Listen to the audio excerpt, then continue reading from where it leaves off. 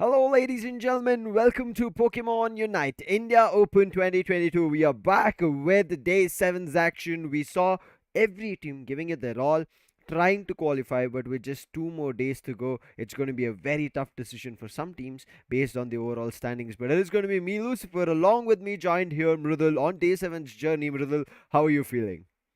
Well, Lucifer, thank you so much for the warm welcome out here. We are going to begin with the day 7 of Mm-hmm. the national playoffs. As you discussed, today is going to be a real great day as Yeah. we already have the teams lined up. Again, many teams are already finished with their matches as today is the second last day of the national Mm-hmm. playoffs. We discussed that because most of the teams are yet to finish with their matches. Some of the matches are already done offline and most of the teams are approaching to their end. Now the matches that they're going to play are going to be, of real importance where Mm-hmm. they might have lost matches, they might have won matches, but in the end, if they finish by winning those matches, they might still have a chance to be, in the top four in their group. Let's see if they will get the chance because it is getting tough. Yes, yesterday we got to see a couple of very clean games coming in, and when you Correct. have a group of death and top team coming through from Group B, it is bound to happen. But similar things can happen today as well. So we are hoping for teams to find that mojo Mm-hmm. in their composition so that they can Correct. also get a clean sweep for themselves. But quickly, Yeah. jumping and talking about why these teams are fighting, Mridul, it's the big prize pool of 22.5 lakhs, which is split for the top 8. Well, yes, exactly. Discussing about the prize pool, the winners of the Pokemon Unite India Open 2022 will be backing out a sum total of 11 lakh 25,000 rupees. Again, for the second place, you have 5 lakh 25,000. For the third place, it's 3 lakh rupees. For the fourth place, you have 1 lakh 50,000 rupees. And then for the fifth and sixth, it's 50,000. And similarly, for the seventh and the eighth place, it's going to be 25,000 rupees. So again, it's a huge total. Well, it's the Pokemon Unite India Open 2022 you talk about, and then Lucifer. Again, this prize pool is going to be, one of the things that you would be having it, and the second is going to the bragging rights, winning the Yes. official tournament of the game, and then representing your country in the world stages. While they are trying to represent, we have right now 14 teams who are looking forward to getting on the top of their groups. As we talk of the groups from Group A, it's going to be SATL, True Rippers, Oculus 5, Enigma Gaming, FSC Sports, Pride Official, and Six Upper Moon. From Group B, none other than the Group of Death, as we talked about, starts off with Revenant, then goes to Kemen, but God's Reign, who's everybody fearing right now. Oh. Marcos Gaming, Ryzen Esports, Zahe Team, and Hyderabad Hydras are not going to be the last. There is a lot more in terms of action that these teams are going to be packing. And as well, if you got a chance and a glimpse of today's schedule when we started in the timer, Hyderabad Hydras have 2 matches, so I'm waiting for it. But now, Mridul, why don't you tell us more about the Group A standings? Well, yes, exactly. Group A standings are going to be like this. True Rippers is actually going to lead the charge here because of 4 wins and 1 loss are the 5 matches that they have played. Two clean sweeps it is. They have won 2 games with 3 zeros. And then they have 449 average goals. So again, Team SATL, it's same that they have 4 wins, 1 loss, but 0 clean sweeps and 384 on the average. Enigma Gaming also there at the top 4, and then it's FS Esports. Today, we are going to see Enigma Gaming playing in the second game, and then FS Esports are against them. I mean, it is a fight that we have been looking forward to in terms of FSC Sports and Anima, who's going to be getting to the next position, taking down their opponents. But Correct. at least in terms of the matches played, Enigma are the ones who are leading the chart. So Enigma need to make sure that the next upcoming few matches that they have, they win it all. Otherwise, FSC Sports, who have 3 more matches to play here in their Group Mm-hmm. A fight, they can actually win all the 3 matches because we have seen, right, when it was on Mm-hmm. until day 4, it was FSC Sports leading the chart in Group A. They were the first team in Correct. the position. Right now, because True Rippers and Right. SATL have played 5 matches each, and then Enigma with Mm-hmm. 4, they have better I would say, matches for themselves. But FSC Sports have also Yeah. not lost matches. They've only lost one. They have 3 more matches to play. Let's see what happens as we jump to the Group B standings. Well, yes, exactly. Now we have the Group B standings on our screen, and it's starting from the very God's reign. 5 matches played, 5 wins, no losses. Lucifer, Mm-hmm. a game where they were actually going to lose it out against Revenant Esports. Yes. Two, they won the first two. They lost the next two that they have against Team Revenant Esports. But yes, they got the fifth game. Again, it was a great battle. And out of the five matches that they've played, they've got three clean sweeps. Just clashing with Revenant Esports in three clean sweeps. But then again, Revenant have lost one of their games. In total, Revenant is at the second position with five matches played, four wins and one loss, three clean sweeps with an average goal, total of 638. Marcos Gaming is at the third position, while Chairman Esports is at the fourth position. We saw the standings and why these teams are fighting for, and we will be jumping and looking at the schedule. You can see Revenant Esports will be starting off with Hyderabad Hydras for the first match of the day. Then we jump into Enigma and FSC Sports from Group A, and then we come back to Group B where Marcos Gaming and Hyderabad Hydras again go head to head. These are your three best of five matches for the day, but there is also one match which is going to be happening offline, and another match which has already happened offline. True Rippers are going to be Mm-hmm. playing against Pride Official. Pride Official yesterday we saw such a brilliant play to sweep the victory under the feet of August 5. It looks like True Rippers, they need to watch out for them, otherwise they can set that upset. But on the other end, we saw the other matches. Well, it was a 3-0, Yeah. unfortunate for Six Upper Moon. But now we have the players on front of the screens. Well, yes, exactly. Discussing about these two teams who are going to be present in front of us. Revenant Esports going against Hyderabad Hydras. To discuss about these two guys, it's anti Crowley, that is Revenant Crowley with the Mew, or just in the action with any of the Pokemons this guy has. And when you talk about Mewtwo, we discussed how is so damage causing with the Zorark. He's always on the grounds with the Zorark, and plays with the mind till the very last second that if he's going to change up his Pokemon or not. I mean, in terms of Pokemons, we have seen Crowley also changing a lot. But if you want to talk about the actual stats, look at it. It looks little fairly better for Crowley because this is the first time in the head-to-head that we are seeing both the players who have played 18 rounds each. Otherwise, there would be Right. some kind of a deficit or at least someone leading the chart in the number of rounds played. So this might Mm-hmm. be the closest head-to-head in terms of both the stats that we can see. But it's Crowley Correct. leading the charge in everything. Assists, Yeah. he has better. Knockouts, he has better. Damage, he has better. Goals, he has better. But as you said, Mewtwo that we see from Hyderabad Hydras is no less of a player. He might have Yeah. not done a lot in terms of stats to counter Crowley, but it is all about the in-game damage that he'll be able to do today. So let's see if Crowley Yeah. can do the same thing as his stats which prove for himself. Can it withstand, or is it going to be him facing a defeat against Hyderabad Hydras? Yeah, well, again, talking about Mewtwo on the stats, yes, he is going to be below Crowley. Mhm. All the stats proving that they have same number of rounds. So it was a fair battle, right, Lucifer? But then again, we also need to discuss how Crowley actually lands in the ground.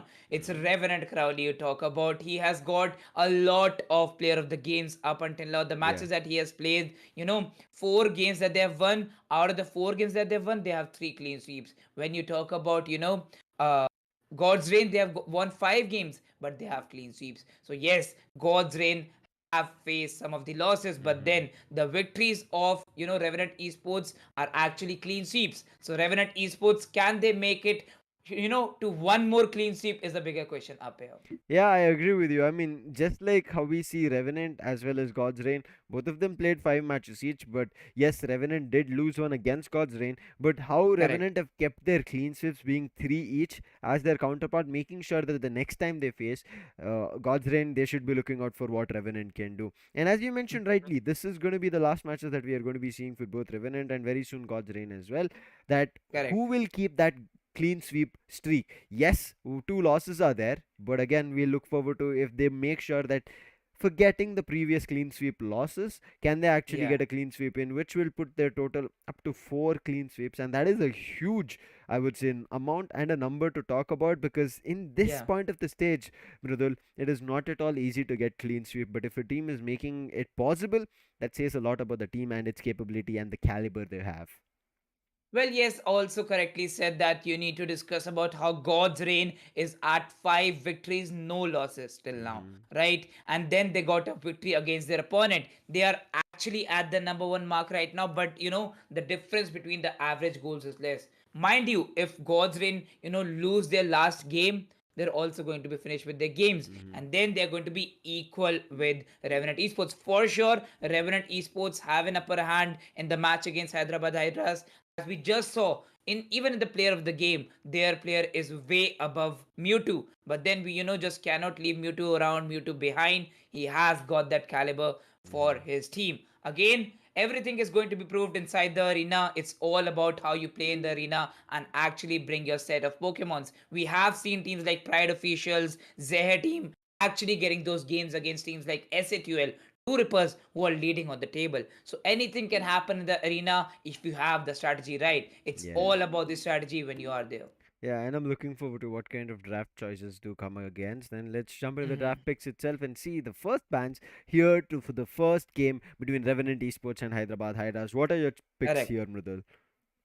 Well, for Revenant Esports, yes, it might be a Tyranitar on Hyderabad Hydras, but then again, Hyderabad Hydras won't be going for it. Revenant would actually try for a Snorlax or something like that because, again, Snorlax can make a huge difference when you talk about the bans. Let's see if that Snorlax will make any do possible, but looks like Oh, no Tyranitar, Snorlax yes, I'm coming in. right. Revenant are going to be on a Tyranitar, but Hyderabad Hydras they not want any shenanigans coming in from Dodrio, which has been a constant. I mean, I know I keep mentioning it, but Dodrio has been game changers in a lot of the games. So let's Yeah, jump into the pick phase right now as we see Kai picking up a Mime and then Swifty going to an Eldegoss with Zishol as yeah. a Snorlax. I'm not too sure if this will be switched up, but again, yesterday we saw both Swifty as well as Zishol changing their Pokemons, which they played and loved. They're like, let's try this and see how the combo works, and which was a deadly combo as well.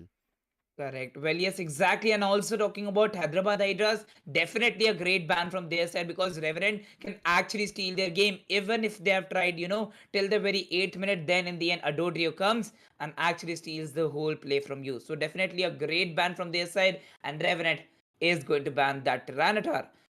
Discussing about Hyderabad Hydras at this moment, yes, Gardevoir is going to be a great choice for Mewtwo. He might switch it up with someone else, but okay, Kai will be going for Mime for sure. Venusaur might be switched too, as Troops has right now picked the Blissey. And then on the other side, you have Nova with the Sizer, but then you have a choice to still remain with the Scyther. Now, in terms of picks, I feel like both the teams are well balanced. One thing that is missing on Hyderabad Hydras is a defender. But having two supporters, As I I feel said, like they can have a lot in terms of tanking damage that a player can take, whether it's Mime or Blissey. We will see on how it develops throughout the game. But in terms of healer, I feel like Swifty and the Revenant squad have it better, and also their ranged attackers are better. Now, Venusaur, I feel like everybody right now goes for the none other than Petal Dance, right? When you go to Petal Dance, you need correct. to make sure that you need to be in close proximity so that it can keep doing constant damage. But whereas Constant coming in damage. from Revenant's end, they have both the players who they want to keep at range and duel with you. One is going to be Mew. We know how annoying with the Solar Beam, but not only Solar Beam, it can change moves. It can get in the Electro Ball as well as Surf can come through, which is annoying as hell and makes life very, very difficult when you are looking forward to clutching something. And to top it all off, as the best icing for the cake, it's going to be Decidueye as well coming in. So, Mrudul, for Yeah. Revenant, it looks like a very well strong established lineup, but on the other end, Hyderabad Hydras, they have something cooking up with the Pokemon selections that they have brought in.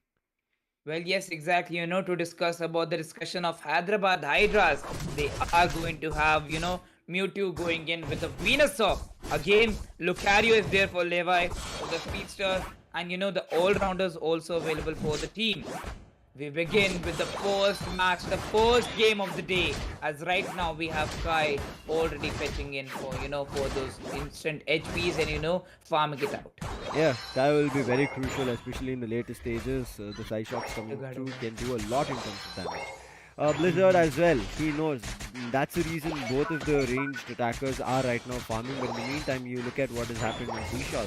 He's jumped and gone into their jungle to annoy them. Try to snatch if possible and delay that Gardevoir from leveling up. And in the meantime, Nova, he's already gotten the first KO and Hyderabad Hydras have to deal with it. Well, Hyderabad Hydras will have to deal with the blow that they have got against themselves. and it's Revenant Esports now leading on the overall scoreline chart, whereas Cypher is adding the points back to back. That's the charge that you take, and then a decision has been taken. Revenant Esports has leveled up and has evoluted to the Cypher. You see, immediately Hyderabad Hydras are like, want to try and change the momentum, bring it back. They wanted to isolate, but as you mentioned, Sizer is here right now. They will look forward to kind of do a lot in terms of damage. But look at how they're pushing Nova into their flux. But he's like, oh, you're trying to push me to the flux. I'm going to make sure that I eliminate you in your own flux and in your goal zone. And again, Hyderabad Hydras have to face a knock. And it looks like the top lane control is just brilliant coming in. But unfortunately, Revenant have left some weak spots. That is going to be the bottom lane. It's only Mew playing there, and that's the reason we just saw a big 25 being scored from Hyderabad side, Venusaur. Well, yes, exactly. It is going to be the Ivysaur actually adding those 25 points to the Revenant Esports, and then again Lucifer, as you correctly said. Once again, the top lane was strong, but Mewtwo actually took the charges in his hand. He knew how the bottom lane was available for the team. Again, you see Chansey on the grounds right now, so there won't be much of help available. And look at that, Chansey goes down. It's how Decidueye is wonderfully playing. They have all of their Pokemons on the last evolutions, while we still wait for the Gardevoir and the Venusaur to arrive, and even the Blissey. The Wombo combo is going down, and looks like Mime is about to, yes, he is eliminated. Brilliant play coming in. Revenant wanted to eliminate the player that was none other than, as you mentioned, Mewtwo, but unfortunately he was getting many more assistance coming through, and there were players who could have held him up, and that's the reason it became difficult. But right now they have an open opportunity, especially to also take down the Gardevoir. Both ranged attackers playing together, and now they're trying to do damage, but the Petal Dance is already out. Therefore an exchange for a blow coming through, but still a 2 KO streak follows on the top lane, and making a similar 2 KO streak in the bottom lane is going to be Mewtwo, as they get the goal zone destroyed here on the bottom as well. So Revenant and Hyderabad Hydras, even Stevens, but Revenant have a better in terms of a 30 goal advantage. Well. Also talking about how Revenant Esports actually is going to get the Reggie out there, but then on the other end, Curlia is going to steal the bottom Reggie. They have the Reggie Rock. So yes, 2 Reggies down as soon as they arrive in the very first 30 seconds. So yeah, they both of the teams know the amount of importance a Reggie holds for your team. Again, Venusaur trying to actually take the fight, but again, alone, it's not how you take it. You need to have a support, and that's how Mewtwo goes down, goes back to the base. Decidueye just punishes him for his offense. Mewtwo, good try over there to use Unite, but failed, and because of that entire bottom lane control is given up, and Troop gets smushed, and now it feels like it's about to be Lucario's deathbed, and yes, an immediate chaos streak falls up, and now a big 36 trying to score, but with the Petal Dance, Mewtwo is back into action, but they're making sure that they find a way to pay his price, and yes, he pays a price, and now it's Mime trying to hold it off, but he's also super low. A big slam comes through, and Snorlax finds the KO. Now Trooper is back again after the respawn, but for how long, as he also gets KO'd. Bottom lane right now is just looking like a cripple zone coming through. Hyderabad Hydras are just falling one after another. They're unable to do anything, and they've lost entire control as the second goal zone gets broken, and Revenant Esports in a big advantage. Well, yes, exactly. Hyderabad Hydras now are, real behind Revenant Esports at this given moment. Look at Revenant Esports on the other side. Lucifer, Lucario is busy up, with the farming, and then the Sizer will arrive, but then Levi already has had a lot of damage. Again, Mr. Mime was called up. He was busy fighting with Snorlax. He was there for the help. And look at Snorlax getting the heals back, getting the HP back. Gardevoir would actually be taking down one KO. On the other side, it's Snorlax getting that KO on Mr. Mime. It's not so easy to take down Snorlax. Mewtwo, he's being pressurized. Vishal misses a slam, but still the arrows are connecting. Mist is here, and then Mist is also making sure the players from Revenant back on. Not too much to be worried about. Indeed, and on the other side, and as you talk about that, Lucifer, we see that top lane has totally been contested, and Mew is not coming out. Actually, he will be going for the top lane, and again the bottom lane has been left open. The Regis are here and Regis are important, but then the bottom lane Regi is also available. First, you get the Regi, Lecky, and then actually go for the Regi Drop or the Regi Steel. Meanwhile, Hyderabad Hydras, first chance that they would be here, arriving in the base of Revenant Esports, but then they sent back, go back from us. Trooper is helping as much as he can onto the Mewtwo, but it did not work out. Finally, he gets eliminated, and on the chase on the Trooper in the meantime as well, they're just taking down this Regieleki in an instant. That's a done job. But Trooper, he's going to be helped from his Lucario, who's just spawned, pushed from the base to the top lane. Let's see if the Regieleki will be given space to take control of the goal zone and make it completely vulnerable. The fight is going on. Revenant are not backing off from this, as we've seen. As they take down Levi, now it's Sky. Also, Mewtwo has got back into the game, but he's also being hit with shots. Now, maybe Gardevoir can help out with a side shot. Try to hold them off, but it's not working out. They're pushing into the flux zone. Now, it's Trooper trying to hold out with Mist coming through, but finally the block is going to be there, and Mist is just nowhere in his health. He just is in the chaos, utter chaos, where the team immediately takes control, starts destroying another goal zone here, and Revenant, they're just not stopping on this lead. Again, Mewtwo spawns, but again immediately to his death. It's just one after another that we are seeing. Mist finally trying to get some control with the Unite move coming through. Levi is also back into the game. Sizer trying to survive along with Snorlax, who goes in for a power nag, which gives them the big advantage, and Levi was super low, but Revenant decide that let's just disengage. This fight will just prolong and continue and continue, so let's just put a stop to it because we are very close to Rayquaza.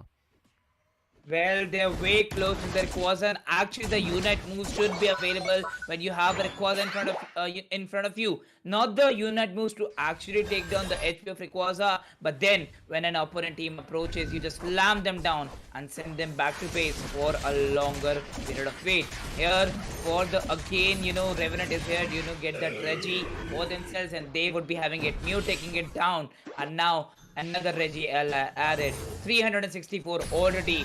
What does Revenant want? Again, I know what they want. They want that average goals to be equalized to God's reign, and that's what they have in their mind. It's not working out right now in terms of Hyderabad Hydras trying to equalize the scoreline, but we will see if Revenant will be able to actually equalize, as Rayquaza has spawned, but still the concentration on eliminating this support character. In the meantime, also, there is Lucario hiding in the tall grasses, which will be found eventually and should be a KO which should follow, but it's going to be again Mewtwo falling to his KO, knocked, slammed, and sent back to the base. But a Unite move coming out from Mime, can it find any value? Exactly. Especially with Trooper helping her out, does not look like it, with the Cotton Crash coming through and making more problems.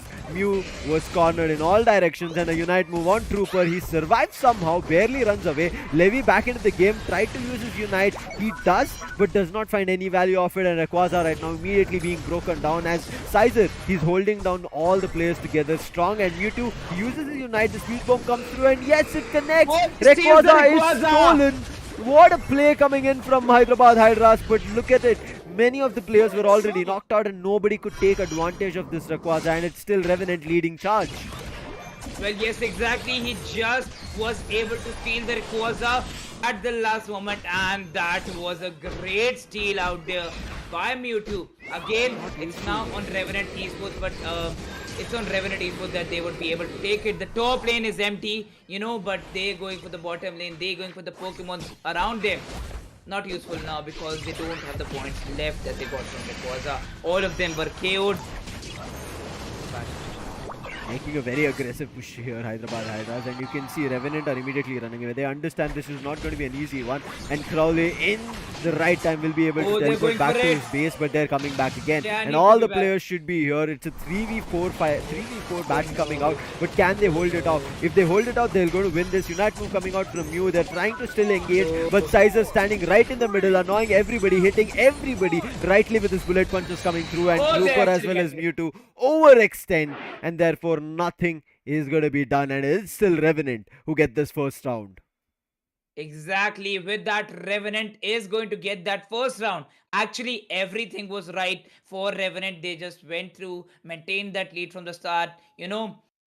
Things can happen. The Rayquaza can be stolen, and then you might lose. But Revenant took that lead. They knew even if they couldn't get that Rayquaza. Actually, the whole HP was turned down by Team Revenant, but then Mewtwo took it off by actually stealing that Rayquaza. He is the MVP for the team right now with 55, points scored in the goal post, but then won't be able to make much difference. Look at that. Reggie's back to back for the team. Yes, in the end, on the timeline of Hyderabad Hydras, starting from the 6th minute till the very 10th minute, there is not even a point update of a one pointer in the goal post. So 4 minutes turned down, wasted. They got the Rayquaza but couldn't do anything. I would say from the very get go of 4 minutes, we have not seen anything that Hyderabad Hydras were able to do. Revenant leading charge Exactly. brilliantly. And Nova, you could see wherever Nova was, and then Blizzard accompanied him, it was just immediate knockdowns to follow up. Nothing else. Entire lane being dominated is what we ended up seeing from Revenant Esports. It was a monster match coming through, if I would want to put it like that. It was just a big storm that Revenant took whenever they wanted to charge upon a lane. But at least the last fight, which Hyderabad Hydras tried to do, was brilliant. You can see Levy and Mewtwo, they've taken so much damage on top of themselves. Same goes for Trooper and Mist. I think Yeah. Kai, even though he was able to do damage, but as I said, Swifty will be very crucial. And look at his recovery that he helped with this team, 73,000. That's the reason. Even though Revenant were one or two players were getting knocked out, there was Swifty to make sure that they heal back up, and Zshal to try and hold them back or push them back towards their lane and the goal zones to buy some time. Even when you saw Crowley was teleporting back to his base, and Zshal understood that maybe he could be stopped, and if Crowley gets stopped, especially being his solar beam so effective, he needs to jump in, went for a slam. I would say sacrifice his life, but Revenant made sure that sacrifice works out in their advantage, and they did. But Blizzard comes out Yeah. as the MVP for the team. Well, yes, exactly. Blizzard with the MVP for the team, actually playing amazing with the Hidroy, dealing out 100,000 plus damage out here. Well, that's a lot when you are an MVP for the team. Playing so well on the grounds of Thea Sky Ruins. And then a Pokemon like Decidueye, when you know you have a lot to do for the team, you have a lot to do in your half, and then getting a Pokemon like Decidueye having 17 assists as an attacker, surrender to this guy. Man, assists and knockouts. He's like, I have to find a really good balance in both the things that I do. And it worked out really, really well. And that's what we keep talking about it, right? When you make a move, you need to make sure that your teammate is also able to hit that same Pokemon with one of their moves, which gives an Yeah. easier opening for a knockout. And I think that's how well established Revenant were in terms of using moves one after another. The attacks coming through were precise.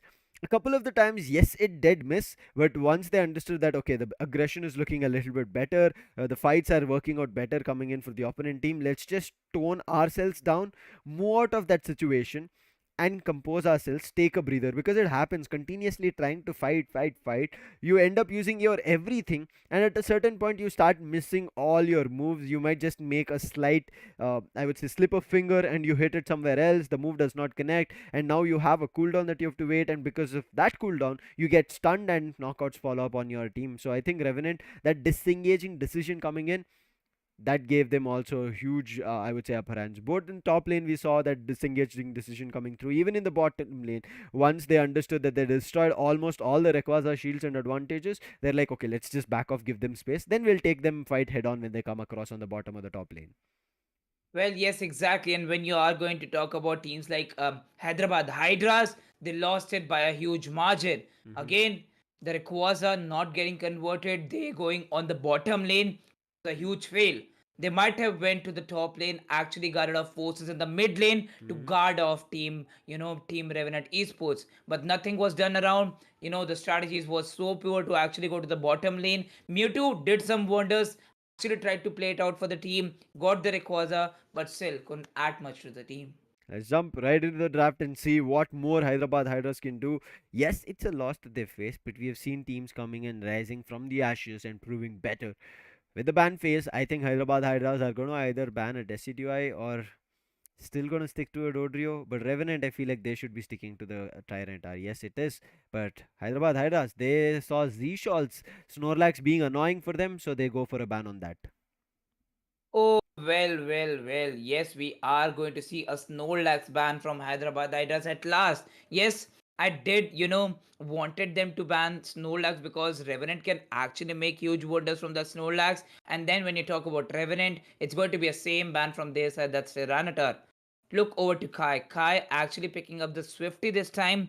But then again, when you know how Kai plays, when you know how Kai actually, wants to play for the team, it's the attacker side that he wants to pick. Again, choose out a Pokemon for his team. Then Levi goes in for an AG slash.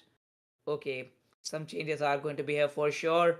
But we get a call. We have a rehost for this game. I mean, in terms of at least a couple of Pokemons, we should be able to see what are the choices coming through. But as soon as Hyderabad Hydras let go of Dodrio, you see what Nova does. It's like, I enjoy playing Sizer. I also can play Azumarill, but I love Dodrio. And he's already out with the Dodrio in this initial pick. Blizzard is like, okay, I've done heavy hits already on Decidueye. Can I do it on Zarina? And the team is like, go for it. And then comes a Garchomp Swifty with a Dragonite. I hope this Dragonite? is the reason that we end up seeing the rehorse coming through. Maybe glitches, but otherwise I am still going to be loving this composition coming through, because looking at heavy hitters, three of them from Revenant, they'll be able to take damage and do hefty amount of damage. And if Zishal is there on their best, on their side, as I've mentioned, one of the best minds that I've seen so far, I think Hyderabad Hydras are here for just the big beating coming through. So to stop it, it is all up to Levy on Aegis Slash. Well, exactly. The lobby is going to be rehosted for now. But when we talk about the picks of Revenant, a Dragonite, and a Garchomp, you know, quite exciting. And I'm in a shocker right now when Dragonite actually comes into the play right now in this meta. Mhm. Yes, Garchomp was utilized in 2 or 3 games, 2 or 3 rounds that I've seen. But then Dragonite, what are your, sayings on this pick? In terms of Dragonite, I've not seen it so far of how well it can function.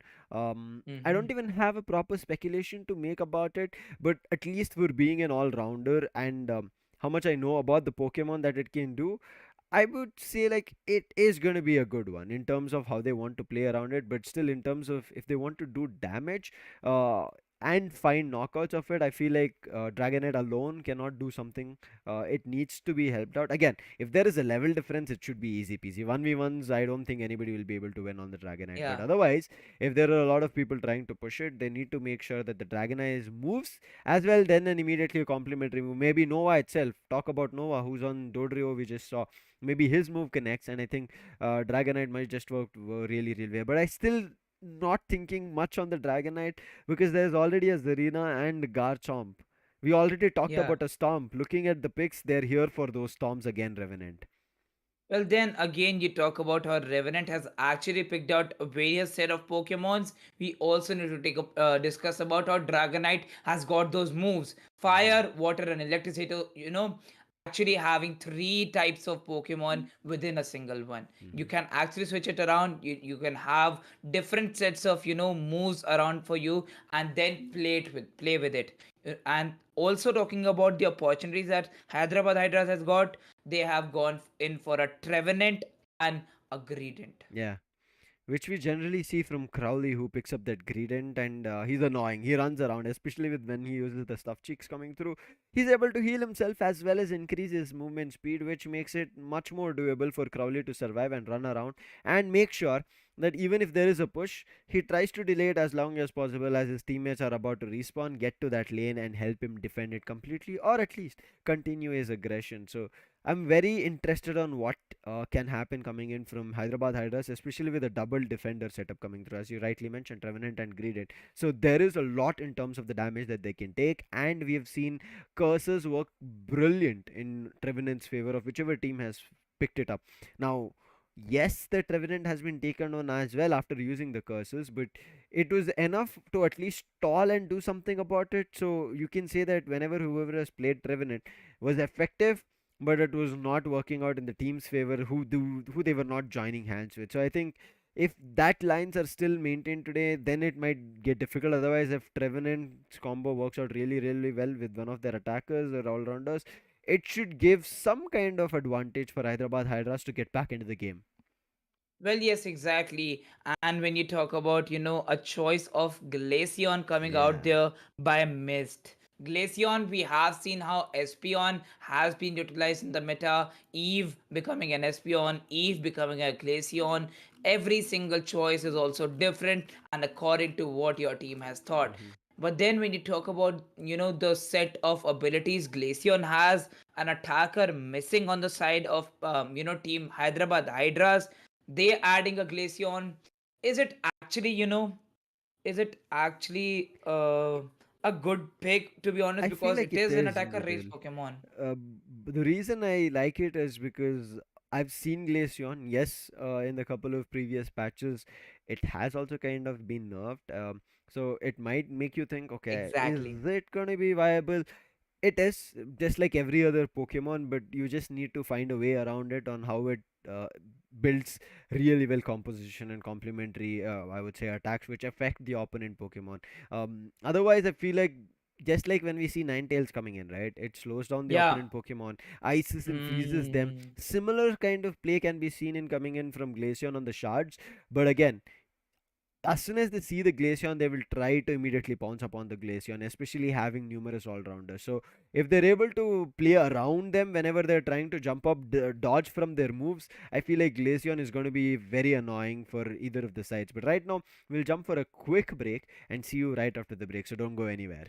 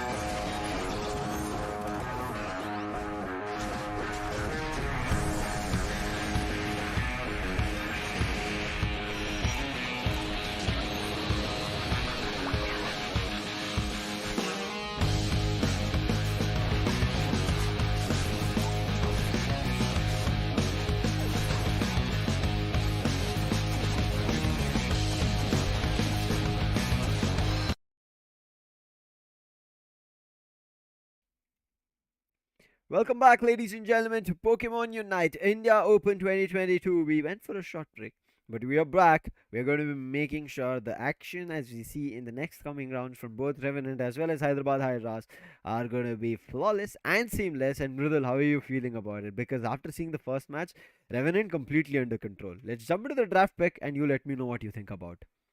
Well, yes, exactly. And as now we are going to witness the round three between Revenant Esports and Hyderabad Hydras. The second round has been given a bye by Hyderabad Hydras. So again, now Revenant is actually leading the charge by 2-0. It's just one game that they have to take, and then they would be having the victory. Hyderabad Hydras going to ban the same Dodrio, and then Revenant going for a Tyranitar ban. Mewtwo chooses the Snorlax and locks it ASAP. I mean, this time they make sure that Dodrio is out. So Revenant, who had hoped on Nova's end especially to get the Dodrio, will be gone, but I feel like the other Pokemon should be the same, especially after seeing Zishal, who's on Mime, and Swifty back on Eldegoss. We already talked about his healing coming through. I mean, that is one of the best healers as of now we have in Pokemon Unite India Open. Yes, Plessy can help, but I feel like on Eldegoss it's just too better. On the other end, if we talk about Hyderabad Hydras, they're making a couple of changes. Levy did not love Mm-hmm. entirely the playstyle of Lucario on round one, so he's like, I will play Sizer now, and Trooper will be taking up a spot on Decidueye. Trooper would be actually taking a spot on the Decidueye, but it might be a change in the final preparations phase, Lucifer, where we are going to see the same Pokemons with what they actually love to play. Again, on the other side, yes, it's Nova going for that Serena. Crowley actually going in for the Absol. I'm going to be really interested if he goes for it. But the Serena and Gardevoir combo, Revenant, beauty. Let's see how it works out. Now we have all the picks on all the ends. I'm really going to be interested on how Upsol is going to come into play on Crowley. Of all the players, right, in entire Pokemon Unite in India Open 2022, everybody has their roles. Majorly either a supporter or a defender, and similar style of Pokemons they Correct. choose. But Mm-hmm. Crowley has been that one constant player on Revenant's end who has shown us Right. all the Pokemons. Whether you talk about it coming on Mhm. a ranged attacker, he's played. Whether you talk about an all-rounder, he's played. A defender, he's played. If you talk about supporter, he's played. And he's playing a speedster now as well. And on Upsell, we have seen players trying on Absol, which has not been very effective. But yesterday Mhm. as well, when we saw it was still coming out from Revenant's end, and they were the ones who made it work. So Revenant are like, you banned Dodrio.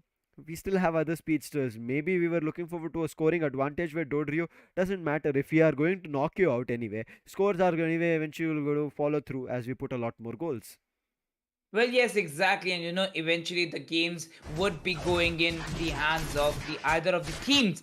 But we begin with the game number three out in the round three, where Revenant can actually go in for another clean sweep. And out of the 6 games that they have played, they'll be having 4 clean sweep against their opponents. Mr. Mime just splashing around those wild Pokemons present, going with the farming, and actually now against the Slowbro makes a screen and exits. What was that? Oh, he was up for actually scoring those 4 points rather than actually focusing on that Mew or Slowbro. Yeah, in early stages, generally nobody looks for a player because if you do, you give away a lot more in experience. And that's the reason you can see Vishal is just working Oh, on getting more and more goals. He knows there's Berry on the other end. Grabs the Berry, but in the top lane, it looks like there's a decision that Revenant have done. We have to find a way to get a knockout, but eventually seeing that it's a Snorlax, they have to fight a lot. They're like, We have not completely leveled up. Enough to do damage where we can immediately get a knockout, so just wait it out. But in the meantime, right now, they're targeting none other than Crowley, who's on the Speedster. As we talk about it, Speedsters are squishy. And that's the reason another Pokemon joins, and it's going to be a 4-man push coming in from Revenant then to make sure that a hefty price Revenant have to pay. But before that, Nova looks like he's about to be eliminated, and his Serena, before it could evolve and develop, goes down, followed up with Crowley as well and Absol going on. So it's going to be the other two players who are still surviving. One takes on the Sider coming in on Hyderabad HYDRAS. Trooper in between right now stuck. He might be eliminated. Tried to jump with the slam. It did not work out. Brilliant play coming in on Zarina on Blizzard. Takes out and now is at level 5 and looking forward to taking down the Slowbro as well. Well, yes, exactly, and also focusing on the Mr. Mime. Once again, adding all of those points on the chart and actually taking it to 43. Revenant Esports always focusing on getting that farming done till the very 5th minute, get those Reggies and actually score more and more points. The more and more points, the more you have the game in your hands. And once again, the Absol right now in front of us. Once again, Crowley going back. He knows he needs to pick up those berries. Gets the heals charge up. And we have the Serena on the ground. While on the other hand, you have a Sizer coming up. The Scyther has now evolved, but Mew takes a KO on the Serena. Revenant Esports won't mind because they're already up with it. Look at that. The water tsunami coming actually on the other Pokemon, and with that Mew takes a KO streak of 2. Right now it is swinging back and forth. I wouldn't call it whether Hyderabad HYDRAS or Revenant are in control.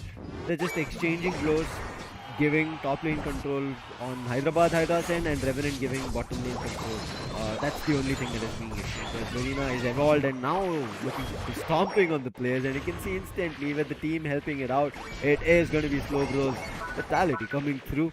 But can he be eliminated even further, because the first goal zone on the top lane on Hyderabad HYDRAS end has been destroyed.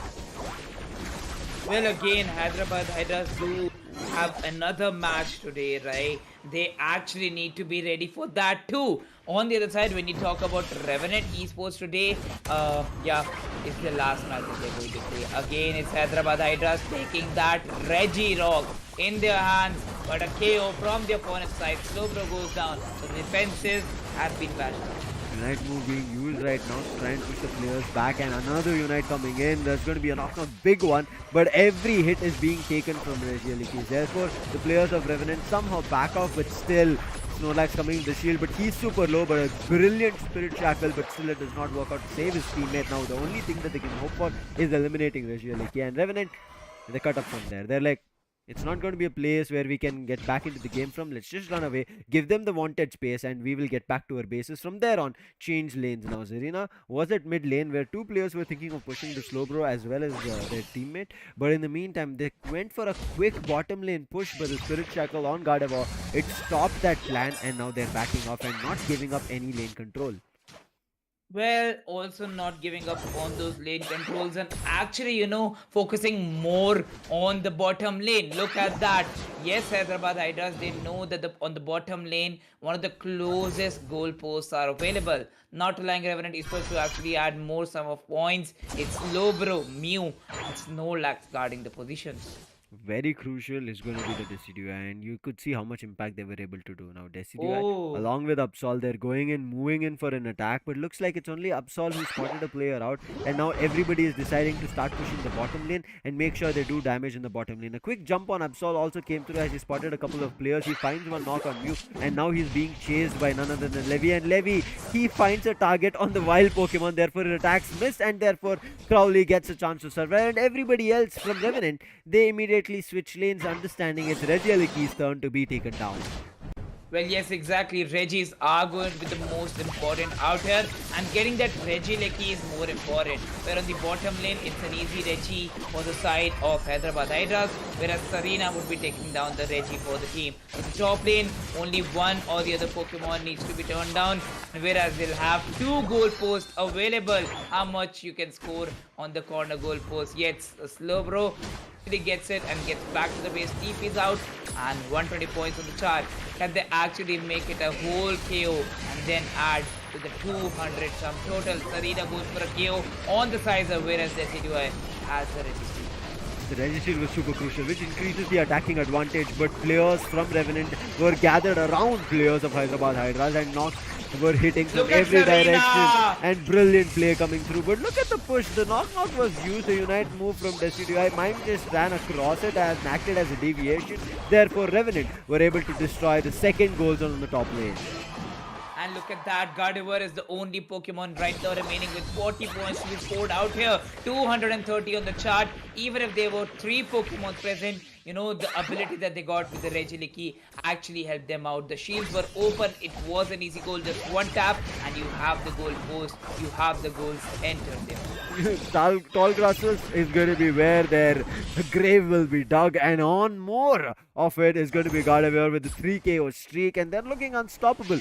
Nova right now trying to chase none other than Decidueye, but along with Decidueye, they're about to face off more comrades of Hyderabad Hydra players, and that's the reason Zishal immediately decided to back off. But on the other end, on the bottom lane, players were ready. A Unite move was used coming in from Crowley, but too many opponents, too many targets. Therefore, he's like, it's time for me to run away. But Gardevoir building off that side shock, which is going to be tripling up, making sure finds a lot in terms of damage. Is doing damage one after another. Now, Kai survives just because of you being there, and therefore they pick up 1 KO as well. Not one, they make it 2, and now it's only Zarina as well as the helper Swifty on none other than the Eldegoss. Can he survive? Yes, as long as the Eldegoss is here, I think Nova should be able to survive. They're running back as well and making sure some amount of farming can be done, but with the bullet punches, you saw what happened. But quickly, Nova, he is taking a decision to run back to the base, and from there on, switching things up. And 50, you saw what he did. He wasted time so that Hyderabad Hydras were unable to push. But this time, Revenant, they have to get back to Regieleki, because Hyderabad Hydras, after that initial bottom lane push, they've also changed lanes quick to take on Regieleki.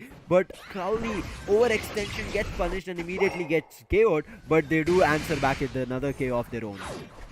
Well, yes, exactly. And with that, Revenant actually is stuck at the 280 total, whereas Hyderabad Hydras is adding more and more points for themselves.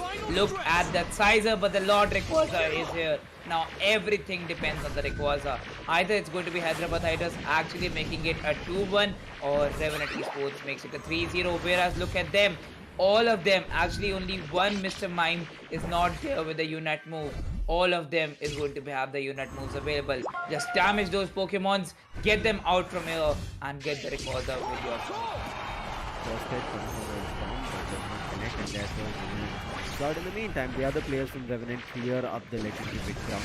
But oh no, Mr. Stuck, and immediately players topple and gag upon him, eliminate him, followed by Decidueye as well. Not too sure where the Decidueye was, gets eliminated, and now another streak follows up. That's going to be a 2 as the Snorlax is down. Now they're trying to eliminate Levi as well. Levi tried with his Unite, tried to stall it as long as possible. It did not work out as well as Zarina is going for goals, and Rayquaza is about to be just drained out of its life. It's done. They've gotten the Rayquaza advantage, and all the things that Revenant are interested in doing is running right to their bases and get the goal scored. Well, they have the Rayquaza shields also available with them. They got the legendary pit cleared. Now it's points adding to be done by the side of Team Revenant ESPORTS. 62 points added, now they're at 406. Hyderabad Hydras are stuck at 195. More 100 points added, it's now 506 for Revenant ESPORTS. Only 35 seconds left, but they know that the lead that they're taking would add to the average goals that they actually require. Look at that, more 28 points added, it's 534 here. Sarina and Mr. Mime would be adding those points. 724 is the total that they've got. Now 790 out here with Eldegoss adding 66 for the team. Oh, no. 840! They're not going to stop, and that's the reason you saw Gardevoir, who was getting back to the base, decided, okay, I'll try to help my teammates move in. Now, yes, is KO'd, but look at every player from Revenant, they're looking unstoppable. One player is walking out from the Hyderabad Hydras base and is immediately getting knocked out. They immediately pick up the Air Synergy, quickly goal again. Back and forth is what Revenant were doing for the players. I mean, it was not even like a 5-meter distance. As soon as they move out of their base, KO. As soon as they moved out of the base, KO. And that's how Revenant stood as a big wall against Hyderabad Hydras without them being able to do anything. And a total of 854. Earlier, we kind of saw how Crowley was being kind of smushed and also kind of in a 2v1 situation numerous times. Crowley, he understood, okay, if they're doing that, I'll figure out a better way. But look at Swifty and Zishal, such a big play coming in from there, and 20 assists, and Zishal on 17, Nova with 10 knockouts and 10 assists, and Blizzard with 14 knockouts and 11 assists. Goals, everybody has done the job, but Swifty and Zishal on so many assists, and Nova on Zarina picking up 10 KOs as well as 10 assists. Man, oh man, part of 20 knockouts. That is insane. Well, again, this time kudos to the side of Hyderabad Hydras. They actually matched out Revenant till the very 8th minute, I would say, because right now look at them. The slight break after the 7th minute actually came in the hands of Revenant Esports, and after that, getting the Rayquaza was all they could have done. Look at Blizzard once again nearing around that 100,000 damage, but this time with the Gardevoir that he played. Again, Mhm. a great play out here. Kai, once again, a brilliant play. Mewtwo definitely adding it a lot for the team. But it's Zesol becoming the MVP with some great performance out there. 152 goals out of the 800 plus score that they have got. And Zesol actually moving in with a Mr. Mime 17 freaking assists. Wow.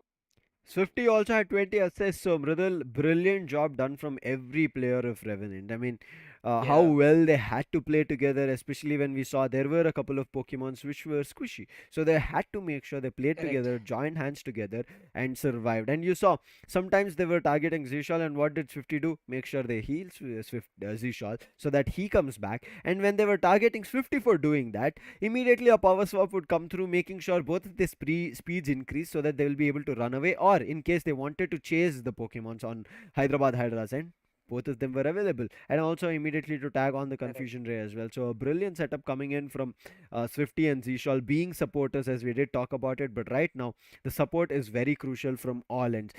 Hyderabad Hydras, they've lost it, but I hope the support is there in the team because they have a match at the end of the day. But until then, there is still a second best of five that we are going to be seeing up next. So for that, we'll take a small break. Don't go anywhere.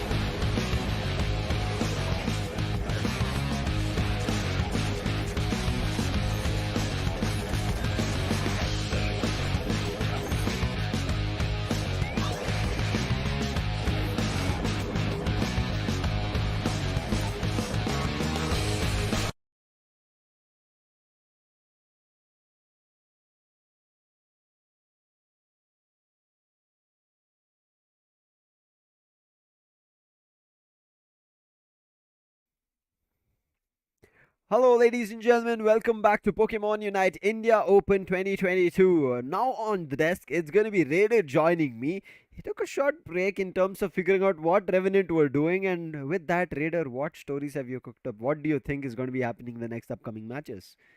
Well, apart from that, I believe first of all, I'm going to answer your first question that what is Revenant doing right now?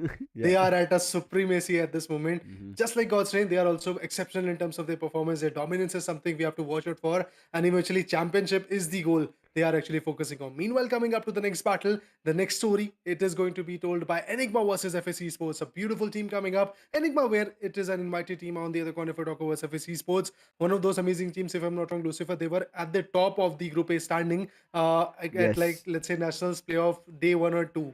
It So was I 2 believe, and 3 later, yeah. oh, indeed.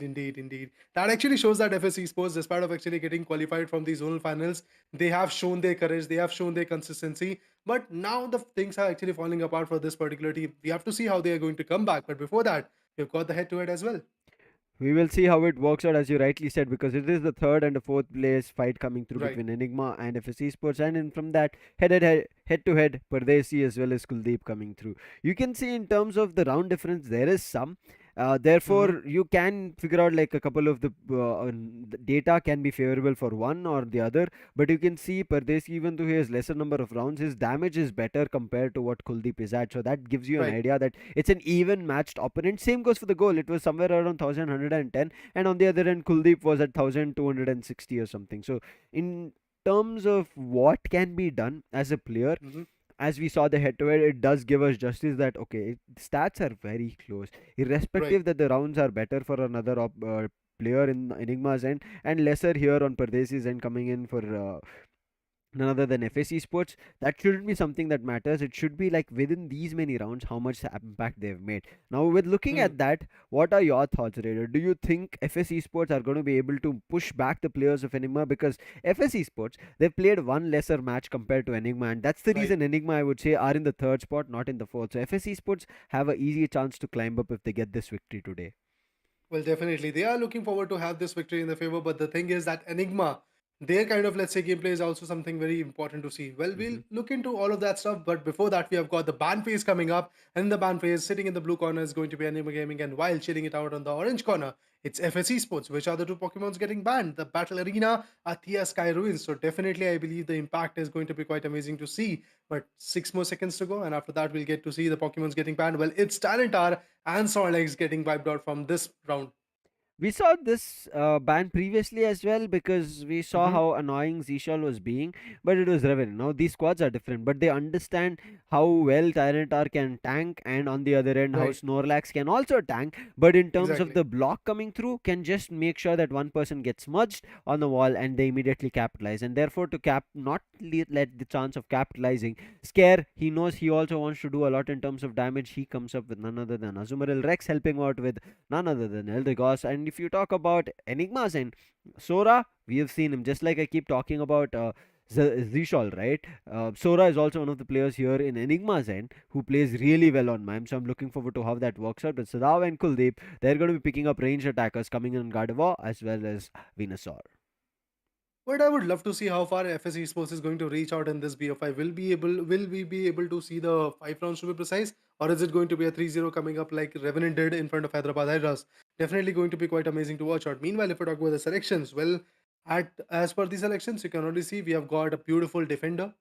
All rounders are there. Apart from that, if we talk about the speedsters, well, that's what we are missing at this point. But Dodrio comes in to actually fill the gaps.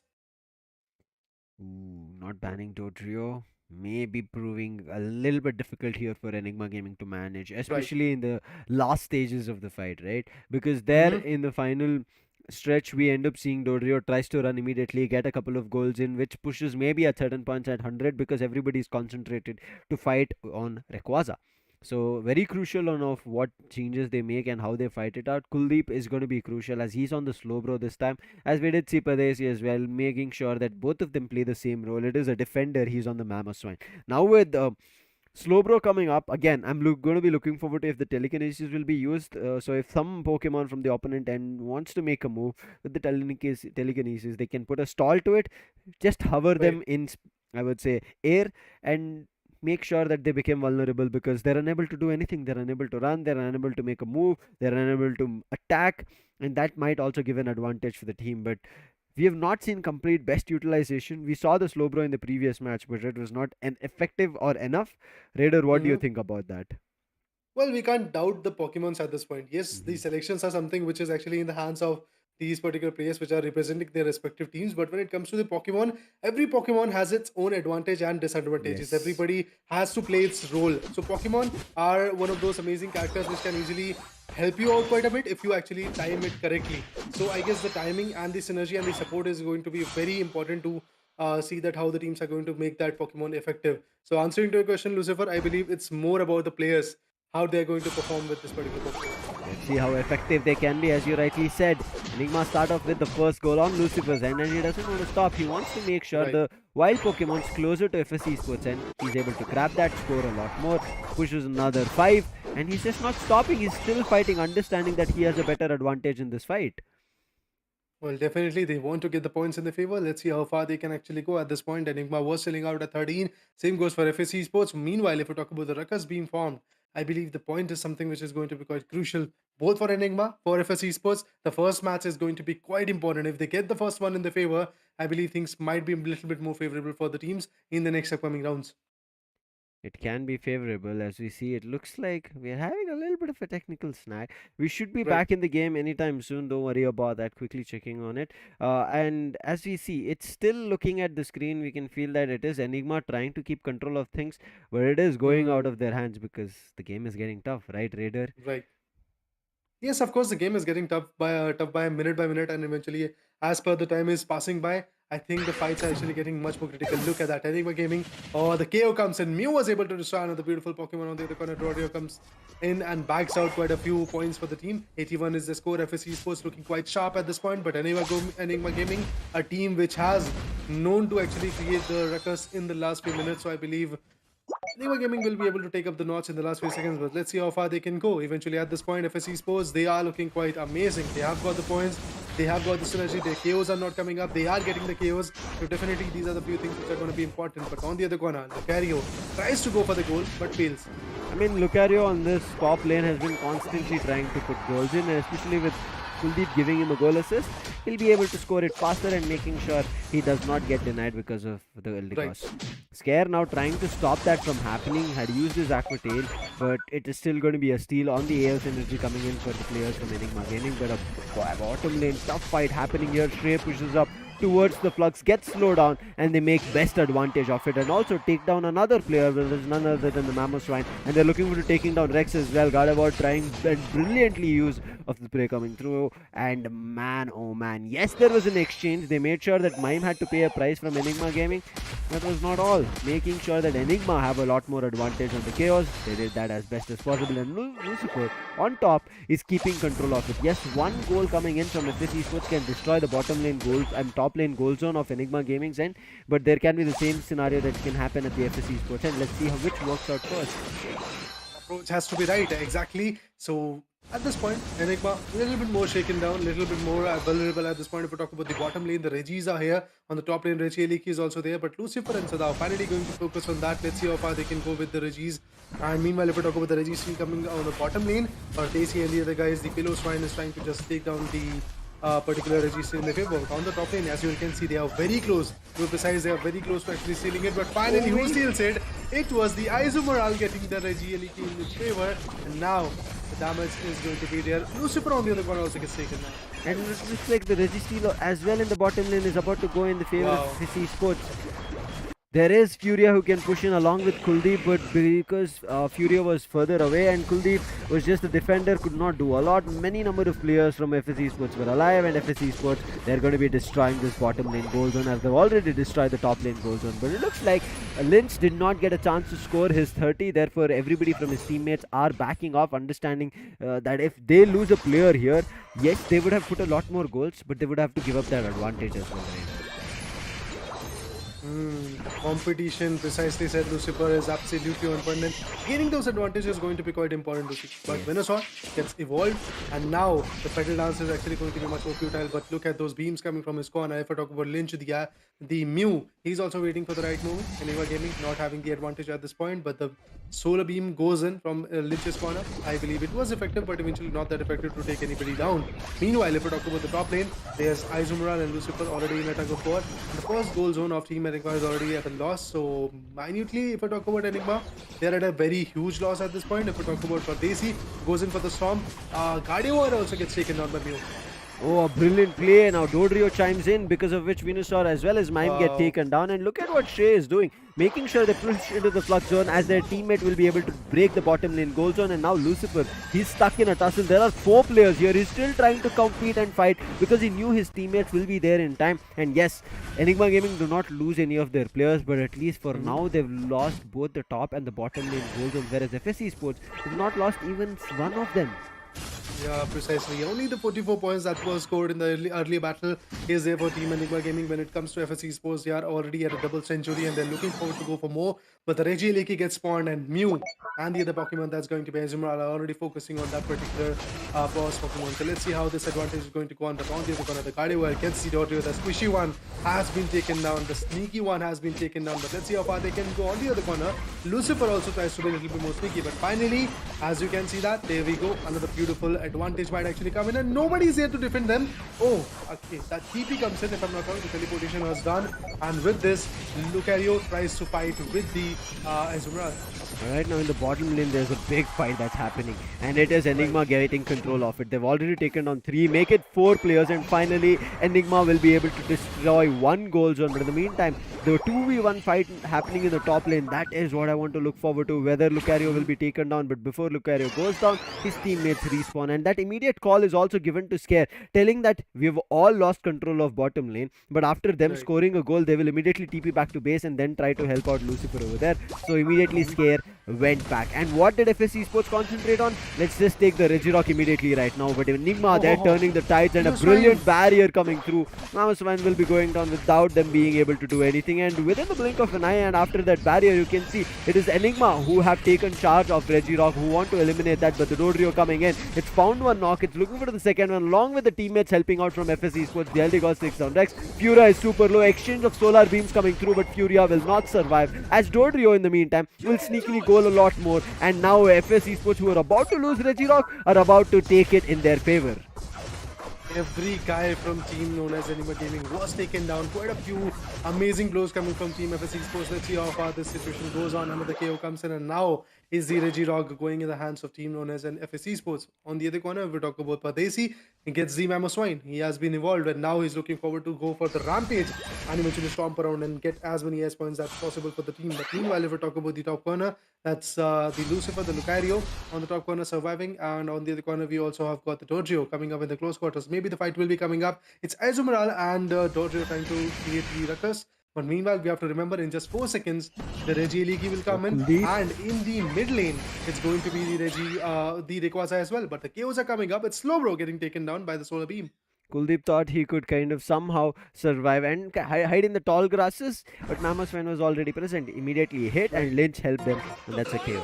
Yes, there is time for the Slowbro to come back because the final stretch was not there, and the double up of in terms of the respawn timer did not happen. So Slowbro is back into the game already at the bottom lane near to the legendary pit, but right now the barrier coming in and they're helping Psyshock to do damage on Pardesi, but he still survives. Kuldeep this time he's not happy about it. He uses the telekinesis, and this is what I talked about, but he comes out with a unite trying to do damage. Now he's already stomped everywhere, and now look at what is happening. Sadao wanted to back off with the barrier again coming in. Kuldeep this time survives. He threw everything that he had. The hot water coming through, his basic attacks as well as telekinesis, and then therefore they were able to take down Pardesi. But is the game done?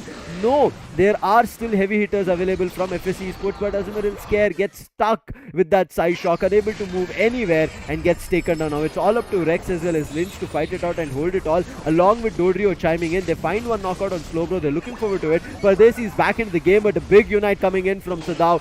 helps Dodrio to be knocked. And now look at how low Lucario is. He's right in the legendary pit. Rex can survive all the hefty damage that can be done, but Rayquaza was taken. A brilliant last minute shot was dealt, and now FS Esports, who look completely in control in damage of what they were doing, they've lost it all as a big 100 gets scored coming in from Lucifer. They've equalized the score at 253 now. Now if Rex is able to take down Sadao, it will help out, but Sadao having the advantage in the shield here, making sure that the hefty prize is paid. They eliminate Rex, but in the meantime, that is the only elimination that they face. Now FS Esports, with 27 seconds to go, they have to find a way to push a lane and get something scored so that they can win it out, because this game is not yet out of their hands. Top lane, it's Izumal trying to actually go ahead and score, but there we go. We have Venusaur on the top corner trying to defend the goal zones, and he's doing a brilliant job on it. But if we talk about the scores getting dunked, it is Dodrio, the sneaky one, getting the scores done and dusted. And look at that. Once again, I believe FS Esports could be having the advantage if only the scores could have been dealt a little bit, I guess, earlier. Things would have been changing for Enigma Gaming, but now I think this round is the one which is going to go in the favor of FS Esports. And yeah, it is the FS's faces coming up on our faces, and they are the winners for this particular round. Shrey, Lynch, yeah. I would say you should give it all to Shrey, because if he didn't push with his moves towards the bottom lane goal zone, he had already gotten the call from Pardesi saying that there is Kuldeep who's guarding on the slow bro, but be careful. Right. But what did Pardesi do? He made sure Kuldeep's attention was on him, on Mamoswine, and immediately Shrey jumped, started putting the goals in, and if that goal was not put in, FS Esports would have actually lost, and they would have lost only by like 6 goals which Enigma had put. And I think that they would not be able to kind of take in, especially that it looked like Rayquaza also in under their control, only because they could not eliminate Lucifer in that legendary pit, and they were fighting with Rayquaza. If they would have fought with Lucifer and eliminated him, it would have been easy Rayquaza for FS Esports. Nonetheless, FS Esports get back into the game. See, the thing is that even if you have not got the advantage, how can you actually take that disadvantage and turn it in your favor?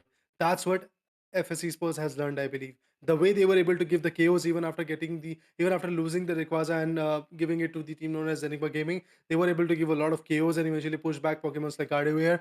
And the way they were able to defend their kind of pits was absolutely amazing. Although there was a 100-point scored, if I'm not wrong. But after that, the struggle was for real, and Shrey on the other Yes. corner bags out another set of goals, and that was absolutely amazing. We have to give it all in this particular round to Shrey for sure. And in the start, we talked about it, not banning Dodrio.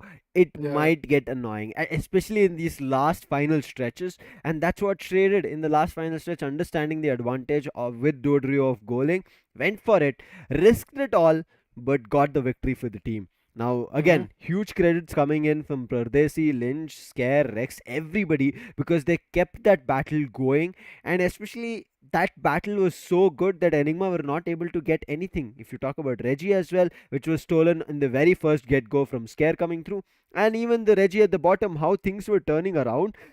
FS Esports, after a breather that they were able to take, they got back into the game. We are talking about it. Rex, you can see he has played Mhm. really well for the team with 3 knockouts Right. of his own. Goals, not a lot to talk about, but the assist is where he stands tall for his team. Man, Lucifer rightly said assist is where Sir Rex actually provided the team as an asset, and eventually he was absolutely on point in that particular perspective.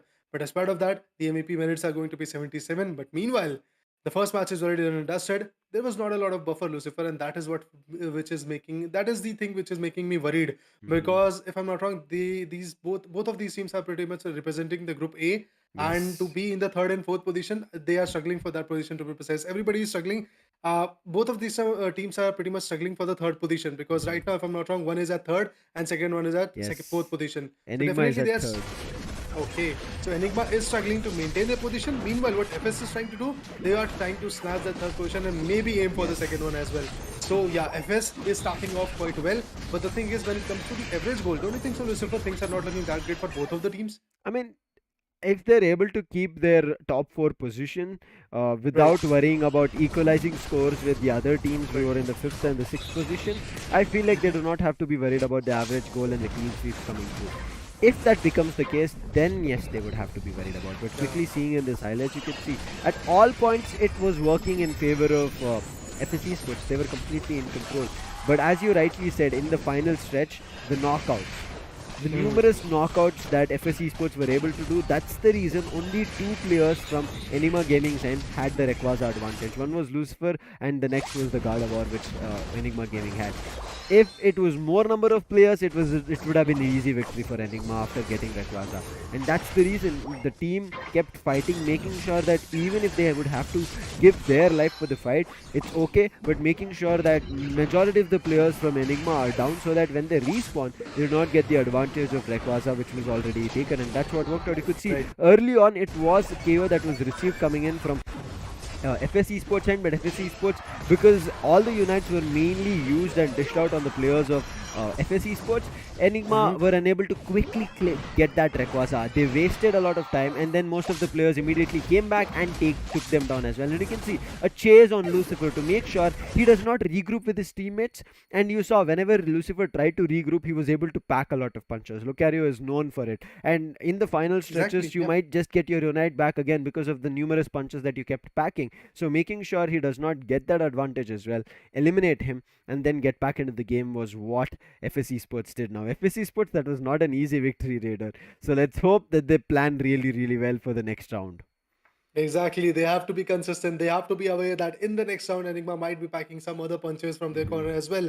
They might be coming up with the ban of Dodrio. And what Oh, happens if yes. the ban comes in? They might actually go for the Absol or the Zorak that we saw yesterday actually getting performing. But Hmm. eventually, if you know the meta, then only you can perform with those speedsters, because Dodrio is one of those Pokemon which we have seen quite often getting exploited and eventually using at its peak. But if we Yeah. talk about Zorak or Pokemons like Absol, their presence is very low in this whole battle, and eventually using it at its peak demands a lot of concentration, demands a lot of, let's say, strategy. Yeah, I agree with you, and I think I do have the pick data as well. And throughout the Right. tournament, at least until yesterday, I have it is Eldegoss who has been picked numerous times, 100, Yeah. and then follows up is Amam. And here only you should get an idea that how crucial supporters are coming in who can take up damage and heal their teammates. And after that, followed is going to be an Azumarill being picked from all the teams, and you can see for a reason. Azumarill alone can take control of an entire lane, whether it be a top lane or a bottom lane. It can be done, and which was proved Yeah. right here, which was being done. Then goes the Mamoswine, which works really, really well in tandem with any of your all-rounders, or maybe even I would say a speedster, but only if Mamoswine's attack somehow connect. If they kind of miss, even when he goes for a horsepower or an earthquake coming through, or even if the icicle spear comes through, if he misses it, it kind of becomes difficult. But then we go into Snorlax, which has been, I would say, a proper storyline or something that if you want to build for a Snorlax is his moveset will have a block with him. With that block, he makes sure he blocks the players from like trying to goal or something, but that block is most effectively used to smush a player against the wall so his teammates can Right. use move on it and Exactly. get an instant KO. So looking at these top 5 picks coming through, it does tell you that it is not all attackers or speedsters coming into the play. It is mainly inclined towards how well you use your defenders as well as supporters, and then an Right. all-rounder. If you don't use them in tandem and really well, you might end up losing the game. So it's going to be very crucial in your draft pick that you have these. Well, definitely having the right supporter, having the right meta is going to be quite important. And eventually, packing the punch is going to be all rounders and the attackers for you. And stealing out the legendary Pokemons and maybe some KOs also is Yeah. going to be the speedster. So, definitely having the right balance is something which is going to work out quite a bit. It is Hmm. easily going to cut the 50% of work. And we'll talk about all of that stuff. But before that, we have got the ban phase coming up. In this ban phase, in the purple corner, we have got FSC Sports. In the orange corner, we have got EG. That's Enigma Gaming for you guys. But moving forward, 18 more seconds to go. Let's see how far this situation goes on and which other Pokemon's getting banned. Raider, I think, yeah, what do you think? If Enigma do not ban Dodrio, do you think they will come out of their Dodrio on their own? And they have uh, not. yeah, the Dodrio ban is not there. I think so. Yeah, there is a probability that Dodrio will come in from that team known as Enigma Gaming. But what if FS picks it?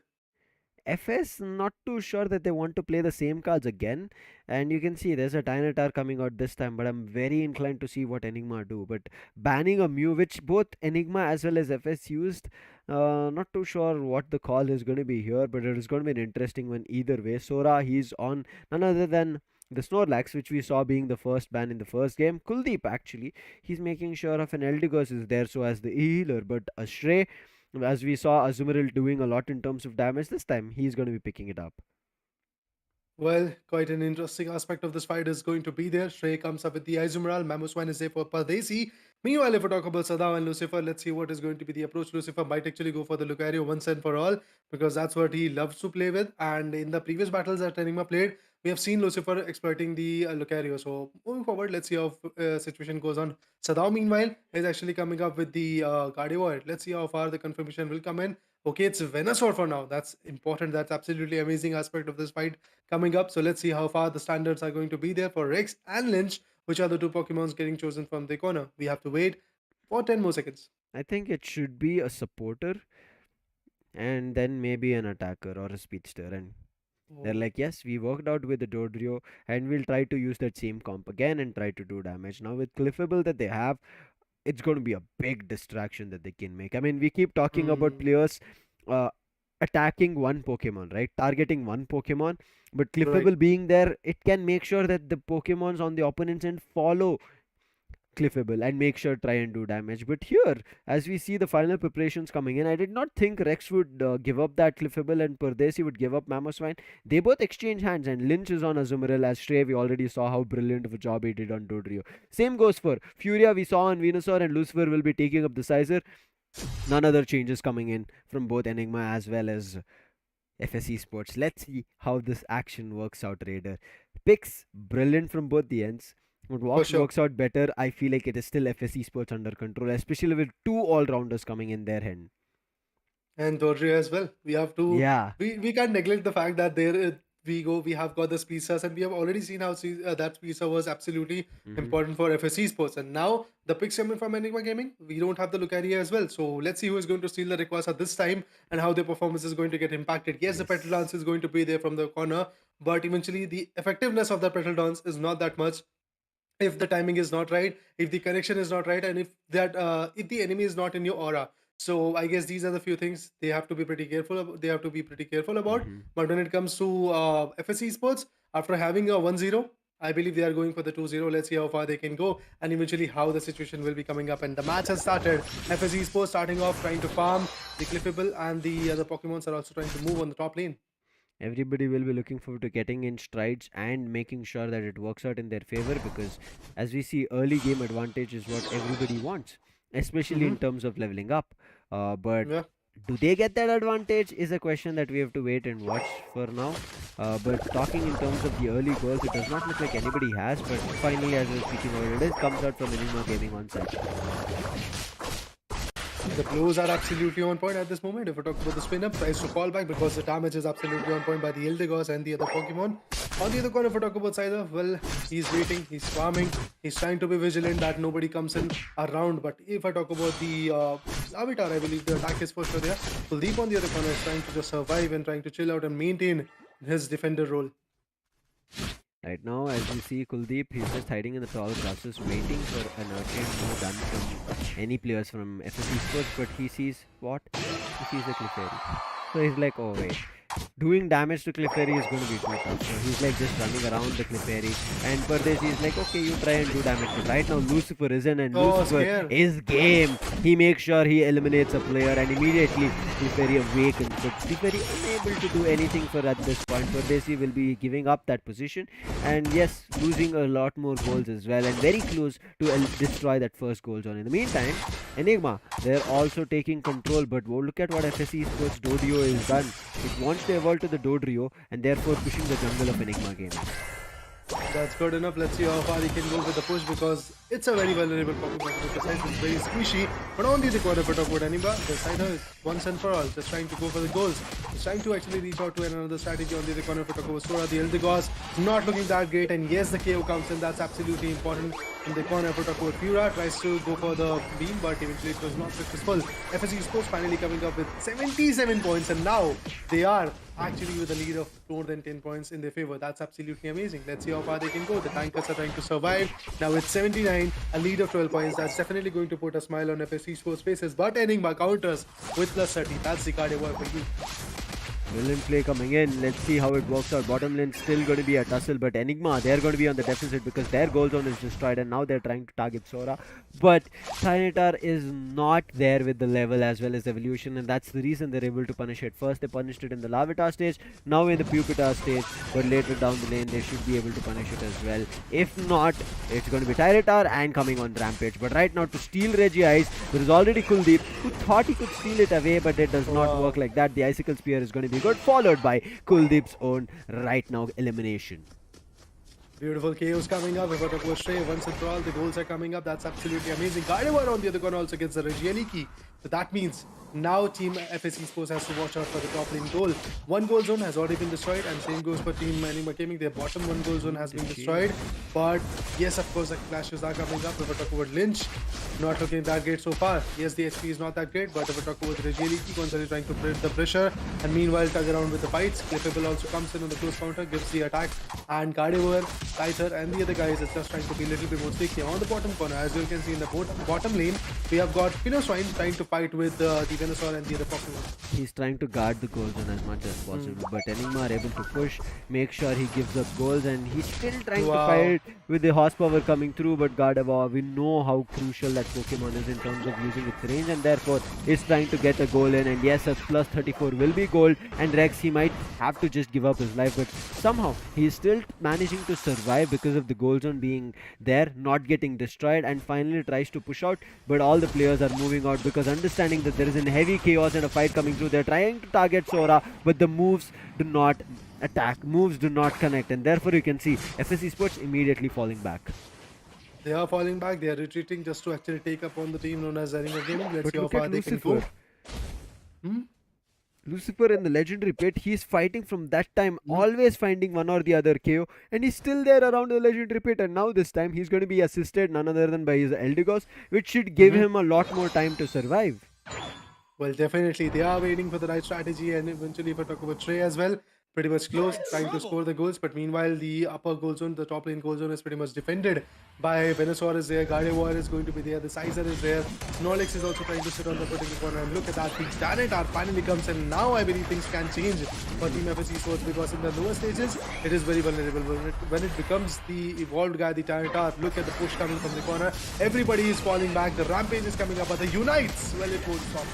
Yeah, it looks like FS Esports have made a decision to take an advantage here. The block was there. With the block, there is going to be Furia who finds a knockout. They're looking forward to a lot more. Coloswan goes on as well. Now Lynch is running for his life, but his teammate as well, Tyranitar, who's trying to act as distraction, but Dodrio would have to go down. Yes, they will be quickly trying to respawn, but Lynch, he has to buy time for them. If he gives that top lane entire control, then things will look difficult. But look at what... with the Tyranitar wanted to go for a sneaky goal, but Furia on the back of the mind thought Scare might just push bottom lane and try to get goals in. And now look at this. Furia, understanding that his teammate is back, wanted to push up, but because of the level disadvantage that Rex had, they decided, okay, let's just wait it out. Let's just try to get these objective Pokemons and figure out what is going to be the next move. They're quickly trying to take the Regirock, but look at what has happened on the top. They've already taken Regieleki, and Rex, understanding that his health again is something of a concern, they give up the Regirock as well. But somehow with the Ancient trying to survive, trying to take this Regirock, overcommitment coming through. Could have run away, but would have to give away this Regirock, and both the objectives working really well in this 4 minutes of the game for none other than Enigma Gaming. A very risky battle for FS Esports at this point. They have got the lead in the PO5, but eventually when it comes to the second round, you can already see their start is very shaky. They are unable to score the goals. They are unable to survive. They're getting KO'd back and forth. But look at that. The Roger comes in, tries to swipe out the damage, but the damage is absolutely exponential. But still, quite a few KOs are coming up. I believe that was Piloswine getting taken down. Tyranitar also getting rushed on the back foot. Let's see how far they can go. Izumoral on the top lane wants to go for the goal, but it's Scyther who is going to wait and welcome him. Lynch, you cannot be sneaky. You need to be worried about the tall grasses, and look at what Lucifer does. He times it perfectly. He knew, let Lynch commit completely and then I'll come in, start punching, and the bullet punch has done a lot in terms of damage. Finds a KO. Lynch had nowhere to run because his goal zone was not there. It was destroyed, and Lucifer immediately taking that aggression upon the wild Pokemon as well, has seen there is a Tyranitar, but he immediately calls back Sora, telling that we have the advantage. Let's not overextend. Give up our lives, especially when there is Rayquaza who's about to spawn in the next 20 seconds. Now it all depends on the Rayquaza for FS Esports. If I talk about Enigma, they've already got the lead. They've already got a decent bump of more than 200 points in their favor, so they can easily go for that kind of, let's say, defensive positions. But meanwhile, they have to actually work on this particular situation where they can't let go Rayquaza from their hand. If Rayquaza gets taken down, that can be a very risky battle for Team Enigma Gaming. So let's see how far Enigma Gaming is going to build their strategy. And meanwhile, if we talk about FS Esports, the Clefairy tries to be a little bit more sneaky, tries to be actually vigilant about the fact that there is a Pokemon in the high tall grasses, and that's Hyther. He's working very beautifully. He's like a detective. He's just searching for the culprit who is trying to score the goals. Now, FSC Sports, one thing that they can do to win it all out is take Rayquaza, just like we ended up seeing the other end coming through. Pardesi trying to push all the players further away, and now Kuldeep is stuck. He might be taken on. This might be the best situation that they can work with, and yes, I feel like Kuldeep is. Oh, wait, he's actually surviving. He's pushed to the bottom lane, but immediate push coming on the Tyranitar, and then there's going to be the Mammoth Mash coming through. Rex tried his best, but it did not find the right connections. Therefore, the Cliffable is right out, followed by the Tyranitar coming in, and FSC Sports are losing their players one after another. Furia targets none other than Lynch on Azumarill, goes down as well, and now there is just one player who's surviving somehow in all this chaos, and that's none other than going to be the Mamoswine. This change in the Pokemons that they had is proving disastrous. Pardesi was on the Mamoswine, played really real, but Rex right now giving up the supporter role has made life difficult. Now a triple trample was used, but did it connect? No, not at all, and now he's being chased. The Dodrio has nowhere to run. Lucifer on the top, and bottom there is just players, and Gardevoir will be able to take it down, and now Pardesi running to the goal zone to see if there is a way to get goals done at least. But in the meantime, this distraction has caused FSC Sports to be at the legendary pit and take the fight head on to Rayquaza. Kuldeep jumped in with the slam coming through, and Gardevoir to help out, but I'm not too sure if the Rayquaza will go for Enigma or FSC Sports. The block comes through, pushes Scare out, and Gardevoir, yes, makes use of the side shock, making sure Enigma this time all the players get the advantage of Rayquaza and nobody's left behind. And you can see now, to deny this, FSC Sports cannot do anything. Majority of the players are low, and it's just a done deal. Easy job for Enigma to close this round. Definitely a beautiful job done and dusted from the corner, but eventually put up with Dodrio. Everybody from Team FS Esports is just trying their level best to go ahead and eventually scare off the team known as Enigma. But Enigma, they are so far, they're so in. If I talk about the enemy base, they are absolutely amazing on point. The KOs are for sure coming up, but eventually it's not helping a lot for Team FS Esports. And this is how FS Esports is going to go down to the drain. And Enigma will outshine once again. The first round, they barely made it out by actually devouring everybody who had the required advantage from Enigma. But in the second round, look at that, how beautifully the advantage is taken, the fight is taken, and from the early stage, the contribution was absolutely amazing. The scorecard is also looking quite good, 177 and 771. That's absolutely amazing. Enigma Gaming, Furia did the beautiful part of actually assisting the team and helping out quite a bit. And that's why the team is actually on top for now. Enigma Gaming, one thing that they understood from the first round was that we didn't do anything wrong. It Mm-hmm. was just that our fight kind of fell a little bit short in the last final stretch, and that's the reason FS Esports took that victory from us. Otherwise, Enigma knew it would have been a 2-0 by now, and that's the reason you cannot see a lot in terms of changes of Pokemon. It is just Snorlax added on to that battalion.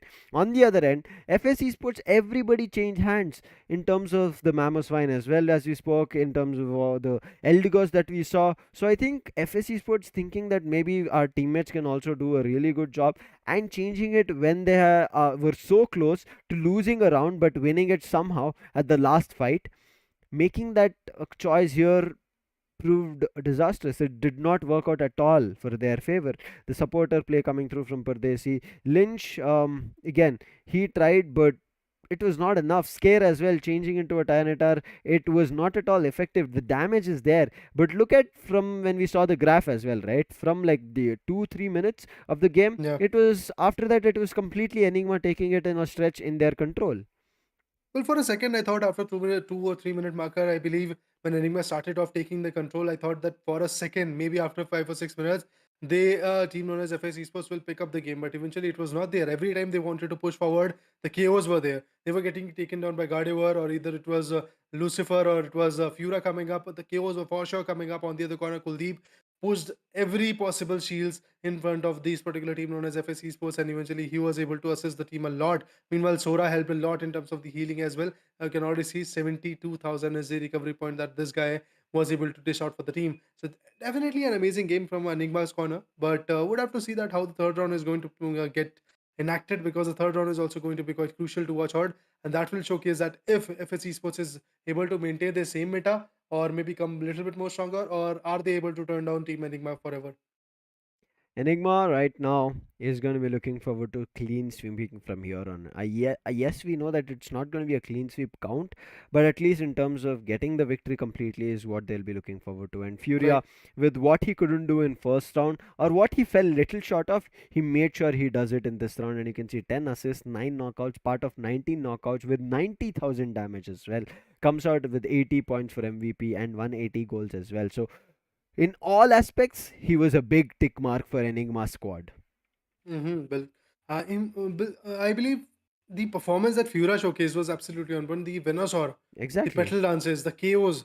Look at the damage, 90,000. I believe the record was something 122,000, Yeah, it and it was was. from Godstrain Corner. So I believe coming from Enigma, Fura is a great asset for the team, but it's Hmm. all about the consistency at this point. If they are able to be consistent, it's if they are able to get the support. If Fura as a member of the team particularly is able to get the supports from the other four guys, I guess Fura can do wonders in the lobby, and it can Yes. actually prove quite fruitful for the team known as Enigma Gaming. But meanwhile, we have to watch out for the championship as well. Everybody is here for winning that Hmm. title. The 14 teams, out of these 14 teams, only one is going to become the champion of India Open 2022. But which is going to be that team particularly? Everybody is racing for that, and the contribution coming from Enigma is no less. Yeah, everybody's chiming in. Everybody is getting better as the days pass by. It has been a week of Pokemon Unite India Open that we have seen. Week for when we started off from national playoffs, but for the other teams who have joined us from the zonal finals, right? It has been a lot more time because they've been fighting their way from their respective zone qualifiers. So Right. you could see that aggression coming in from FSC Sports. And but again, once a couple of changes in terms of, as I mentioned, maybe that exchanging hands of Pokemons, like you take the Pokemon that I played, I take the Pokemon that you played, somehow fell flat. Even not having that cliffable, right? Precisely. Picking that cliffable, we did not see very effective play on that cliffable. We did see Moonlight coming through, we did see Gravity being used, but nobody from Enigma's end were stepping into those, I would say, circles, making sure that they do not have a disadvantage. Let's jump back into the next draft pick here in the third round and see if FSC Sports are going to correct all those shortcomings. I mean, precisely the beauty of Enigma is that just not they're just not reading their own Pokemon. They're also able to read that what enemy is using and what kind of disadvantage that can actually be for us. So that's great. But now let's see how this whole situation how this whole learning and evolving is going to help Enigma from the third round to be precise. But the bans are here. It's Tyranitar and Mew getting banned. That's interesting. Torrio is still not getting banned. That's absolutely amazing to watch out. Moving forward, if we talk about Sora, let's see what kind of Pokemon he's going to use. The supporter, Mine comes in. On the other corner, we have got Pardesi and Rex trying to choose their own Pokemons. Eldegoss, the supporter for its own team, is going to be there, and the tanker, the defender, Pardesi as the Snorlax. I want to see right now if FSC Sports correct all, as I mentioned, the mistakes that they made and make sure they're better. But I feel like from Enigma's end, we might not see a lot in terms of changes. Maybe Hmm. a Pokemon might be changed, but it'll be in the same role that it played. Like all rounder is just being changed, and you can see it is going to be an Azumarill that we see. Where Lynch was playing that Azumarill from round 1 and round 2, it is right now Enigma who have taken it up. And I feel like we are no more going to be seeing a Sizer. And eventually, when the preparation phase comes in, Oh, it's Lucifer who's going to be picking up it. But Scare makes a choice that their team needs a Sizer. They pick up the Sizer, and Lynch picks up Sylveon.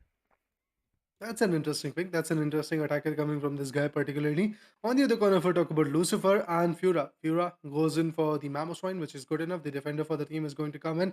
And on the other corner, another attacker. So it's a beautiful approach from Enigma Gaming's corner. They have got one defender, they've got one supporter, one all rounder, and two attackers are there. But what about the speedster? They are missing the speedsters at this point. So let's see how this advantage or disadvantage is going to be there on the other corner. Oh, Shrey. Well, that's amazing to see an Absol coming up once and for all.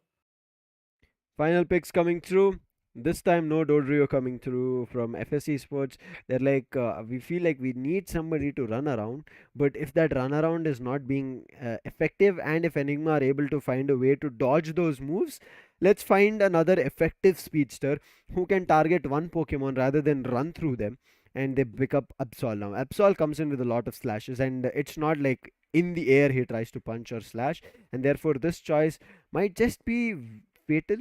if played really well, as I mentioned from FSC Sports. Otherwise, as usual, right? It should be Enigma running away with the victory because again they have the card of war. Lucifer is the only change, as I mentioned. No more Azizer is playing on Azumaril, but we still know how much damage can be done. So now he's switched up. He is playing on the Mamos fine, but I still don't have any problems with that because Sora is still there for the team as a supporter on Mime. So in terms of the picks and how well synergized they should be in how they can play, it's really well. I mean, if you want to go talk about supporters and defenders, whether they can stun, yes, you can see Sora coming in maybe with a confusion ray, or whenever the barrier is put down or the light screen, players will be immediately put to stop. And that minute millisecond of a gap which the player is stunned for, you start immediately dumping moves on them. They'll be immediately KO'd. Now, talking about Sadao, he's there with his Icicle Spear, or maybe if his Horsepower connects Raider, I think it should be an Mhm. easy one coming in from Enigma. As we've discussed all this, let's jump into the game and see how effective it's going to be.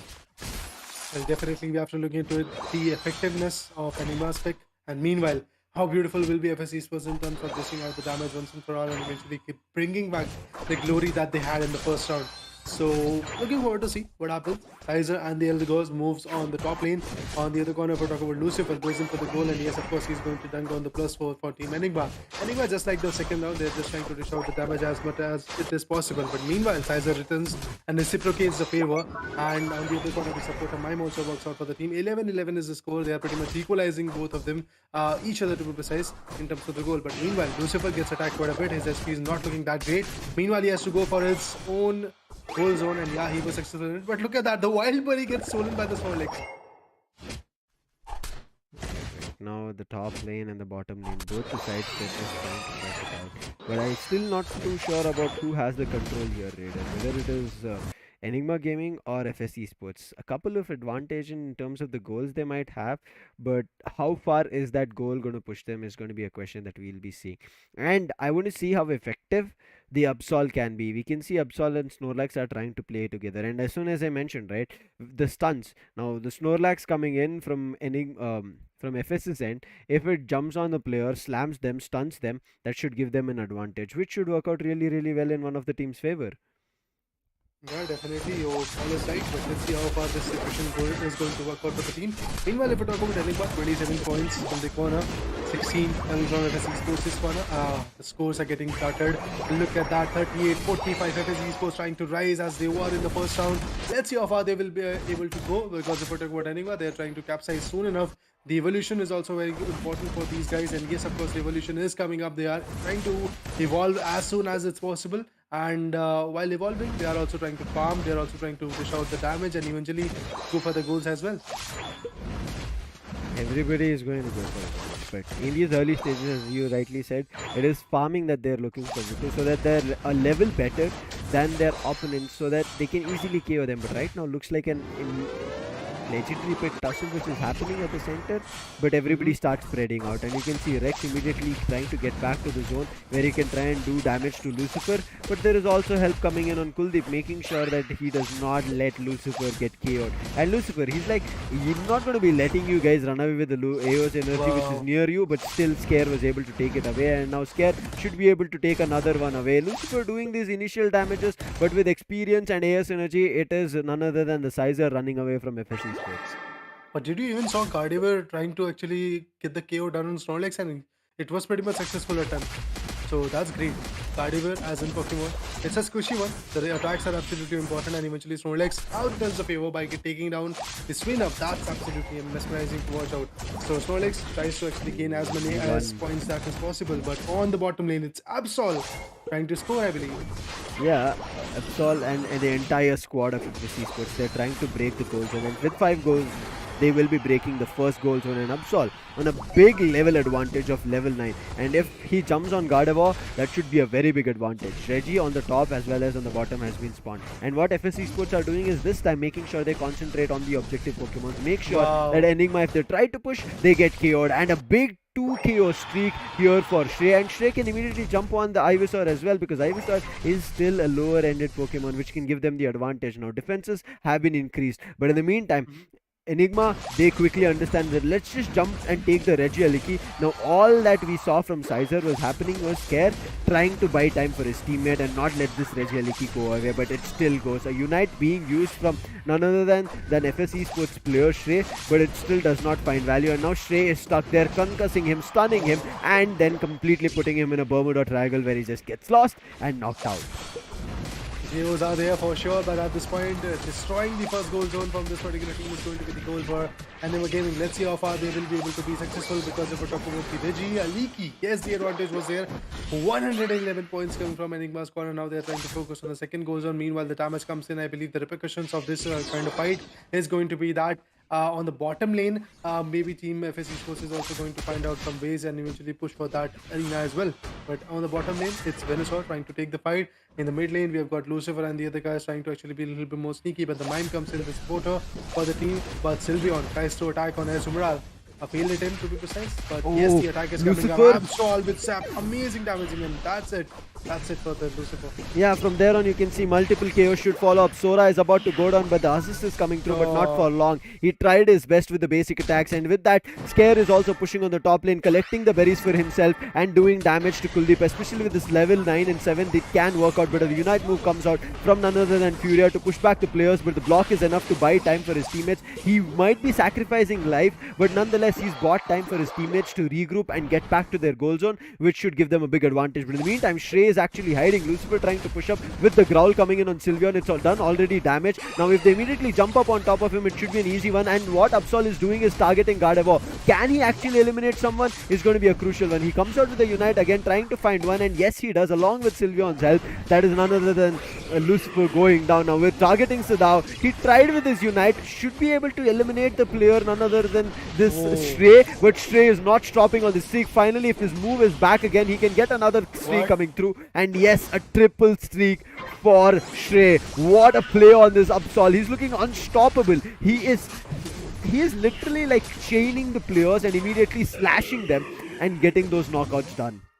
Well, this guy is meant for the speedster. He's able to use every speedster that he is trying to choose, and eventually the damage, or should I say the support, or maybe the stealthiness of this particular speedster is absolutely on point. Meanwhile, if we talk about the Regieleki, it's getting confronted by Sora, and the Mime is trying to destroy this particular Regieleki and get it in our favor, in their particular favor. But let's see. For now, if we talk about another KO comes in, that's absolutely amazing. I guess in the span of 1 minute, there are 4 KOs coming from the corner of Team FS Esports, and that's Absol working for that particular team. And you can see FS Esports with Sylveon coming through. The growl is so effective. It's finding so much damage irrespective of whichever Pokemon it is. And it feels like it's a proper counter for all these defenders, all-rounders and heavy hitters. And it's doing damage. Now they're still holding together. Regieleki finally should be taken because Furia is here with the Petal Dance, will be constantly doing damage. And Lucifer with the Aqua Tail will be doing a lot more in terms of damage. But the punches from Scare, they chime in. Along with the Unite being used here to make sure they get Regieleki, and it is the punches on Sizer works out. Scare gets that Regi for themselves, and followed with a 2 KO streak. They lose 2 big players on Enigma's end, and now they're chasing down Furia. Furia is also low. He might be KO'd right now. As the block comes in, he's being hit with Regieleki, who's the ally. Lucifer on the back lines thought he could help out, but I think it should be a KO on his end. He's trying to run away. Not far enough, as the goal zone and Lucifer's life both will be destroyed. Beautiful KOs are falling short at this moment. If I talk about Enigma, they're just stuck at 1-1-1. And if I talk about FS Esports, 222 is the point. Absol comes up with another beautiful KO, and look at that. The Sylveon is working its charm. Mime on the other corner gets countered quite a bit. But if we talk about the support from Mamoswine, let's see how far he can go. The Ice Pick comes in, but still the damage was not counted. Meanwhile, Lucifer tries to farm as much as he can go for it. On the other corner, if we talk about the Venusaur as well, with the Petal Dance, he's also trying to be a little bit more sneaky. But meanwhile, the goal is going to be defending their goal zones, but the Regi spawns at the bottom corner. And apart from that, in just 0 seconds, they're going to witness the Rayquaza. And there we go. Rayquaza comes in. Pardesi is trying to safeguard it. But I believe everybody from Team Enigma Gaming will be pretty much aware that there must be somebody hiding in this bush so that we can actually go for the pre-fires. They did already use a couple of moves. did not find any value. But after that, they understood they should be closer to none other than the legendary pit. Kuldeep is hiding in the tall grasses at the bottom lane. But There we go. Pardesi, he's moving and he wanted to isolate this Gardevoir. And now somebody needs to take on this Gardevoir. Absol comes in, Chimes tried, but the Unite being used a little bit later coming in, none other than the Snorlax, gives away a big advantage here for Enigma Gaming. But Enigma are losing their players as well. Gardevoir is down. This is the time for FSE Esports to turn things around, and Scare is trying to turn things around on Lucifer. He is super low, chiming and jumping on him. Aqua Tail is also not working, but he uses his Unite, and Rex is super low. He thought with that Unite he should be able to take Rex. It does not work out now. Scare, he thought he was in a 1v1, but eventually there are other players coming in from Enigma Gaming. They chime in now. Kuldeep, he's low. He has to sacrifice his life if his teammates want to survive, but with the horsepower, he tries to run away. But Furia, with full health, he's getting back into the game with the Petal Dance. He's running right to Rayquaza, and with quickly getting into the game, they should be getting the Rayquaza, and therefore Square needs to make sure that Scare takes down Furia as soon as possible. But it's not working out because Rayquaza is also doing damage, Furia is also doing damage, Lucifer is there, Unite being used, and Rayquaza is still in favor of Enigma Gaming, and Scare trying to do damage to Lucifer, but it does not work out. Numerous players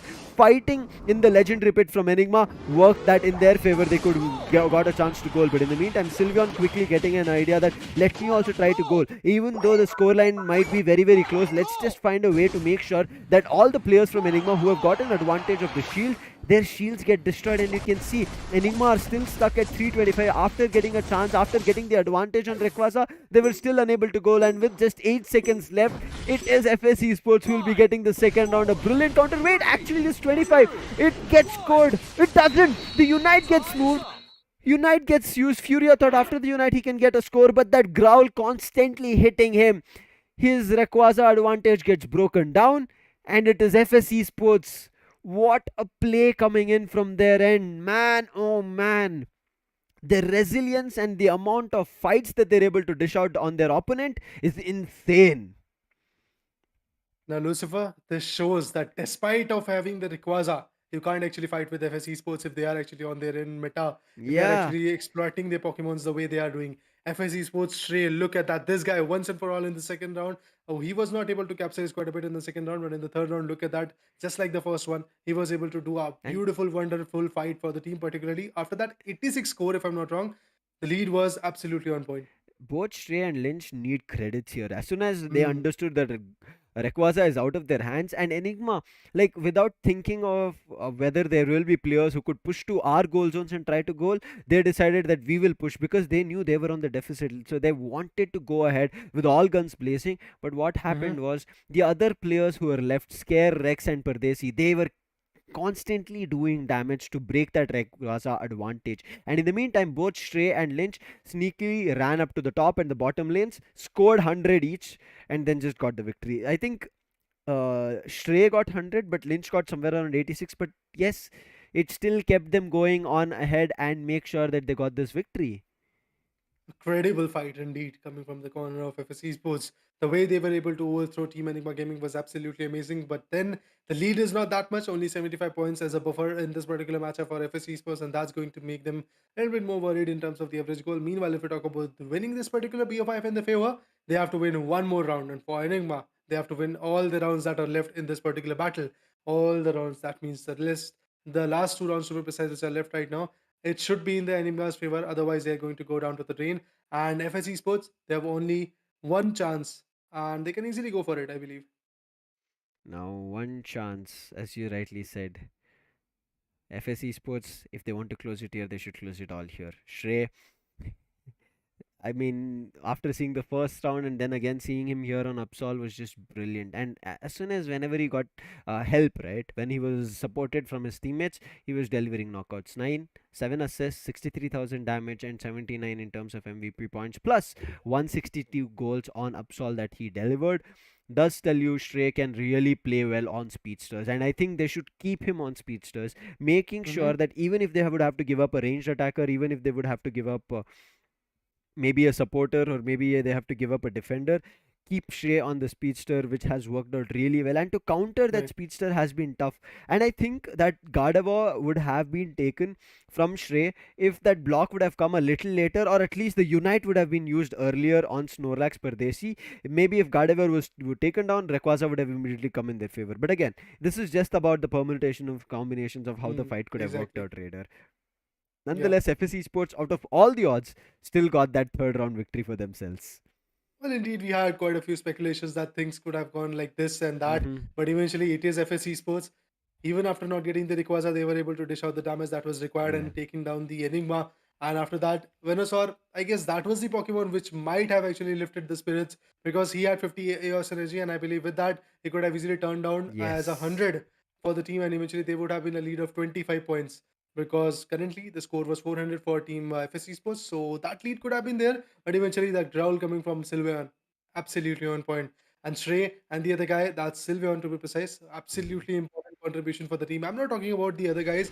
I'm not saying that they were not as a, let's say, contributor for the team, but definitely if we talk about the last few seconds, if we talk about the winning of this particular fight, I believe that's Shrey and the Sylveon working together. You can see in this highlights, it is Absol who ran right to the faces of the opponent. 1 KO, 2 KO, chased him down in their own flux zone, making sure they pay a price for it. And whenever Shrey was available and being supported, as I mentioned, he was able to deliver knockouts after knockouts without thinking about his life, even though he was low. Yes, in this instance, we saw him being knocked out, but in the next immediate instance, you saw he jumped upon the Azumarill with the help coming on none other than the Sylveon. And again, he jumped on Mime as well, who wanted to run away with Growl again being in help. These instances of constant hand in hand plays that came from FSC Sports is the reason that we see them having the upper hand. And you could see Sylveon ran away thinking that his life would go. But what happened again? It is Absol along with Pardesi coming on, none other than this Snorlax, which worked out really, really well. And that's the reason we keep talking about it, that you have to work in tandem, and that play in tandem, the Unite moves coming out from FSC Sports was better.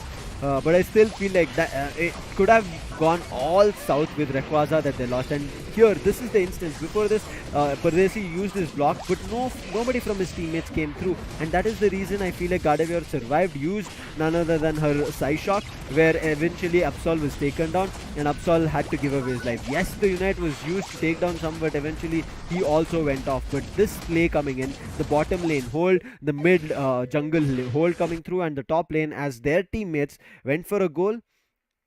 FSC Sports, I don't know, like how I could kind of try and break down how well you played. I mean, everything was, yes, like all check marks. A couple of them can be reworked to make it look better and flawless. But Yeah. yeah, this is again Raider. I would say that FSC Sports cannot take it lightly. Just like they Hmm. lost the second round, it can happen here that they can lose the fourth round as well. If they don't want that happening and they want to close it here, this is their best chance. Yeah, it's not like the possibilities are not there because we have seen Hmm. these kind of situations happening where a particular team was winning for back and forth the 2 rounds, and after that, what happens? All of a sudden, the opponent comes up with a three in their Yeah. favor. So that can actually happen, and FS has to be worried about this particular aspect. Although the pressure is there for Team Enigma at this point because they know if FS Esports is able to back out the fourth round of the BO5, the BO5 is over, and it's FS Esports going down all happy. And despite of the average goals lead and whatever, the fourth position could be compromised for them. Hmm. Third position to be precise could be compromised for Enigma Gaming. So definitely the pressure is there for Enigma Gaming, but the pressure for FS Esports is there also because they want to capitalize on this round so that they can be at the fourth position. Otherwise, somebody from the shadows from fifth, sixth, and seventh position may actually catch up to them and Yeah. snatch out the fourth from them. You can't take a lot of losses as well. You might think about, oh, victory is the only thing on our mind, but you should have something in terms of a backup strategy, like we talk about, right? Plan A, Plan B, Plan C. Things not work out, you Definitely. switch into plans. I think Enigma need to think about that. That if they take a loss today, what would be their plan? Because in the next upcoming matches, it'll just get tough for them. Because after Mhm. playing the fifth, their upcoming matches is just one. So they need to make sure that the opponents right below them should not have a chance to get back into the game. Maybe they are just playing with three matches or something. But I think in Group A, most of the teams and Group B who are in the bottom are almost done with the matches. So Enigma might just get a luck to qualify, But again, you cannot count and believe on the lucks, right? Yeah. Luck might get you in, but after when you get into the next stage, it'll get even tougher. And if you're not prepared, it like how you qualified out of luck, and with no luck, you might just also get eliminated in an instant. So, I hope that is not the case. And also, not doubting them at this point, but looking at how FS Esports are playing, right? They made one wrong decision in the second round, that they thought that let's just change it up, give a Pokemons for our teammates who want to play it, rather than playing it on the players who know to play it really well. So let's see, as we jump into the draft pick, do they make that decision here again, that they kind of like take it easy, or they make sure they make a strong statement, Raider? See, at this point, one thing it is confirmed that if Enigma Gaming decides to ban the Dodrio, Absol is going to come in. And if Absol gets banned, Dodrio will come in. Or FS something Esports for else? sure. Yeah, for sure, FS Esports is going to pick up this pizza because that particular Pokemon is giving them a lot of advantage. Apart Hmm. from that, Shrey is absolutely on point, just like from Team Godstain or Team Revenant yesterday, what we saw. Look at that. Enigma bans out the Dodrio. But now I'm pretty much sure that FS Esports might actually come with the Absol or Zorak might actually come in, but Pardesi, the defender coming from his corner, definitely the Snorlax is going to be there. On the other corner, Sora and Kuldeep. Let's see. The supporter, Mime is going to be there. For Kuldeep, I believe the Pokemons like, let's say, Mamoswine could be there, but Eldegoss is going to be the one which is he going to choose. So that's a great supporter for the team as well. A double supporter setup coming in from Enigma, a healer as well as one who's going to be giving them an advantage in fights. Shrey Hmm. and Lynch, they're going on ranged attackers, Gardevoir, and none other than Venusaur, which Furia as well as Sadao were picking. So I'm eager to see what would be the next picks coming through. I've still not seen a speedster of choice for FSE Sports, but in the next phase we are going to be seeing Furia, who gives away the Oh, Venusaur, and he's on the Espeon now. interesting pick coming from his corner. Hmm. Meanwhile, Scare and Rex are the only two guys left to pick out. So I believe now one pizza should be chosen and eventually should be given to the Shrey as well. What? Pizzas are going to get denied by FSE Sports. That's a different type of approach coming up. I don't think so. It's a great approach from the corner, but let's see. It will all be shown in the match, which is going to be there very soon. But on the other corner, Sadao, the only guy left from this whole situation. Let's see which Pokemon is he going to pick. I believe this pizza might actually come in, but look at that. It's these Decidui coming up. Let's see how this works out. As you mentioned, I'm not too sure what would be the best Hmm. move, but I want to see who's going to be playing on what Pokemons. Are there any changes coming through? It looks like everybody's picked the Pokemons that they wanted. No changes coming from Enigma as well as the Fizzy. But Shrey, I thought he picked it up for one of his teammates on Gardevoir, but Yeah, he's like, me too. I'm gonna stick on it. Lynch as well, he sticks on that. Scare, previously we saw how devastating and damaging he was on the Sizer. Now he's like, I'm gonna be trying to do that on Azumarill. Previously he was chasing down the Azumarill. This time he is the Azumarill. So let's see how it works out. FS Esports, on the pick side of it, I'm not too sure. What are your thoughts, Hmm. Raider? Do you feel Well, comfortable with definitely. it? No, no, no, no. I'm not at all comfortable at this point. I wanted to see an speedster coming up. I Yeah. wanted to see Absol or Dotto got banned, so Zorak Mm-hmm. or Zerora or Absol should have actually getting chosen. But eventually, now what the pick is a little bit more shaky to be precise, and it's making me nervous to see what happens in the fourth round. I guess the approach might be like FSC Sports have a breather for now. They can easily let go the fourth round and come back a little more stronger in the fifth one, and they might be Mm-hmm. searching for a new strategy in this fourth round. If possibly if they are able to win this one, the deal will be done, and if they are going to lose this one in the fifth one, for sure, I believe the pizza will be there. I think, as you said, I was thinking, what kind of a strategy can this be? And it looks like the inflate deflate strategy coming through. Like, you give Okay. Enigma the hope that, oh, we are winning, and then you immediately take it away from them in the next upcoming round. So, as you say, the buffer is there for FSC Sports to risk it, but if that risk does not give them the right advantage or the right victory that they were looking forward to, or the prize, I feel like Right. they'll be feeling bad for it, because they have numerous more matches to play, and they could guarantee their slot in the stage 2. If they Mm. make these minute risks and mistakes, it might pay a heavy price later down the lane. But again, Enigma can be surprised with these picks coming through, because we did not see Gardevoir coming through. We did not see Venusaur from FSE Sports, and so them coming out with this is something that Enigma will be like, oh wait, they also have two range attackers. We need to be wary about it. But I feel like that range attacker counter can be done from Sadao's end. So if Sadao survives and his Spirit Shackle comes through really well on Gardevoir, I think it should be an easy Enigma Gaming's round, and also push it to the Mhm. fifth one from here on. But we thought this kind of perspective would actually come in the third round as well, where Enigma Hmm. was having a decent amount of Pokemons, and in the second round as well, we had the speculations that Enigma is having the kind of consistency which was required. Although things might actually change, we are actually going to wait for the next round to start, the fourth round to be precise of this BFI, which will showcase us that what FS Esports is going to put through with their choices to be precise. Hmm. Not having a speedster, well, for me, that's definitely a disadvantage for a team which loves to play with the speedster, which has now and then shown that House Visa is the only advantage they're getting, because Shrey, this particular guy, both in the first round and the third one, did a beautiful number on the Enigma Gaming and was able to conquer the whole fight in his favor. So now, not having these pieces in their favor, choosing the Gardevoir for himself, I don't know what is happening. Things are going to be messy, but let's see what happens. I mean, right now we have a confirmation from the production saying that it is going to be rehosted. One of the Okay. players from FS did face some network issues, so we will be back into the game very soon.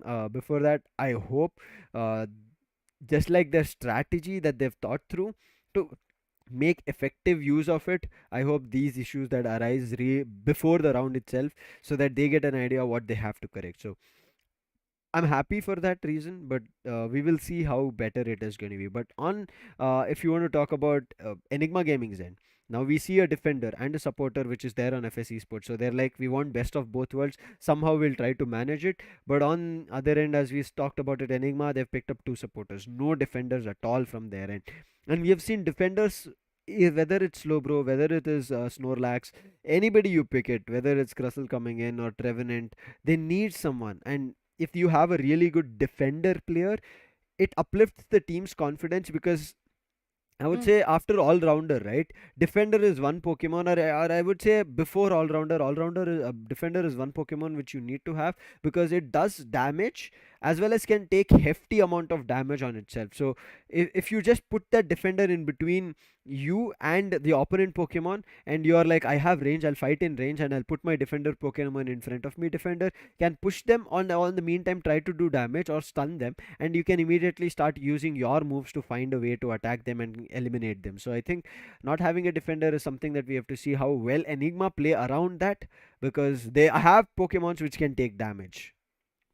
Yeah, they have got the Pokemons, but eventually having defender is obviously going to give you that advantage, and eventually that the mental piece that yes, you have got the tank which can take out a lot of, which can take in a lot of damage to be precise. But now, after getting the match gets years after the rehosting, I believe Hmm. Lucifer picks can change, and maybe FSC Sports will correct their mistake. According to me, according to us, that they should actually go for the sweetser.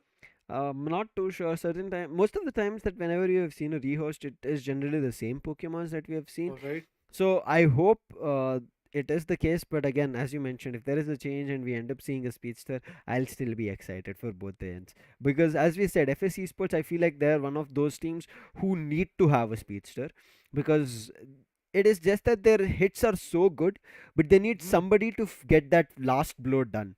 And that last blow is always coming in from their speedster, whether it was on the first round on Dodrio, in this third round on Upsol coming through. So Shrey needs to get that speedster role completely well established and look Right. like it's so seamless that every move that he punches on the screen, it does a lot in terms of damage, whether it is critical damage or normal damage of the move which is used. It should be effective enough to take down a player. So I hope Stray with the decision on Gardevoir is still again effective. I would understand, because there's Moonblast coming, there's Moonsight coming through. There can be Psyshock, which generally is the main moveset that we end up seeing, Hmm. along with the Yeah. Psychic being tagged. It is there to do enough damage, but if Gardevoir is not put into well use. And yeah, I want to bring it, as we were talking about Gardevoir Raider. I'm pretty sure you will remember this Illusion OP. As I say the name itself, it was on the zonal finals. Hands Uh, down. that kind of a Gardevoir play we've still not seen in this entire Pokemon Unite India Open. Yeah, after that Gardevoir play, we have not seen that kind of domination coming from that particular Pokemon. Yeah, we have seen glimpse like in one or two rounds, people are actually exploiting Gardevoir quite a bit, and the KOs are coming up. Even from Enigma, we have seen quite a few stances of actually happening that kind of scenario. But Hmm. hands down, Illusion OP, that guy was OP in terms of the uses that he was trying to dish out. So Yeah. absolutely amazing. Apart from that, if I talk about this particular matchup, yes, of course, Gardevoir is one of those amazing assets that you can have, but eventually only if you have the right, let's say, strategy and the Mhm. right support from the team as well, then only I believe that Pokemon will be able to help you out. I agree with you, but how is it going to be working out for both the teams now? FSC Sports and Enigma, even though it's not a do or die situation, they are at a do or die situation because they are looking at the table rankings in their group scoreboard. So if the team is unable to figure out a way to get on the top, especially Enigma, who after today's match will be done with 5 matches. On the other hand, for FSC Sports, they will still have 2 more matches to play. So for them it might not be something to be worried about, but again, why give Hmm, away something, right, when you're already about to win it out exactly. and have a advantage, take that advantage, because when we see the double elimination bracket coming through, it will be that the tops the leaderboard topper from group A would eventually be matched with, I think, the fourth position coming in on group B. So when you have that advantage, right, like these kind of brackets are made, you might look forward to just keeping a clean sweep on the top bracket run, making sure you have the winner bracket streak, Yeah. close the tournament as soon as possible. Because as much as you prolong your game, you show a couple of, I would say, clinks in your armor. And if Hmm. that clinks are broken, those cracks are widened, it just destroys the entire team's composition. And I wouldn't say that any team here is very well strong established. If you want to take God's Reign, if you want to take Revenant as well, if you play them long enough, you will eventually find something that is missing in them. Maybe Yeah, exactly. for a second or two, you see that, okay, this movement, we see that there is a miss between their supporter or defender, or their supporter and attacker, or supporter and speedster, and that's where we can immediately find a big breakthrough. So I hope teams figure that out, but right now, as FS Esports will be figuring out their issue, we'll jump into a break. Don't go anywhere.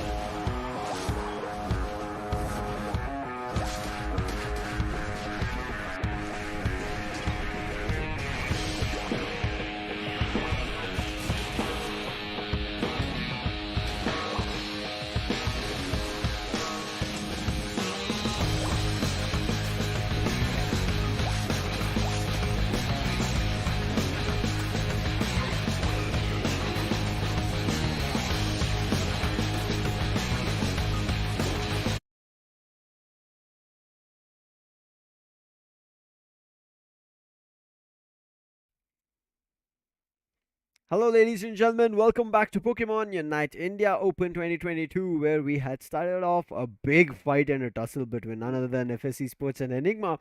But FSC Sports right now are leading charge with 2 rounds under their control. But Enigma, they're not far behind. They have 1 round as well in this best of 5. So, Raider, there is a chance of Enigma getting back into the game.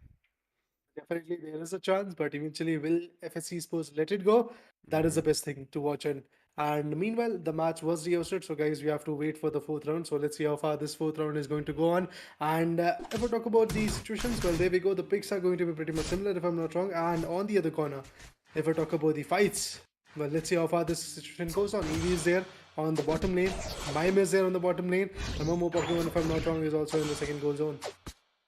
A four player push coming in from Enigma on the bottom lane, whereas on top it is just Scyther. And Scyther gets the first goal again for Enigma. And after that, FSC Sports follows up with the 8 of their own. Now, Lucifer is low, but because it's just Chansey here, Rex is unable to get that elimination. And Lucifer is just somehow trying to survive run. In the meantime, Scare, if he connects these hits, he should be able to take down Scyther. And you saw with one Aqua Tail itself was able to do so much damage, but unfortunately, his attacks were concentrated on the wild Pokemon. Looking forward to see how these attacks are going to be helpful for the team known as FSC Sports. For now, FSC Sports, they have to capsize. It's a great opening. It's a great window. They have to actually climb on the other corner, if we talk about the strategies that are coming up, well, that's quite on point. They're just trying to hide a little bit more. If we talk about Anima Gaming to be precise, they're just trying to be a little bit more sneaky. On the other corner, Shrey, Gardevoir. I really doubt its choice, but let's see how far this Gardevoir is going to go on. Right now, evolution is going to be the key for this guy. It will be key right now, as we will be looking forward to what can happen for either of these teams, because Enigma is right on the edge of the sword, whereas FSC Sports, they're about to just jump and celebrate if they get this round done and dusted. Lucifer hiding in the tall grasses, but he's close towards the opponent's goal zone. His objective was to get a couple of goals done, and he does, and now he's running away. He's told Kuldeep the same thing, that just move away. It does not matter at this point we pick up a fight with them. You're level 3, I am level 5. You're the one who's on a disadvantage. I might be able to run away, but you still might be just taken down. Well, that is actually going to be quite important to see what happens eventually. If we talk about the situation that we are facing at this point, I believe Enigma and FS Esports, they are at a very nervous end to be precise. So let's see how far they can go on Quick the terms of pause. capsizing. We see coming in. I think Mhm. this pause was called in because there might be again an issue. So nothing to worry about it. We should be back into the game. But Raider, in these early clashes that we saw, it looked like both the teams were effective enough. But you saw Enigma's intent and interest. It was just getting goals done. They were never indulged into the fight for any Pokemon that they Right. had in these early stages. I mean, that strategy is pretty much on point. If you have got the confidence and if you have got the particular dominance from the start, that can actually easily help you a lot. And I believe Enigma from the second round, they are just trying to be quite chaotic from the initial minute. And if we talk about FS Esports, they are the one which are seeking for the Rayquaza and some glitches that might actually be there between the formation of Enigma Gaming. So that's the thing which is going to be quite amazing to watch out. But on the other corner, the game gets resumes and the fights are once again getting resumed. Look at that. If we talk about the particular Enigma Gaming, the goals are getting passed. FS Esports on the other corner, 22 points from the corner as well. But Snorlax scores another 4. Right now, scores coming in on both the ends. Furia furious to take down Pardesi, but it's not going to be working out. But Enigma will finally find one as they find an evolution completely formed on Decidueye. Furia in the meantime somehow trying to eliminate this annoying Snorlax. I can call it even a balloon. Takes so much of damage and bounces it back to the opponents. It feels like it has taken none. Enigma right now pushing with all forces and frontiers on this top lane, but finally with Rex coming in, they get that confidence they can do damage, but Pardesi is super low right now, and that might be the knockout in the bottom lane that we end up seeing. But for FS Esports somehow control this top lane aggression with bringing their players. Now Scare, he is more confident to take up the fight head on. He is pretty much confident, but let's see how far the confidence is going to give this guy the narrow escape, which might actually come in soon enough. But on the other corner, FS Esports 61 points. Sura, Mime tries to go ahead. The supporter is trying his level best to score as many goals as is possible. He has got the 10 AO synergy in his favor, but waiting for the right opportunity. But the Reggie Aliki is now is in the favor of Team Enigma Gaming, and with this, Izumra is in a very tense situation. Let's see what he can do. On the bottom lane, there is another difference going on. Unfortunately, if we talk about the Izumra, so the goal is empty right now, and FSC Sports bags out a 110. Meanwhile, Enigma bags out 95 points from the corner as well. Venator was able to give out that little sneak of buffer for FSC Sports. On the other corner, Azumara and the other Pokemons on the bottom lane, they are also trying to be a little bit more sneaky in terms of their type of attack. But Shrey, the Gardevoir, spawns back and he is on the bottom first goal zone trying to defend that particular arena. Scare slowly trying to creep in. Lucifer is there in the tall grasses. He finally gets an idea, seeing that Lucifer, there are cards coming through, but Scare, he's hit with the Spirit's Arrow coming through from Decidueye, and he's trying to go for another one. Connects, and Scare gives away his life. But not the top lane control, because by this time, his teammates are there in the top lane. You can see already on the Venusaur is going to be Lynch, who's going to be keeping guard of this top lane. Wow, amazing instances of the fights. Evolution is something which is working well for Team FS Esports for now. They are able to get the goals done. The KOs are something I'm actually waiting for. The constant KOs, those unite moves are.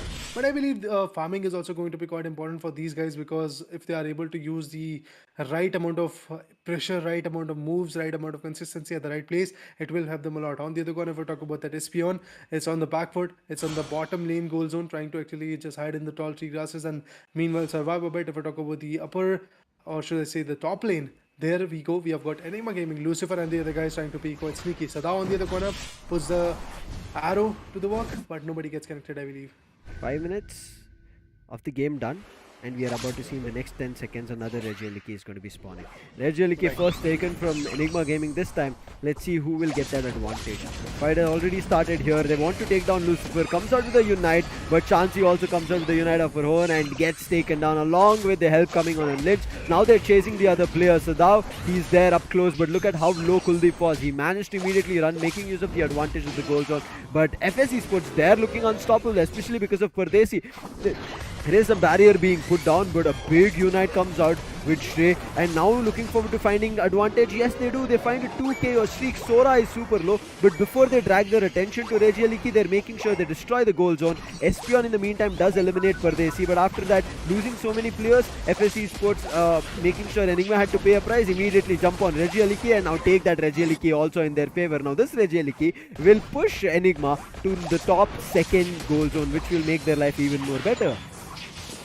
Indeed, it can be a little bit more scary for Enigma Gaming at this point. And look at that, Decidueye and the Sizer and the Espion as well are trying their little best to defend with the Regieliki. Meanwhile, if we talk about FSC Sports, they are just trying to farm as many as AS energy that's possible for them, so that they can actually be ready for the next fight and meanwhile evolve as well. Because evolving, well, that's a very crucial aspect of this particular game. And yeah, there we go, evolutions and the petal dance, everything are actually coming up on Lynch as well. On the other corner, if we talk about the bottom lane, Reggie Ice is there.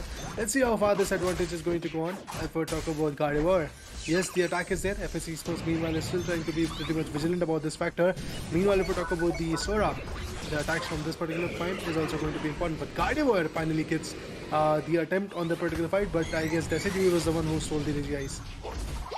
Right now, Enigma making use of Espion and Decidueye, they're able to do damage on the ranged attackers, but how further along? And you saw, they made sure that the player Sora on Mime needs to be taken down, because as long as you keep taking supporters down, meaning that it is an advantage for one of the teams, which is right now FS Esports. They'll get the advantage, get goals scored in, and then keep pushing the players of Enigma back, understanding that, oh wait, we are on a deficit, we cannot rightly get into a fight with an FS Esports, and that's the reason. Let's just wait it out so our teammates are respawned, and that's the thing that FS Esports is doing right now, as we see, and teams are fighting. Well, the impact is absolutely on point for Enigma Gaming. FS Esports struggling the way to actually get the lead done. But yes, of course, they've got the lead for now. This is the lead that they have actually attained, but the Rayquaza is about to come in. So that's what I believe we have to be worried about. Enigma Gaming has to be pretty much precise in terms of how they are going to steal the Rayquaza. And I believe Sadao could be an asset for the team, because those arrows, those spirit shackles, Yes. that's absolutely important. But again, these supporters are going to be very crucial. If they lose these supporters, FSC Sports might just close this game immediately, even though the Right. long range attackers might come through. I mean, maybe a Unite can help them here and there to steal it, but I would not incline towards the steal. Oh, Espion was very close to scoring that goal, but eventually, I guess the Gary came in and was able to protect the particular goal zones. But now the Rayquaza is here, so let's see how far the situation goes on. Very soon, we are going to see the streak of chaos coming up. Everybody waiting in the tall grasses, but it looks like FS Esports have started the fight. In the meantime, it looks like Enigma have also chimed in. Exchanges coming in both the ends, but it is FS Esports who have received damage. Now, Pardesi, he's the one who's going to be acting like an anchor who will take upon damage coming in. And constantly, Rayquaza is also being hit because of the ranged attackers. A big slam, but Kuldeep runs away at the right time. Now, Sora with the barrier, immediate confusion there, but this is the opening that they needed. And Slam and Unite coming in from Snorlax gives him time to buy it out. And Unite being used from none other than the Azumarill on FS Esports end. But somehow they're all running away, and Espeon coming in with the side shock of Ravon will be able to take down Azumarill. And with the Unite move, does not connect. Now, FS Esports, they are right now getting very nervous, and they're just using everything that they can. They're spamming, they're hitting, and making sure they find some connections. But in the meantime, a big 50 was about to be scored, but because of the ranged attacker, they were able to stop it. But again, went for another commitment. But this time, it is going to be none other than FS Esports taking down that Espeon. But the fight has already started coming in on Enigma. A big Unite coming in, knock, but just being defended with none other than the block. But Sadao being helped with none other than their healer. I would say Eldegoss, Kuldeep is helping them now. Sora in the meantime as well, but somehow Lynch will be able to take down the Eldegoss. He's looking to taking down other one as well. Sadao this time might be eliminated, but the steal coming in. Sadao's intention was only that the damage was being done. Now FS Esports, unfortunately, they do not have Rayquaza. It is none other than Enigma. Unite gets used, but still a big score of 100 gets done on both top and bottom lane. And this is going to be enough for Enigma to get back into the game. A done deal for now. Enigma Gaming for sure going to win this one particularly. It was an absolutely amazing tipsy-turvy type of match, but eventually Enigma Gaming at the last moment, the way that Kai Sadao was able to steal the As you particular said, Rayquaza in the favor. Yeah, he will definitely be it was an super crucial. advantage. Indeed. I thought for a second that the Spirit Shackle was for the particular Venusaur. But Yeah, eventually it went for Rayquaza. it did damage to Amazing. Venusaur and passed through him. Yeah. Amazing instance of fights coming from the corner. Enigma Gaming, a beautiful game from the corner, and now it all depends on the next round, which will be the fifth one, and the finalizer of this particular BO5 should be there. So let's see how far the situation goes on. If we talk about the lead, it's decent enough. Enigma Gaming is having the lead in their favor. I believe close to 150 points is the lead that Enigma Gaming was trying to aim for, and they got it. If we talk about FS Esports, 286 points from the corner. Rex was able to dish out quite a few damage. The Blissey was able to dish out quite a few damage, and when it came to the right support, Sora from its corner was absolutely on point. Oh, this match came ever so close. FS Esports will not be happy about it. I mean, I think FS Esports, after Enigma started fight with Rayquaza, it should have been FS Esports who took control of Rayquaza, should have let it go. Rather, you saw Scare after respawning and seeing that players from Enigma who had started the fight had left Rayquaza weak. He immediately jumped in thinking that maybe I'll be able to take it away because Unites were already used from FS Esports. All they had to rely was their moves and basic attacks. And what did Decidueye Sudhao do? He understood that okay, they do not have any unites, and that's the reason they're trying to stop me and stall me. And he's like, I'll wait it out. Even if I sacrifice my life, I'll do it for the greater good that is taking the Rayquaza. Gets it for the team, and the team will be able to score 200 goals in that instance. Wow. Amazing fight coming from Enigma Gaming. To be precise, if we talk about that, Espeon, that particular Pokemon tried quite a few times. Fura tried quite a few times to score the goal from both from the bottom lane and the top lane as well when the Rayquaza fight was going on. But eventually, it was the Decidueye which gave the advantage, and Sora with that kind of amazing instance. 1-1 goal from his corner. Knockouts for 0, 2 assists. 24,330 is the damage that Sora was able to dish out for the teams. And meanwhile, the MVP merit is going to be 73. Definitely a beautiful instance of fight was there from Enigma Gaming's corner, but the competition was ever so close. So yeah, that is something I'm actually worried about in the next round. In the next round, if the speedster comes in from FSC Sports' corner, things can be critical. But yes, one more thing, that's a Dao. The Decidueye is something which they should pick once again. Enigma Gaming to be precise. We will see how things are going to be panning out from here on because from where we were at in a do or die situation, we are right now in do or die situation for both the teams. It was Enigma who were right at the edge of the sword, who were about to be sliced off or at least pushed off the ship. They get back into it. They hold it strong. They make sure their hooks are clinged on to the ship, making sure that nobody pushes them off. And now FSC Sports, they're looking a little bit shaky. And this is why, with the I would say Pokemon picks that they had, we did discuss about this, right, Raider? Like, they do not have a speedster, and overall as well, they had very less all rounders. They did bring in a supporter and a defender as well, but you saw Pardesi Snorlax this time was a miss. Previously, it was a hit. And again, you cannot rely on your teammate doing, I would say, effective damage and stopping damage in all the rounds. It happens. The opponent might improvise, the opponent might be ready, and here at all times you saw that whenever he was trying to jump in with a slam or a block, they knew before that and they were running away from Purdesi. Rightly said. In the highlights, you can already see those brief, I guess, let's say, moments getting relieved where I guess the situation was more favorable for Team Enigma Gaming.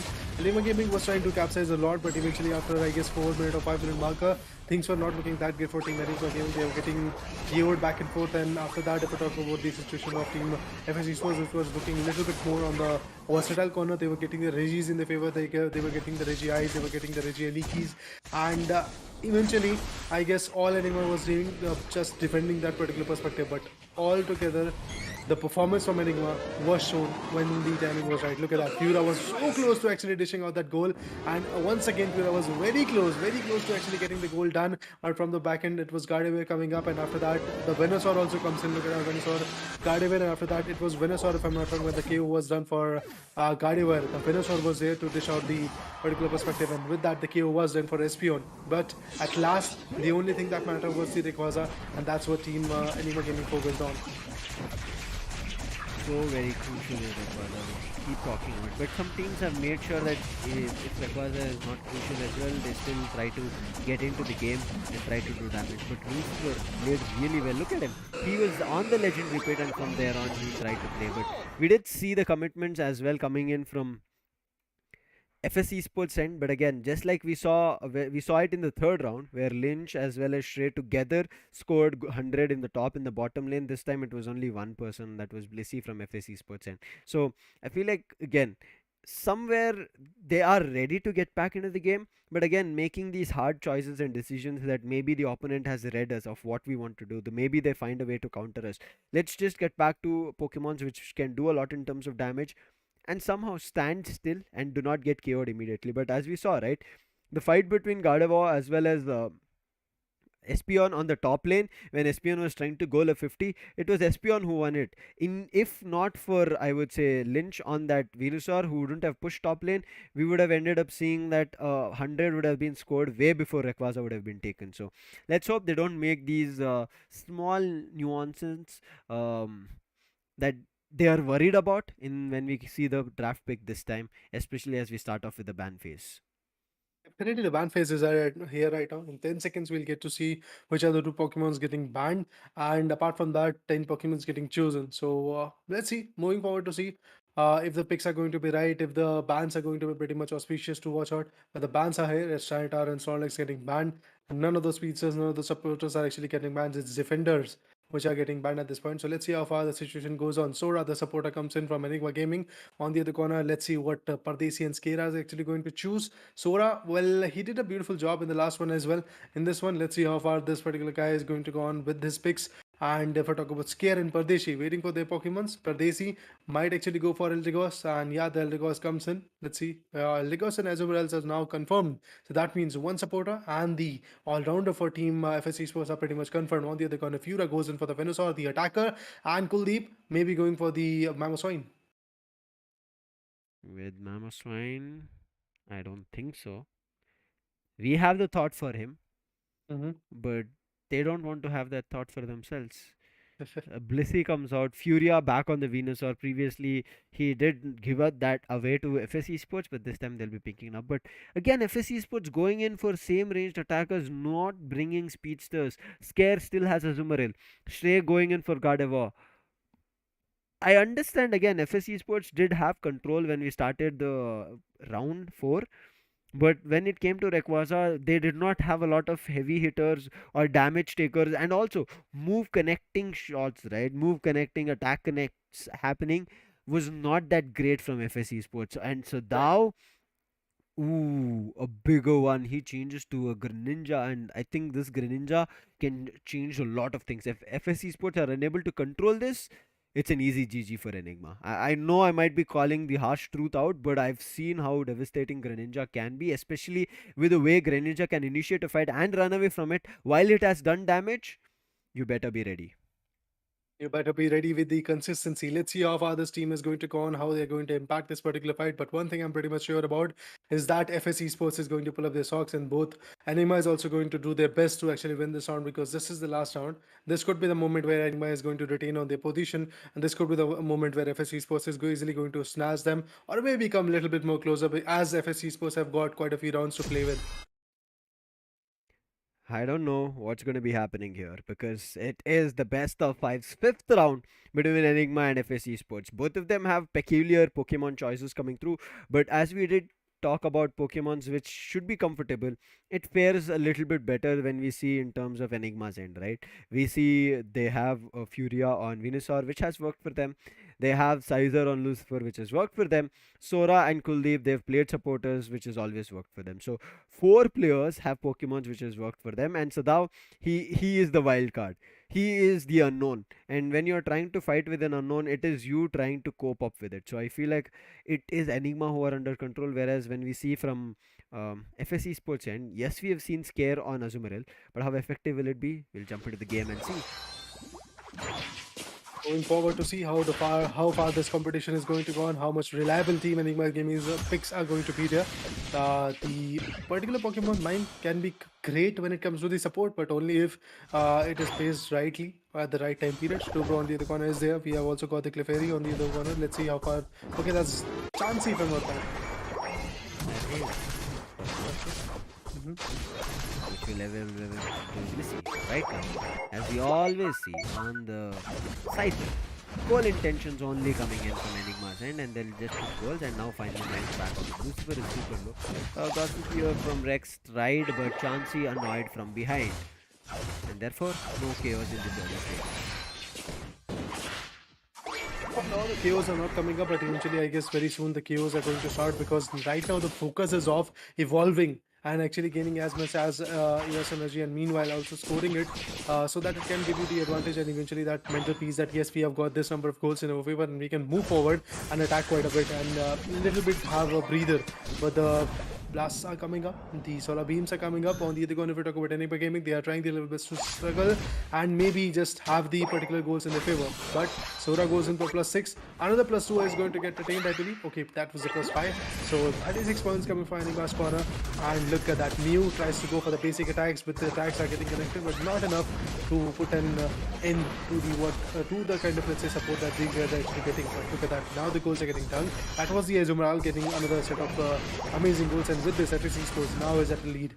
Shay is able to do damage, keep Enigma Gaming players in check with the Psyshock and push them back. That's the reason that top lane push worked out and they got the goal score. But right now they're switching lanes. They're running into the bottom lane where they just might meet Mime.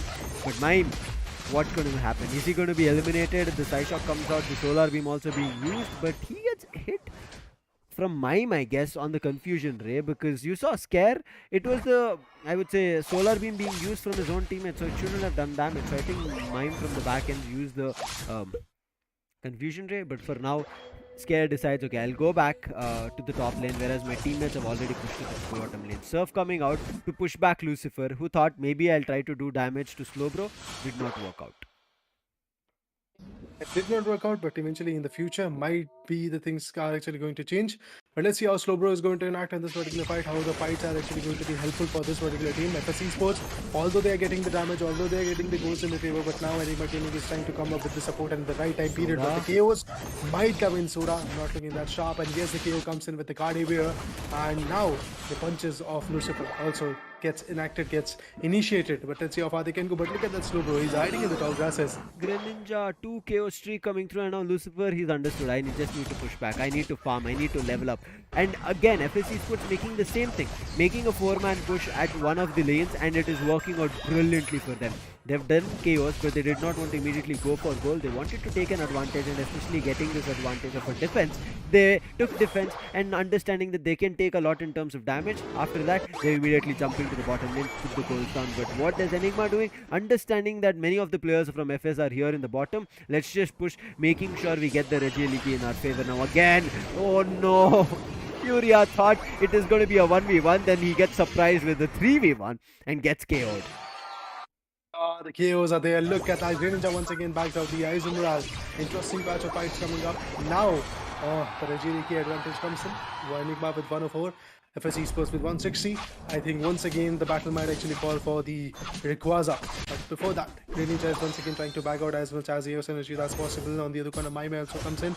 Evolution is something which is going to be quite important, and he has to just level up as soon as it's possible. On the other corner, Izumiraz is also ready with the raging attacks that he has got. But Gardevoir once again comes up with a brutal attack, and the fatality is going to be known as Greninja. Meanwhile, Mime comes out with a knockout of Slowbro. They're exchanging blows as of now. But again, in terms of goal zones, it looks to be even Stevens. But in terms of goals, a 60 score advantage is what FS Esports have.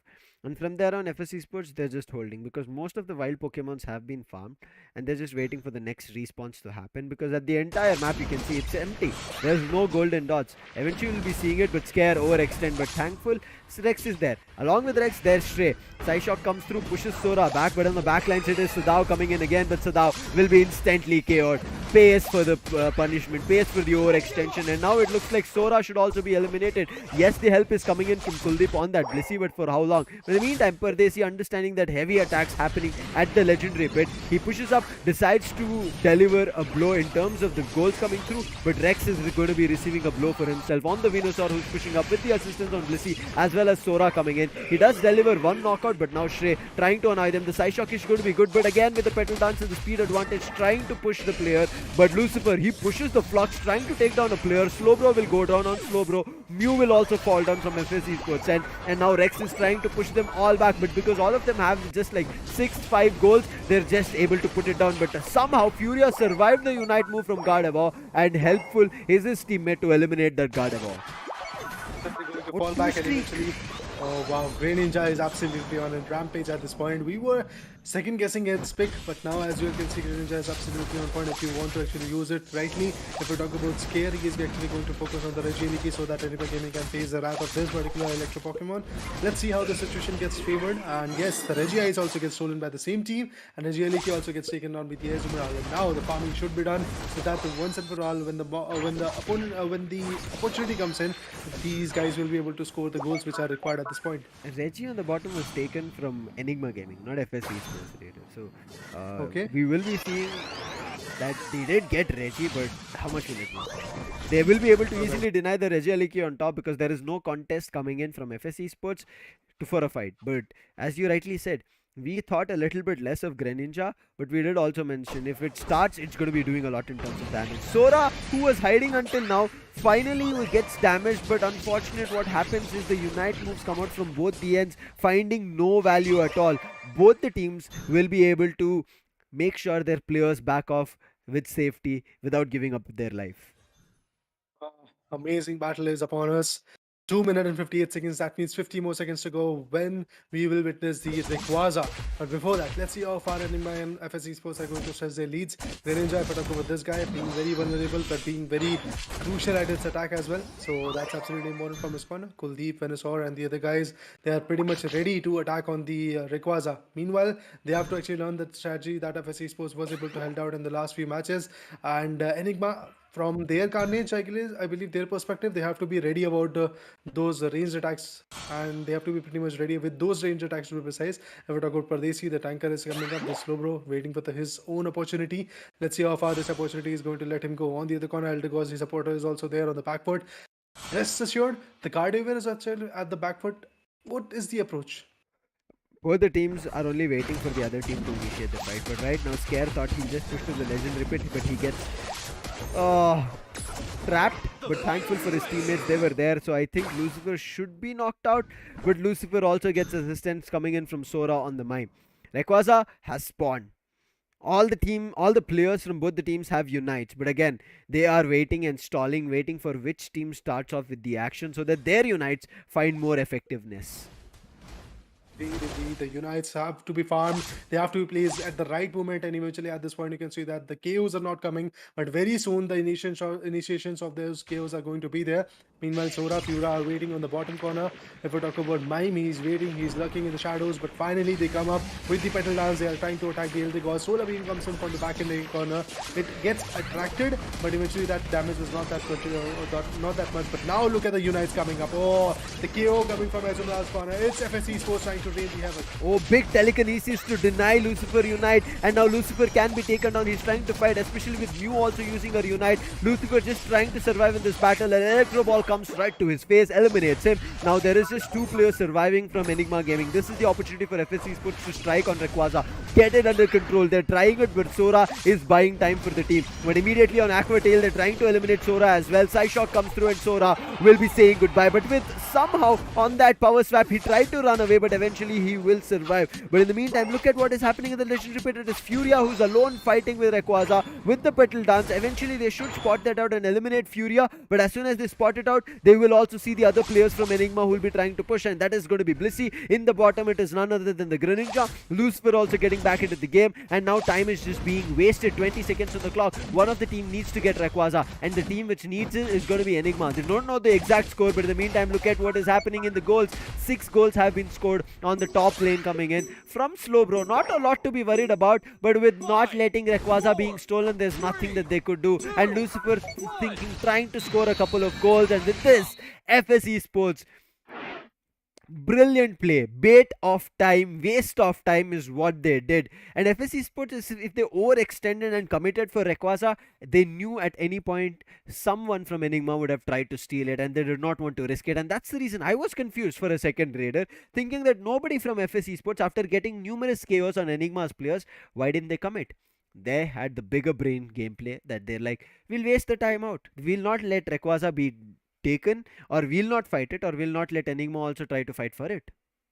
I mean, that's the advantage you get when you have the lead from the start. So definitely after the 8-minute marker, they were not worried about actually the Rayquaza. They were not actually getting impatient to get the Rayquaza. All they wanted to do is waste the time of Enigma Gaming and eventually deny the fact that Enigma Gaming might be able to take the Rayquaza in their favor, and they did it quite fruitfully. Manasaw on the other corner was trying to be a little bit more sneaky, but he also gets the KO done. And he was also taken down quite a bit. And eventually, if we talk about the Regielekis, it was the team Anima Gaming getting for the initiation of this Regieleki. And after that, at the 6-minute marker, it was team FS Esports getting the Regieleki in the favor. But meanwhile, when it comes to the damage, I believe somewhere around it was Lucifer and Sora who did their part quite a bit for Team Enigma Gaming. And on the other corner, if we talk about FS Esports, we can already see that Lynch and Scare. Look at their scores. Apart from that, Shrey once again becomes one of those guys which was able to help out quite a bit. I believe we saw quite a few Gardevoir knockouts.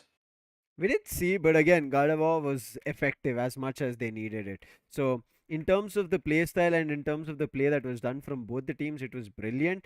But we'll talk about Pardesi. We did talk about Pardesi cannot be the same play that he makes, right? In terms of being very effective. So it did switch up back and forth from FSE Sports, but when it counted, especially in this last round of the best of 5, he worked out really well, uplifted his team spirit, and made sure that Slowbro was perfect. And when I talked about it, the telekinesis was there.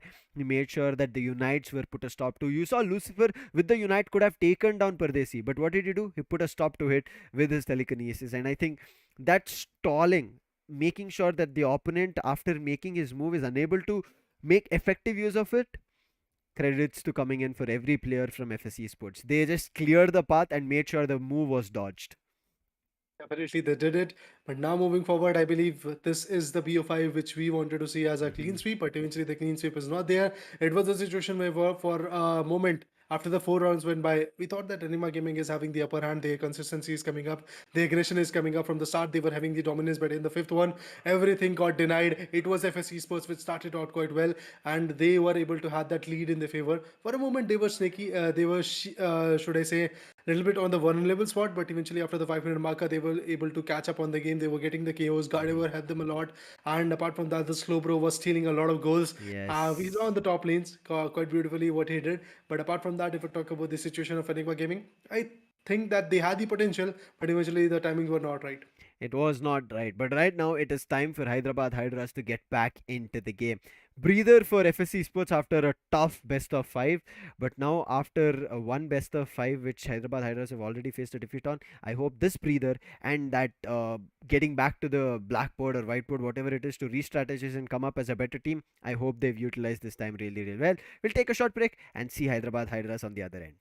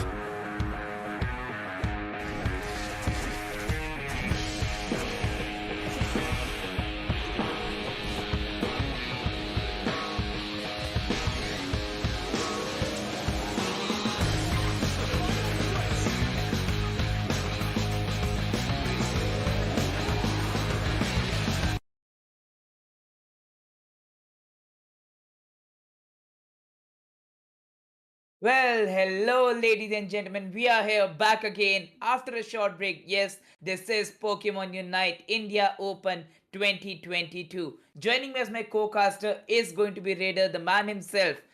And as we witness a great game between Enigma Gaming FS Esports. Well, again, as we saw, Raider, how it was such a close match. In the second game, it looked like Enigma Gaming, is the more aggressive team. But then, if after they won a fourth game also, but it was FS Esports backing down the first, then the third, then the fifth game. Again, a great comeback, and it was not much of a lead victory by the side of FS Esports. So again, both of the teams were actually the competitors, and definitely a great game we just saw. But then it's now we talk about the match three for the day. It's the second game for Hyderabad Hydras, where already in the game number one they lost a 3-0 against Revenant Esports.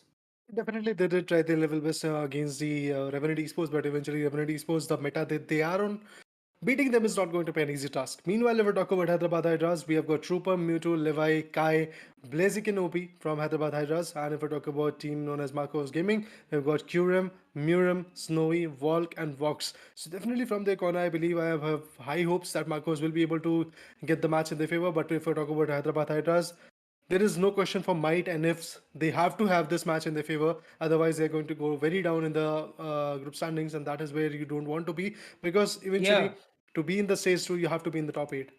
Well, eventually, this is the last game of the, second last day of this national playoffs. Again, tomorrow is going to be one of those last days where teams will be finishing with their games. And again, as we talk about Hyderabad Hydras, right now many things are on, are on grabs for them, or actually are on the losing points for them, right? Because look at that, they have played 20 rounds up until now, where Marcos is still left with their games. They have only played 15 rounds up right now and have 89 knockouts. Look at that. Volk is the I was actually going to talk about this guy, and in the head to head he's already present there. The damage is somewhat about a 20,000 difference. Assists, even in assists, it's Volk leading around. But then in goals, you have Kai, as the most aggressive one. He has been performing for the team. We have seen many a times that Hyderabad Hydras has been the player of the game. But then when you totally talk about a player, you won't be depending on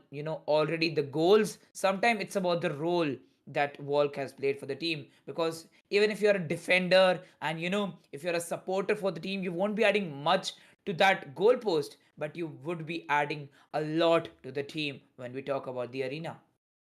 Rightly said. Eventually, it's very important to see that how these guys are going to gel with each other and eventually put up the show that we want to see, and how the impact is going to be there is also going to be Correct. crucial. When it comes to the knockouts, definitely Volk is the guy we have to watch out for. When it comes to the goal scoring, I believe Kai is going to be the one sneaky member of Team Hyderabad Hydras who can easily go for the goals. But when it comes to the synergy, that matters a lot. Revenant Esports, after bashing Team Hyderabad Hydras and Hyderabad Hydras after losing that particular matchup, now this is the round, this is the match where that synergy should be shown, and eventually that impact, or Correct. should I say that comeback, would have been there. So let's see how far they can go, how the comebacks are going to be there. Very soon the draft pick will come in for the first round, where we will get to see two Pokemons getting banned from each.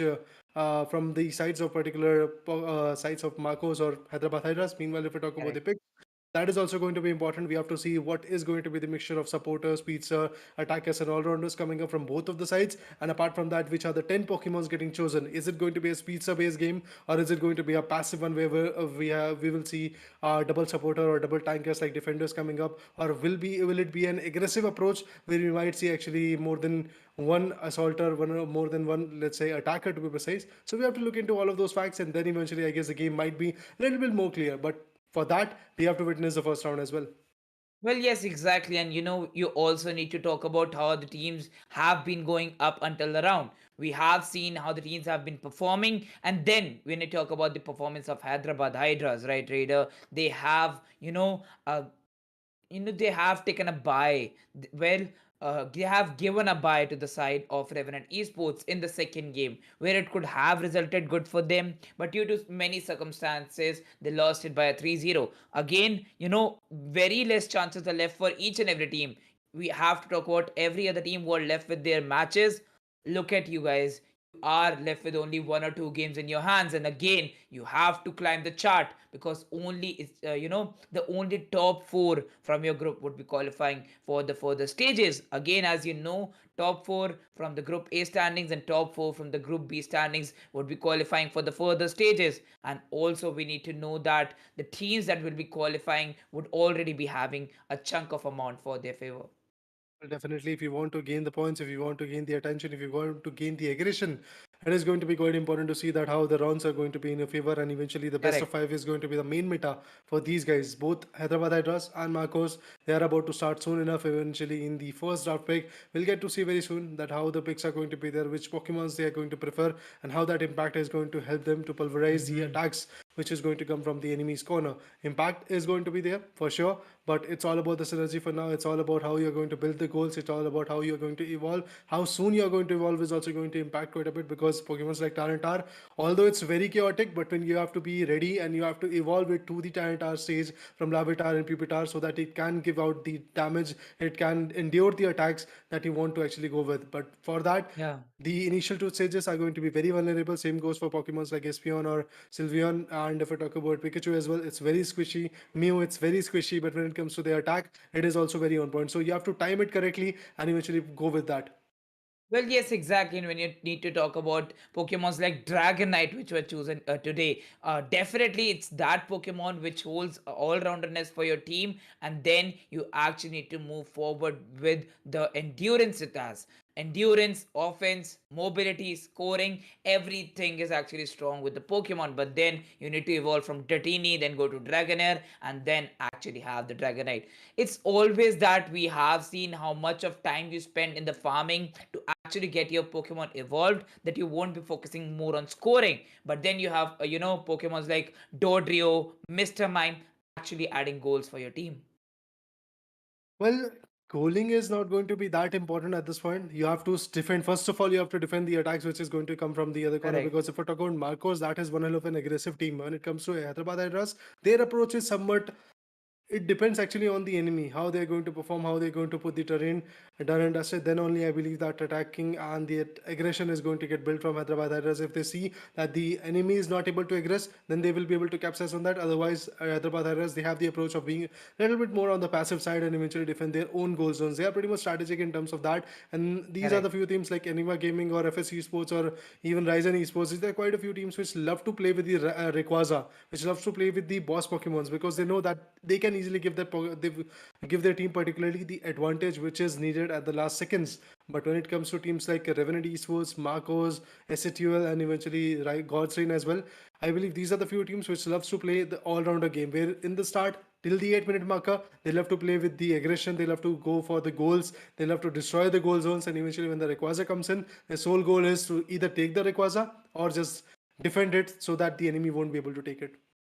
Well, yes, definitely, Raider. We also need to talk about how the teams would actually be focusing more on the other sides of the game. Like, as you talked about, scoring goals is really important, and then, showing aggression and actually oppressing your opponent is also one of those factors where team needs to work around. But then, when you talk about teams like FS Esports, who fought a great hard battle, who fought a Mhm. great hard battle against their team and actually won the game, but we are still waiting for the match 3 to actually come in front of us, where we are going to see the ban phase, and then how which of those Pokemons are going to be banned. And as we talk about H and the other team that is going to be Marcos Gaming, definitely we have seen Marcos Gaming playing right there in front of us. But then when you talk about HH, they already have played today. We have seen a continuous work on what your opponent is playing, and then they would be banning one Pokemon. But Revenant has always favored a Tyranitar ban. They don't want it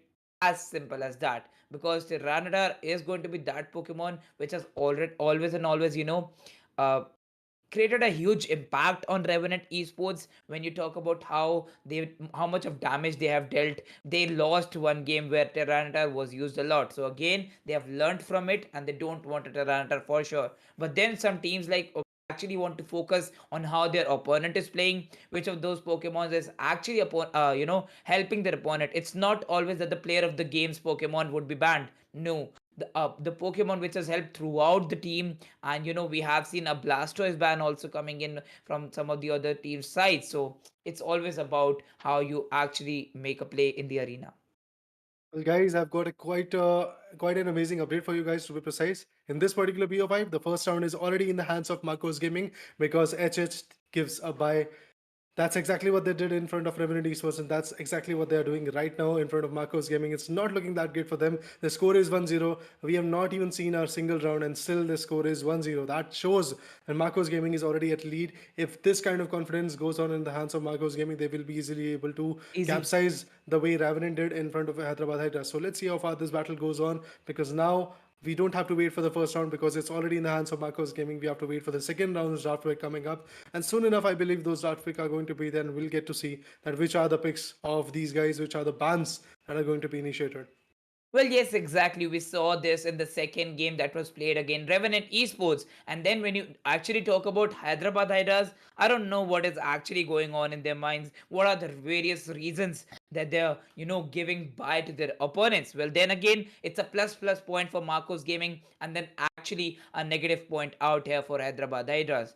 I don't know if they're actually, just giving up out there, or they have a strategy for it, because we saw of how much power that they had when they actually lost it 3-0. But in the third game, when they played against Revenant Esports, they were really amazing with the, strategy they came up with. Well, we begin with the draft pick screen out here. It's Thea Sky Ruins, the arena we talk about, Marcos Gaming and Hyderabad Hydras. The ban phase has, is still going on, and we have the bans out here. Already 14 seconds left. Marcos Gaming is going to have the ban of Dodrio on Hyderabad Hydras, and Hyderabad Hydras actually banning out the Tyranitar. So they know that Tyranitar also in the opponent is not going to be, a viable thing that they would need.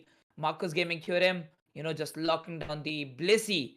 Might switch because we have seen Kyurem in different roles too. Let's see how the fights are going to be there. If we talk about Trooper, the defender is going to be there from his corner, the supporter, the attacker, everything has to be considered. Meanwhile, if we talk about the supporter, Levi is going to go for that mime particularly. The Blissey also comes in as a supporter for Team Marcos Gaming, but on the other corner, let's see what Walk and Murim are going to choose, Oh because their picks are also going to no. be quite important to check out. If we talk about Snowy, the all-rounder comes in, the defender walks is going to choose the particular Pokemon known as Mamoswine. The shifts are for sure going to be there in the final preparations. But before that, let's talk about HH Kai. And if we talk about Mewtwo, Kai with the Species is coming up with the Zorak. Let's see the changes are going to be there or not. Well, definitely Kai choosing a great Pokemon on its corner. If I talk about the all-rounder, the Sizer also comes in. That's absolutely an amazing pick. Now the pick phase is going to go in the favor of MG, Marcos Gaming, Muram, Volk. Both of them are also trying to go for. Let's see how far they can go, how kind of approach they are going to go with. The attacker Mew comes in, and we have got another set of amazing Pokemon coming from Volk's corner as well. Well, yes, exactly. When you are going to talk about the side of work, he is going to go for that. Uh, Oh, Gotcha. that's a Garchomp. Garchomp once again getting picked up out here.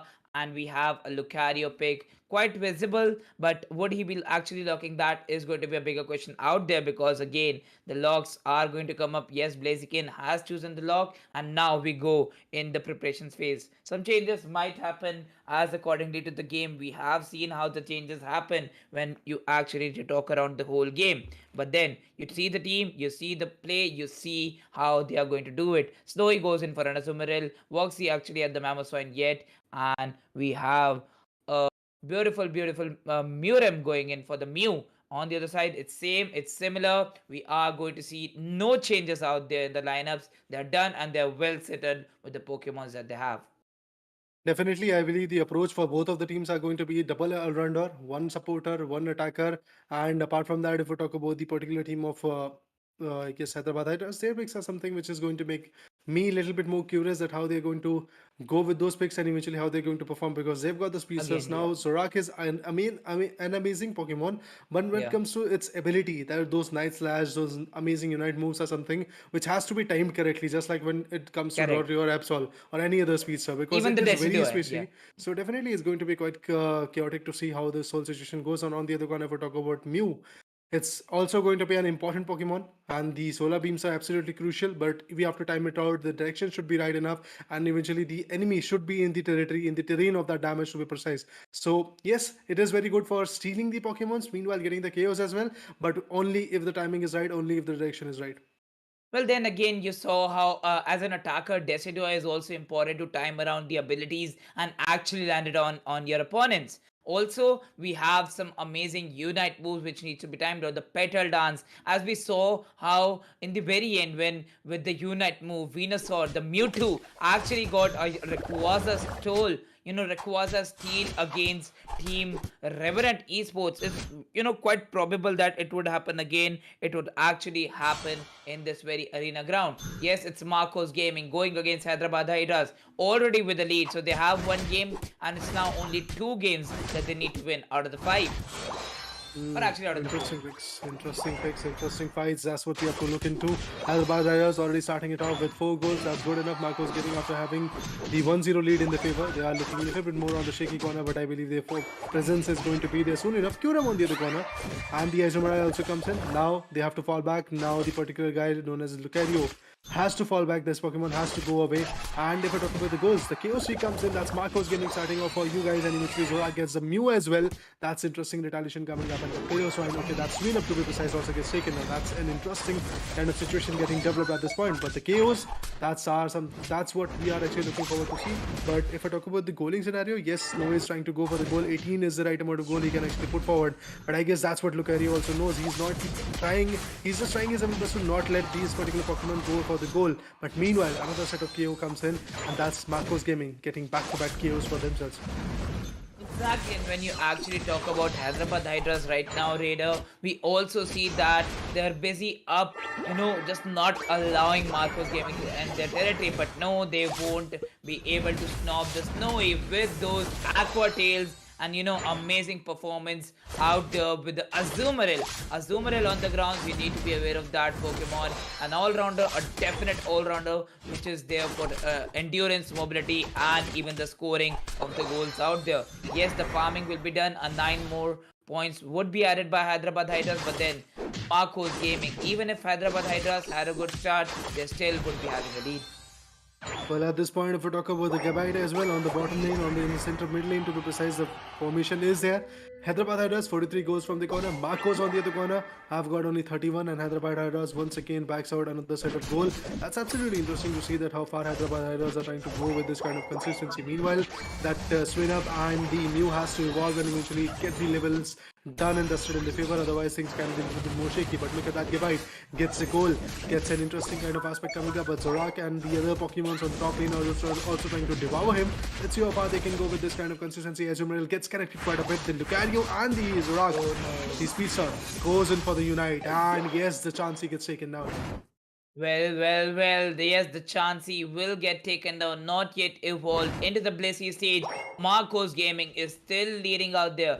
Yes, Mr. Mime would be adding those, Pokemons to their side, but then it's the Lucario actually taking down more of those Pokemon on the side of Marcos Gaming. Again, Hyderabad Hydras, yes, they're actually performing good with up until now, but now it's about the Reggies that you get. More 5 points added. Sweenup would be getting down the Hyderabad Hydras Snorlax. Again, a short Pokemon like Sweenup got the Hyderabad Hydras, but then you know that with that Snorlax going down, you would now be a Piloswine. Piloswine was able to take down the Zorak on the other corner. For talking with the KOs coming up, this Sizer was absolute, but look at the number of KOs he delivered. Back to back, the KO streak came in, and that's quite good. The supporter once again tries to dish out the amazing attacks, which is quite important. But look at that, if I talk about the Snorlax on the other corner, both of them are just trying their best to jiggle around and eventually go for the goals. Marcos Gaming 89, Hyderabad Hydras 109. That's a good score, and there is a lead of 20 points coming from Hyderabad Hydras. Now it's the attack coming for team particularly known as Marcos Gaming, but the Reggie steal gets stolen by our Lucario, and if I talk about the Reggie Aleki, it's Gabite who gets it in his favor. And now moving forward, things can be critical. I believe the Gabite has evolved to the Garchomp, and that's absolutely important to see that how Garchomp is going to become an asset for the team. Meanwhile, in the bottom lane, already Arakas falls down, Mew gets taken down. It's a bad one for Team Hyderabad Hydras. Their players are actually getting crushed. Meanwhile, if we talk about Levi, the Snorlax could have been taken down, but Garchomp manages to take down the Sizer. That's interesting. The ships are coming up in the fight. fights, and this shift will help Team Hyderabad Hydras a lot. But on the other corner, Oh, look at look at Marcos, that. 159. Well, with the Garchomp actually, making a total, lead out there when you talk about the whole position here. Yes, it's the Garchomp right now adding those moves, but yet it's not, is it evolved is going to be a big question. Yes, it's evolved. It is evolved at the level 10, and it was a Gabite till the level 6, but then it's now at level 11. Garchomp adding those 40 points actually took the lead of 50 plus now. It's now below 5 minutes with not much of farming is needed. It's needed for those, moves coming out there and then actually evolving Pokemons like Pillow Swine, which is not yet at the final stage. Scyther chosen to be at the, like earlier stages only, not evolved to a Sizer. It's his choice definitely which move he's going to play out there. But then again, only 4 minutes 30 seconds remaining. Garchomp again with those tombs gets the KO, and look at that, the Unite move actually working out for the team. Solo, just he's stuck. The Snorlax was stuck between 4 Pokemons, and Garchomp would now be adding 18 more points. Garchomp is just going aggressive at this point. Eventually, if we talk about the storms, it was coming from Mamoswine. Moving forward, if we talk about Levi, the Lucario, his HP is not looking that great, but he still survives. Mamoswine has to go for the 40-pointer. Let's see, can he go? He was very close to going for the 40-pointer. Denied. It was denied by the Snorlax. Now the shield once again comes in. There could be quite a few KOs coming up, but it was Chansey getting the KO. And a beautiful performance. I guess that's Blissey now. And Zorak manages to get the Blissey. And Garchomp still survives, still gets the KO, but he is way too inside the enemy territory, and finally he also gets taken down. Marcos Gaming 184 from the corner, and look at that, the people from They got the Reggie. Hyderabad Hydras are also trying to just TP back and eventually form out the synergy. But now look at that, Hazumaral gets the Reggie DK for themselves, but it was Lucario coming from the back end who is not going to defend it. So let's see how far they can go with the defenses. 239 points coming from Marcos Gaming. You deny us at the top lane, but you won't be actually getting that victory in the bottom lane.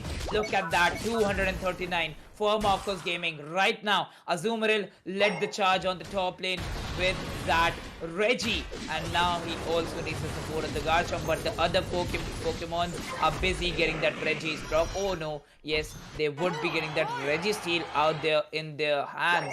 And look at that. Yes, 35 points would be added by Mr. Mime. But then again, a solo Mr. Mime. How much points can he add? A Zorar could be adding so. And the Scyther right now is actually, able to take Pokemons out. Is actually able to dish out a lot of damage on Marcos Gaming. But alone, he won't be able to do much. And Snorlax always facing that, KOs back to back coming on him as soon as he reaches the enemy territory. Mamoswine actually going back to the territory. All the 5 Pokemons are still waiting for the Lord Rayquaza to arrive. Yes, they are farming out there. They need the Unite moves to actually cater to the opponent team when they arrive near the Rayquaza pit. Tough battle coming up for now. Marcos Gaming 239 points from the corner. Hyderabad Hydras 215.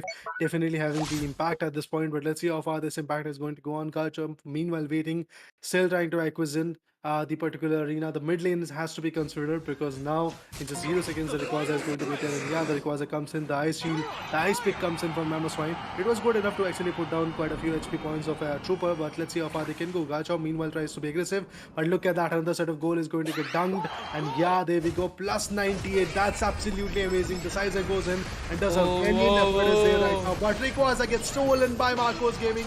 That's absolutely important to see. Marcos Gaming gets the Rayquaza in the favor, and now they're going to dunk down as many goals as it's possible because there's nobody to defend, because the approach for team Hyderabad Hydras was to, like, basically we are going to go in the enemy territory and maybe get as many goals done as possible. But 579, 679 is also going to be there because still if a Mew is residing, it's pretty much alive at this point, but eventually those energies are not there, those AOS energies are not there, which we wanted to see. But let's see how far this Murum is going to go on. Yeah, the solar beam comes in, the speedster was about to go down, but eventually that's what we were talking about on the caster deck, that if the impact is on point, then only that solar beam is going to work. If the impact is within the criteria, then only those impacts are going to be there. Look at that, another valiant effort, but the efforts was in vain. Plus 12, and that's Marcos Gaming for you guys. 647 points coming from the corner. Mamoswine also backs out plus 66, plus 56 to be precise, but the Storms were able to get the KOs of the speedster, but still Vox has to fall back, otherwise he's going to go down.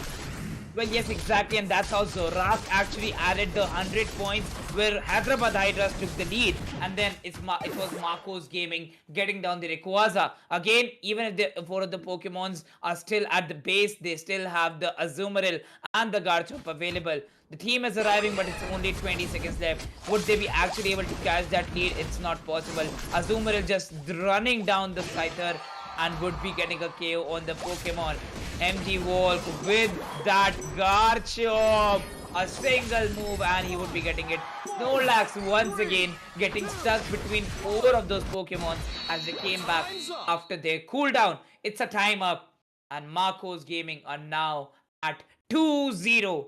Took a victory in the second game that they play. Yes, the first game was a bye by the side of Hyderabad Hydras, and then it's now 2-0. Marcos Gaming just one game to win. Well, then again, it would be in the in the fourth game, in the third game or the fourth game that would be in their hands, right? Right now, look at that. Raider 647 points on the chart. Well, yes, Hyderabad Hydras, Kai once again, proving how much damage causing and how much problem he can be to any opponent team. But then again, a single player won't be adding much. And look at Levi actually becoming the MVP out there, the player of the game for their team. Oh wow, look at Volk. Either the damage did the work as the Garchomp, all-rounderness was required, and a perfect supporter to Azumarill, I might say. There's a reason behind that. Azumarill, we know how he performs as an all-rounder, but two all-rounder combination of a Garchomp and Azumarill, one gives you mobility and another one gives you a huge amount of massive damage on the opponent team. Definitely have the number. If I talk about Garchomp, close to the century. Moving up ahead, if I talk about the player of the match, is going to be Vox just because of the assist and the goals that his this out was absolutely on point. Look at that. 138 goals, 3 knockouts, 9 assists, 57,684 is the damage, and 83 is going to be Yeah, the MVP merit points. That's absolutely correct. amazing. Coming from Vox's corner. But let's see how far this guy is going to go on because already one match is in their favor. Second match, they were able to win it. And the third round is something which is going to be quite crucial. It could easily give the breather. That's what we saw between Enigma Gaming and the particular team which we saw. But so basically, it could repeat once again. That just like Enigma Gaming, maybe Marcos Gaming is going to go down as maybe in the last 3 rounds, Hyderabad Hydras will be able to catch up. So before that, we are actually going to talk about the highlights as well. In the highlights, you can see in the initial stages when Enigma, when to be precise, Marcos Gaming was trying to build up their Pokemons and level up their Pokemons, they were getting shattered just like Enigma because their Pokemons, when they were not evolving, they were very vulnerable. But after that, when the evolution was there from the Bite to the Garchomp, when the journey was done, look at that, how beautifully this guy was able to dunk down a lot of goals and eventually was very chaotic. Although the chaos were there, no doubt in that. I'm not actually doubting the strategies of team which was on the opponent side, the Hyderabad Hydras. But still, if I talk about team Marcos Gaming, they were one step ahead of team Hyderabad Hydras. Exactly, when you actually talk about the whole point of view of the game, it was again Hyderabad Hydras. We saw them after they gave a bye in the second round. They were so close to Revenant Esports in the third game. And yes, it was only the Rayquaza which helped Revenant Esports a lot. This time, it was actually, Hyderabad Hydras who were in the lead if the Rayquaza wouldn't have gone into the favor of Marcos Gaming. Yes, a great game out there. 98 points. And then we saw around 76 or 96, if I'm wrong. A correction would be definitely required. And look at that. The KO streak that Garchomp was getting each and every time you see a Mamoswine was present there. And that is why Voxes with the Mamoswine would actually be taking home the player of the game from the game 1. Not the game 1, but actually the game 2, where the game 1 was a bye, as we have already discussed. Now it's 2-0 on the side of Team Marcos Gaming. Yes, they're at a lead. It's only one game that they need to win. Then it would be second clean sweep on Hyderabad Hydras today. Well, looking forward to see that how the clean sweep is going to be there. from Revenant ends, Hyderabad Tigers was unable to stand tall from Marcos, and already a bias there, already a win is also there. So definitely for Hyderabad Tigers, things are not looking that great. It's going to be a very critical match for them. The third round, the fourth round, the fifth round, every single round, if they are able to capsize in the third and fourth one, the fifth one is also going to be quite crucial if they are able to capsize in the third one. The fourth one is going to be very important to check out. So definitely, I guess the impact is something which is going to be quite amazing to watch out. So looking forward to see how far Hyderabad Hydras will be able to build a ladder to the victory. Apart from that, if we talk about Marcos, current scenario, having the Garchomp, having the Azumaral, working it out all together is absolutely amazing. I missed just one thing, that was the Sweet Sir. And eventually, if we talk about the Sweet Sir, Hyderabad Hydras used it at its peak potential, and eventually we saw a lot of Zorak knockouts coming up, a lot of Zorak's goals done and dusted. But eventually, Zorak was not using when the Rayquaza was at question to be precise, before, because Yeah. Marcos was like, basically we have to wipe out this particular Pokemon first of all, because if he gets taken down, then we have the open arena, and then we have the open chance of having the Rayquaza in our favor. Because if Zorak would have been alive in that particular mid lane, he would have easily swiped in with the Unite move that he has and easily get the Rayquaza in his favor.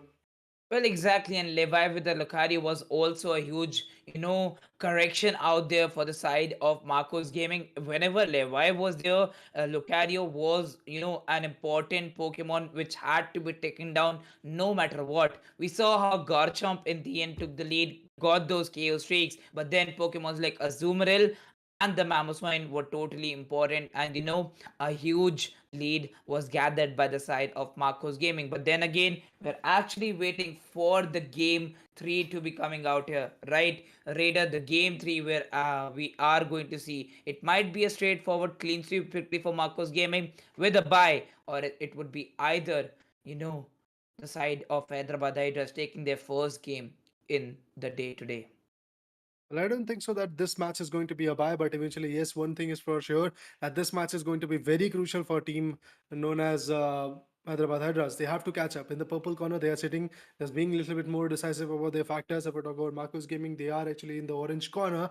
The Pokemons which are going to get banned are going to come very soon, 10 more seconds to go, and then we'll go for the end of ban phase, and eventually we'll get to see the Pokemons getting banned, one from each side to be precise, and those two Pokemons will not be used. So that's absolutely going to be quite amazing to watch out. But Hyderabad Hydras, let's see what they have chosen. They have chosen the Izumaral. And for the other team, Marcos Gaming, I believe that is going to be the Lucario.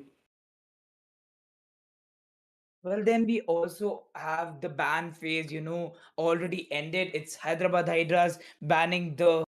Oh, it's an Azumaril ban. That's so not right. And on the other side, do we have a Lucario ban from Marcos Gaming? At last we don't see like happening. We saw how Tyranitar got banned and Hyderabad Hydras actually making the move out here. Tyranitar is not banned. We are going to pick it up for sure. Whereas we see that Volk is taking that Venusaur. So some huge amount of different Pokemons are going to come out here in the meta. With Tyranitar has already been picked up. Well, the picks are there. Fortunately, if we talk about the attacking scenario, Mew has been figured for Marcos Gaming, and eventually in the last battle, we saw how Marcos Gaming was getting struggled by the Mew Solar Beam. So they were like, basically, now we are going to pick it up, and let's see how you are going to face the Wrath. Delphox, oh, Delphox gets confirmed from Mew. So that's the attacker coming from Hyderabad Hydras. If we talk about the all-rounder, I believe at that angle we have got Tyranitar and the Trooper as well. And if we talk about the particular supporter, it's going to be Levi. So a double all-rounder, one attacker, single approach for defender, and single approach for the supporters also is going to be there. But when it comes to Marcos Gaming, we have got a double attacker, triple attacker to be precise. That's amazing. Triple Oh attacker, dual wow. supporter type of scenario coming up. Marcos is going to go guns blazing, Oh, all I aggressive, see. I and see. they will see the aggression.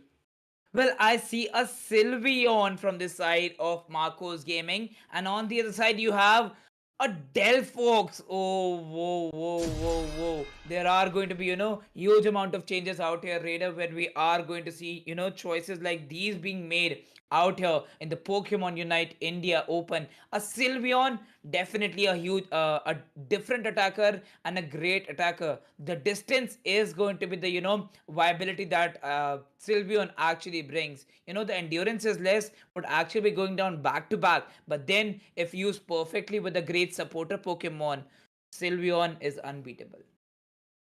Well, definitely, but eventually, if I talk about the support system, I believe that support system has to work quite fluently because they have got three attackers. For Marcos Gaming, I'm talking about that their perspective. They've got the three attackers in their favor, and if they are unable to use that particular Pokemon at their potential, I guess things can go very bad for this particular team because Marcos Gaming having the two zeros, if the clean swipe has to be there, they have to be pretty consistent about their facts. But if we talk about Hyderabad Hydras, the Eldegoss, the Larvitar is there, the Snorlax is going to be there in the bottom lane. On the top lane, I believe we have got the Sizer, and in the sort of mid lane, we have also got the Eevee.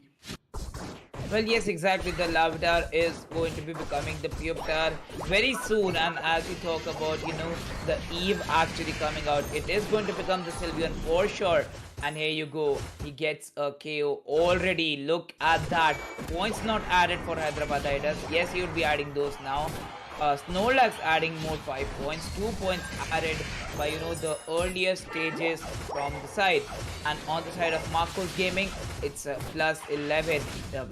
Coming out from Chansey it's 7, and then the Sylveon Eve is now already evolved and a 25 point of difference, but then the Mew would actually create the huge amount of difference out there. A screen right now blocking the Mew might would want just wants to leave the whole area, but then the Eldegoss is not allowing him. Well, fortunately, here's the Wild Berry. He's going to repatch himself, and the Solar Beam comes in. Marcos Gaming tries to retaliate. 20 points coming from the corner. Hyderabad Hydras. 25 goals have been dunked down. But Muram, the Solar Beam once again goes in. Definitely does the damage. Definitely does the reciprocation of the attacks that he received. But let's see how far this particular team is going to go on. On the other corner, if we talk about the Chansey, also tries to be a little bit more futile. Delphox is also surviving. Look at the attacks coming from this particular Pokemon. Definitely going to be quite impatient. But on the upper lane, on the top lane to be precise, we've got a Sizer versus Sylveon attack. Oh yes, this is going to be one of those things out there where Hyderabad Hydras once again have taken the lead.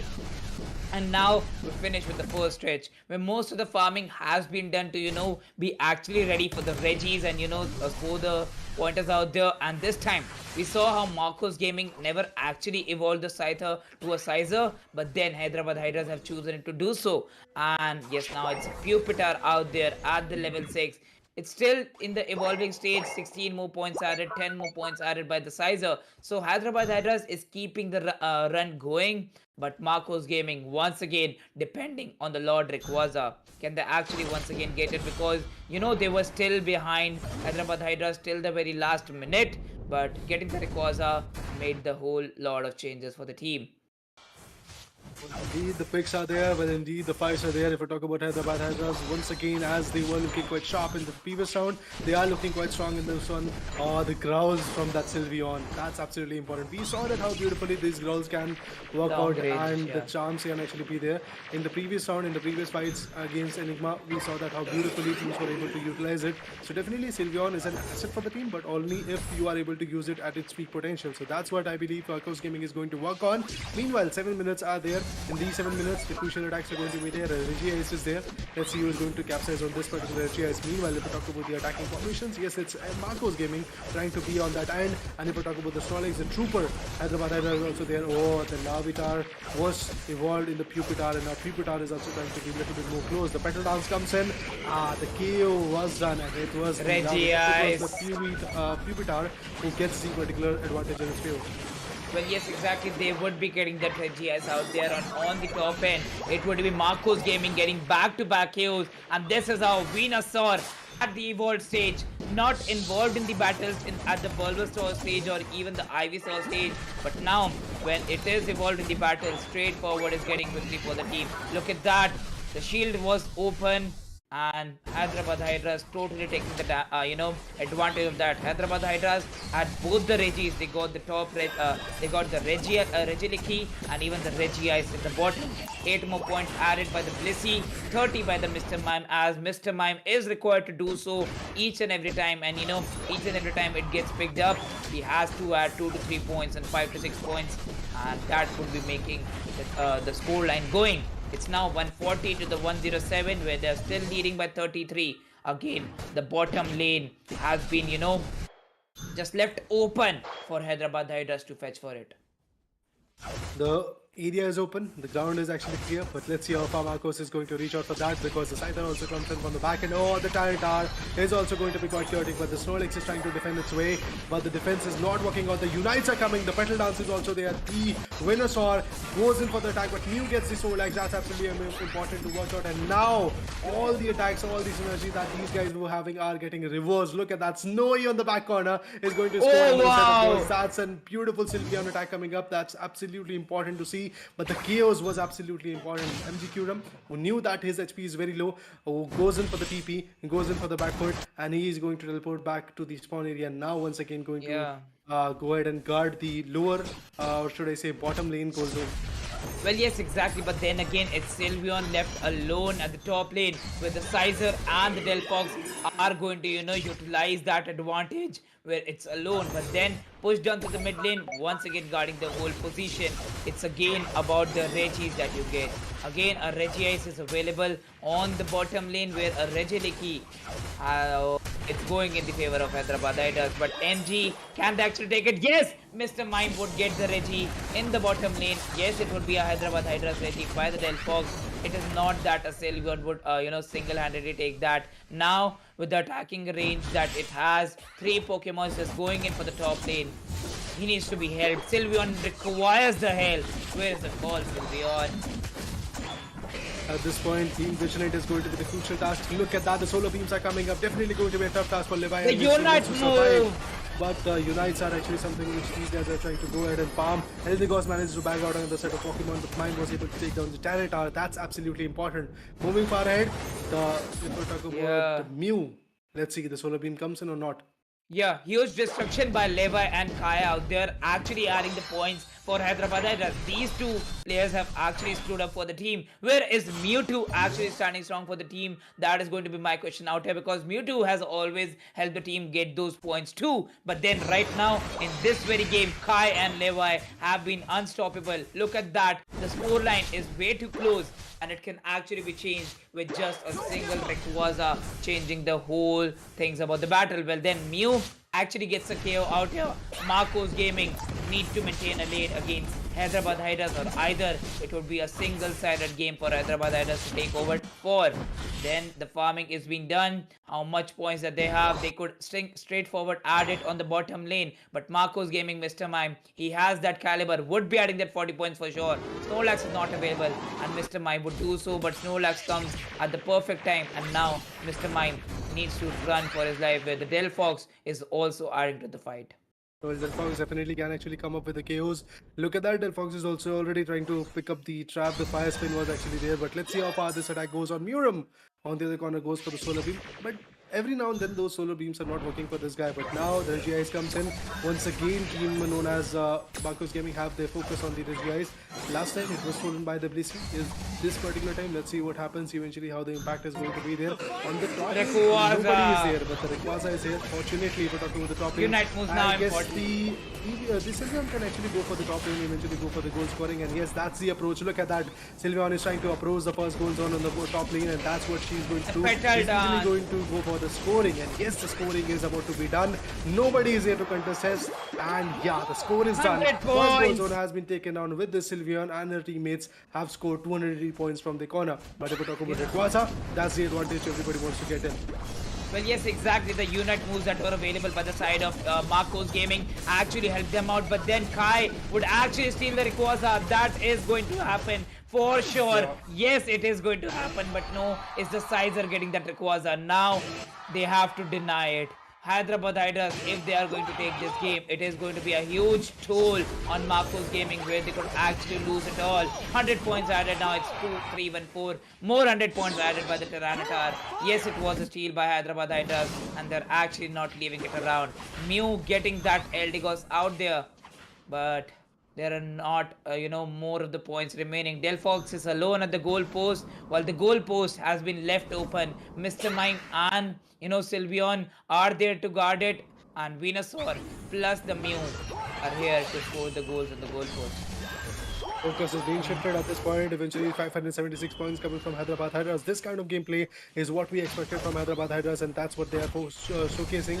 And this is absolutely amazing to be precise. If we talk about the next 25 Oh seconds, it's no. quite crucial. Marcos Gaming on the other corner are getting a lot of knockouts, but eventually they won't be able to capitalize on the score. That's what we want to go with. The KOs are coming up. Mine gets taken down. That's a beautiful attack coming up. If we're talking about the EV, those growls were not used at the peak potential, but finally the goals are something which is going to get down. Look at that. Marcos managed to get another set of plus 76 in their favor, but let's see how far they can go. Trying their level best to survive, trying their level best to go for the goals, but the time has run out, and this is it for this particular matchup. It's Hyderabad Hydras snatching the victory after giving a bye after losing a match. It's Hyderabad Hydras, Sky, Levi, Mewtwo, Miss, and Trooper getting the match in their favor with a beautiful banger performance. Well, Kyle Levi, definitely a great performance from their side. Once again, Mewtwo actually with the support, and then Trooper and Mist being amazing, with their performance. But this time, Mewtwo couldn't add much with the Delphox. All he had done was actually giving the defense to the team while he was an attacker for the team. Could have added much for the team, but yes, Delphox didn't work out for Mewtwo. On the other side, when you talk about Marcos Gaming, a great performance, everything was right, but they lost the Rayquaza. The Rayquaza should have been in their halves, and then it could have been a 3-0 for them. But yes, we are going in the round 4 where we would be having a results or not. That is a bigger question out here because again, we missed the round 1. It was a bye by the side of Hyderabad Hydras. It's still Marcos Gaming. They only want one game while the other team wants two. Well, Marcos, you have to start that lead particularly in your favor so that you can wrap up the round particularly. So I guess the only thing that we have to be worried about that how Marcos is going to catch up in the next round. And if we talk about Hyderabad Hydras, they have a long way to go because they have to win both of the rounds which are going to be there, the fourth one and the fifth one. And if it Correct. is possible and if it is doable, Hyderabad Hydras will be having a very amazing sigh of relief after losing the round in front of Revenant Esports. This could be the one where they might actually back out certain amount of lead, and that could be a subtle comeback coming from the Correct. corner. But if we talk about Marcos Gaming, they are not keen on giving that kind of buffer. Eventually, in the last second as well, Marcos's Gaming, I believe Sylvan was there scoring the points. Everybody was trying their level best to go ahead and score the points, but Levi is going to be the guy who is going to become the MVP, the player of the match. 250 goals from the corner. 4 knockouts, 5 assists, total damage of 53,565, and the MVP merit ranking is going to be 80. Well, yes, exactly. And this time, actually, the Levi, he was not the supporter, right? He was actually the most important player out there for the team. Yes, HH Levi with that Lucario helped a lot for the team, worked great and worked, differently out there. And this helped the team a lot. This helped the team a lot with their performance. Again, yes, it was Levi. No, it was not the Lucario. It was Lucario in the previous game. This time it was the Sizer. Sizer who got the Rayquaza. And that's how they have the game in their half. Once again, the highlights would actually clear out more things for us. Till the very 6th minute, it was a low score line, not actually looking forward to high pointers out there. The Rayquaza would be only the thing that would be adding the points out there, and yes, that was the case. But then Marcos Gaming here and then, right and above and left and right were adding those points, but still it was Hyderabad Hydras because of the Sizer actually becoming the MVP for this game. Added a lot of points throughout the game and then changed the whole pace of game when he got the Rayquaza. I mean, indeed, the affectionate fights coming from the corner was absolutely on point, and they were able to dish out the right amount of damage which was required in the highlights. You can clearly see for the brief time period, I believe there was a brief moment of where Marcos was easily going to win it, but eventually, when the Rayquaza got stolen by the Scyther, that was the moment where everything went down and the bonkers performance coming from Team Hyderabad Hydras was showcased. So that's definitely one thing to actually talk about. Moving up ahead, I'm actually expecting a lot of clash coming from the corner in the fourth round. So let's see what happens in the fourth round, what kind of impact these guys are going to embellish, and eventually what kind of retaliation is what I'm actually trying to go for. So yeah, expectations are there. Many points are actually going to be there. Many attacking formations are going to be there. But now speedsters is the one thing which I'm missing from the Marcos Gaming. So maybe the speedster will come in the fourth round, and maybe we'll see something else happening in the game. Well, yes, exactly, and that is what you actually need to talk about, right, Raider? When you know that most of the points have went into the favor of Marcos Gaming, it's still a 2-1 where they are at lead, but then anything can happen. This time, Hyderabad Hydras just shook the things apart in the very last 2 minutes and actually got the favor in their hands. Yes, it was 1 minute, still a struggle for Hyderabad Hydras, but yet they were able to defend their base. If Mew would have been allowed, then the difference would have been really less because he would have added more 70 to 80 points to that scoreline. And it could have been that they would have taken a lead by 5 or 10 more. But no, they were denied. They were denied straightforward. It was nothing to be, done out there. And a straightforward victory was, announced for Hyderabad Hydras. Now, we're still waiting for the fourth game to arrive where more things are going to be yet cleared. Sylveon worked out for the team, made a huge impact out there for Marcos Gaming, but then a three attacker strategy. Oh no, it was a three attacker or a three all rounder strategy. Clear I don't attacker. remember it. Three attacker strategy that Marcos Gaming went with didn't result well. They need to change it. I believe yes, of course. If the capsization was done right, things would have been in the favor of Team Marcos Gaming. Eventually, at the last moment, the only thing Marcos missed was the Rayquaza. Otherwise, they had the firm grasp of the match. They were getting the KOs.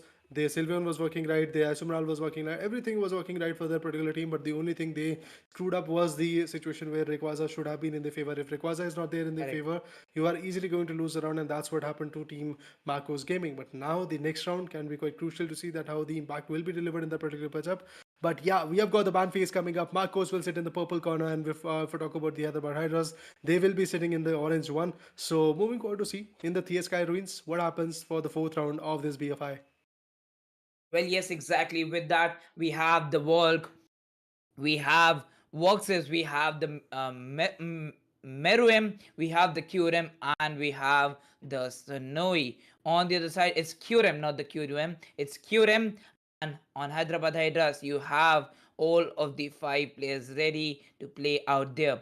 Yes, it's a Tyranitar ban from the side of Hyderabad Hydras. They were the actual ones to pick it in one of those games, but they don't want their opponents to pick it out. Marcos Gaming, where they want to be beware of the steals, they ban the Dodrio straightforward. But it was a steal by the Sizer. It could have been a Sizer ban, but they know that if they would have banned the Sizer, a Dodrio would have come up for sure. So reverse psychology, a great impact would be created, and Marcos Gaming is going for the Sizer for sure. Yes, a Scyther worked out for them in the second game, and they would be going with the same strategy.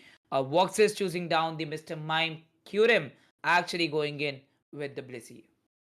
For now, double supporter, single all-rounder approach is there from the corner, but let's see how the last two Pokemons are going to affect the fight. Meanwhile, if we talk about Hyderabad Hydras, one defender is there, one all-rounder is there, one attacker is there, one supporter is there. So the mix of everybody is going to be there. Now we are missing one speedster from Hyderabad Hydras. Now let's see if we talk about Marcos Gaming. We have got Miram and Wall trying to choose their own preferred Pokemon. Oh, the Dilfox is going to be there. That means the attacker, the dual attacker is actually going to come in. We have got the Dilfox and the Gardevoir as well. So that's good enough. If we talk about team known as Hyderabad Hydras, Mist is coming up with another set of beautiful Pokemon, the Venusaur and actually known as the Decidueye. The double attacker approach once again gets pertained. And apart from that, if we talk about the only shift is there, that shift is known as Snorlax and Mime as well.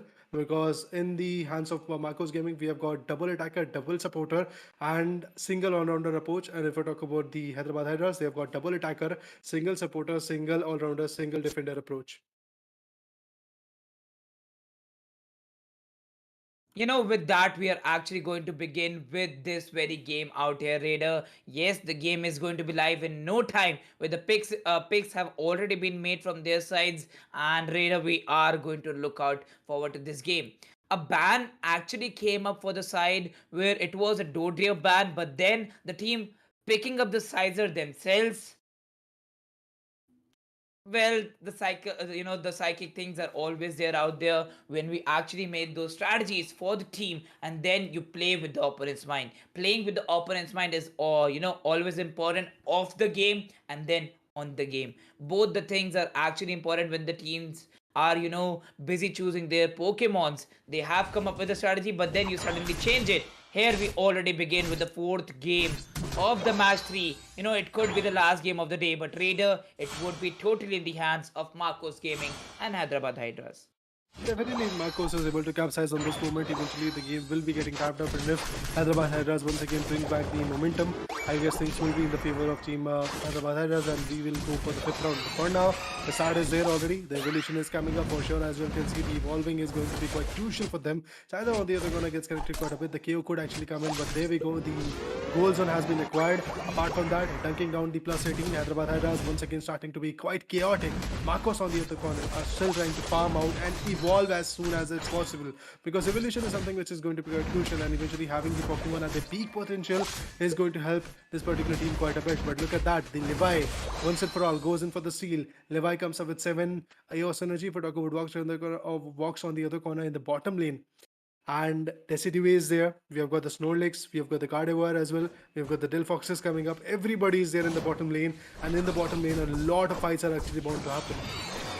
Exactly, and when you actually need to talk about how the things are going to turn out for them, it's Hyderabad Hydras now in the lower end. Well, Sizer is working out for them, adding more and more points, but a Mr. Mime also out here. Sizer and a Mr. Mime combo, definitely they're looking for initial point adding for the team, but no, the Bulbasaur would be adding 17 points, and now they have taken the lead against Marco's game. Well, definitely they have got the lead, but let's see how for this particular performance they are going to go, and what is the kind of, let's say, expectations that we are having. Well, the expectation for me as a caster is going to be that Marcos Gaming will be able to wrap this particular game in their favor, because they were consistent, they were in the meta. Eventually that Rayquaza is the one thing which turned the game for them, and Rayquaza in the mid lane is going to be quite crucial. But before that, Marcos has to build that lead. Decidueye comes up with a beautiful knockout, so that actually shows that now this particular pick of Decidueye is absolutely helping a lot to the team known as Marcos Gaming. Marcos on the other corner also tried to score quite a few goals, and they are pretty much successful in it. But the speedster approach is not coming yet, so that's what I'm actually a little bit more surprised to see, because every now and then if the people are actually looking forward to attack and gain the points, they know that speedsters can be an asset, but nobody is using the speedster. Maybe they don't know the right meta or the particular speedster. But on the other corner, if we talk about the evolutions, Decidueye looking forward to it, Eldikos looking forward to it, and the Ivysaur is also looking forward to it. Exactly, and when you are going to actually take your eyes out of Hyderabad Hydras, you're going to see that Marcos Gaming is slugging out there. With that, it's the time that the Regis would be arriving. Yes, the Regis are out here. Marcos Gaming, Hyderabad Hydras getting those Regis were also an important strategy that they looked out for, and then would be adding one more to their half. The first Regi, the Regice with the Decidueye, and they might actually be taking the lead to a huge total. On the top end, it might be a chance that Sizer would be taking that Regi, but can Azumarill steal it? Question marks, and question marks. Very soon these question marks are going to get filled with the answers, because the round is about to get wrapped up in 6 minutes and 30 seconds, and before that we can see that the carnage is still coming up. If we talk about Levi, definitely the contribution is coming from the corner as well, but the psyche attacks are actually going to be quite important to see. Let's see how far they can push. Well, the goal comes in, that's absolutely brilliant. Plus 29 is the score that is going to get dunked down by the Scyther, and now with this Marcos Gaming is at 83 points, and Hyderabad Hydras is still with the lead, but the lead is not that much. It's only of 6 points, but the KO comes in, that's good enough. And KO streak is also there for the Sizer, but Oh, 3! let's see what happens. KO streak is just getting wrapped up. They are just trying their level best to outperform everybody. Oh, KO streak comes in, that's absolutely amazing. Decidueye was also taken down. Now it's an open entry for them, and yes, this open entry gets utilized by the Dilfox, and plus 40 goal was done, and 123 is the right score.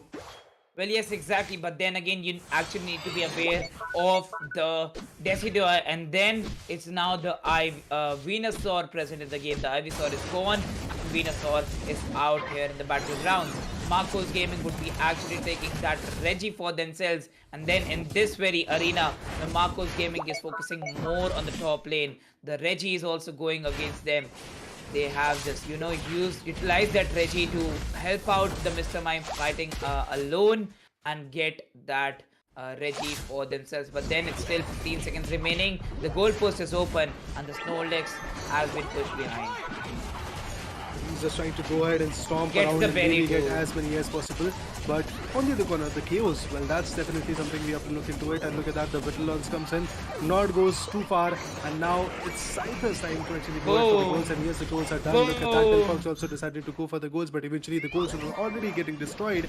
Meanwhile, now if we talk about the attacking formation, Hyderabad Hydras are not looking that great Oh, as they were looking. But Azumarill. Azumarill gets 128 points altogether for the team. That was a plus 39 getting scored. Quite an amazing score chart that is getting tested by this particular team. But the Reggie Seal about to go down by the hands of Gardevoir, and Marcos that's what happened. Gaming. That's Marcos Gaming once again getting the advantage. Moving forward, let's see how far they can go. If I talk about Chit, the unstoppable meta of this particular guy has to go down. Otherwise, things can go critical. But look at Desi Dewey manages to take out the Pokemon known as Mr. Mime. On the other corner, Eldegoss gets taken down. A retaliation favor done by Eldegoss was all in vain because that was Delphox trying to actually devour him, and it was pretty much successful. Meanwhile, if I talk about Snowy, look how beautifully he's just trying to scavenge around and eventually get as many as farming points that's possible for him. 29 AS energy is already in the bag. He has to defend the goal zone. Meanwhile, has to remember that enemy, if he comes in, will be able to dish out the damage as well.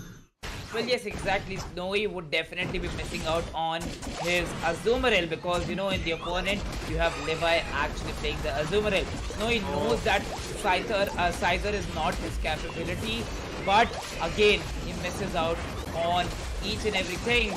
He is still getting those KO streaks, 4 KO streaks back to back, and it might be that Scyther is going to be a more important Pokemon that Snowy would pick every time. Gardevoir once again gets Decidueye. They know that Decidueye and Venusaur need to be taken down as soon as possible if they want to get this victory single-sidedly. Now the focus gets shifted. Now it's the Regieleki they are trying to actually go for. And yes, of course, Regieleki gets contented. And it's Regieleki who is going to put the pressure on team known as Hyderabad Hydras for now. Let's see how far this pressure is going to go because both of the top lanes and goal zone are about to go down.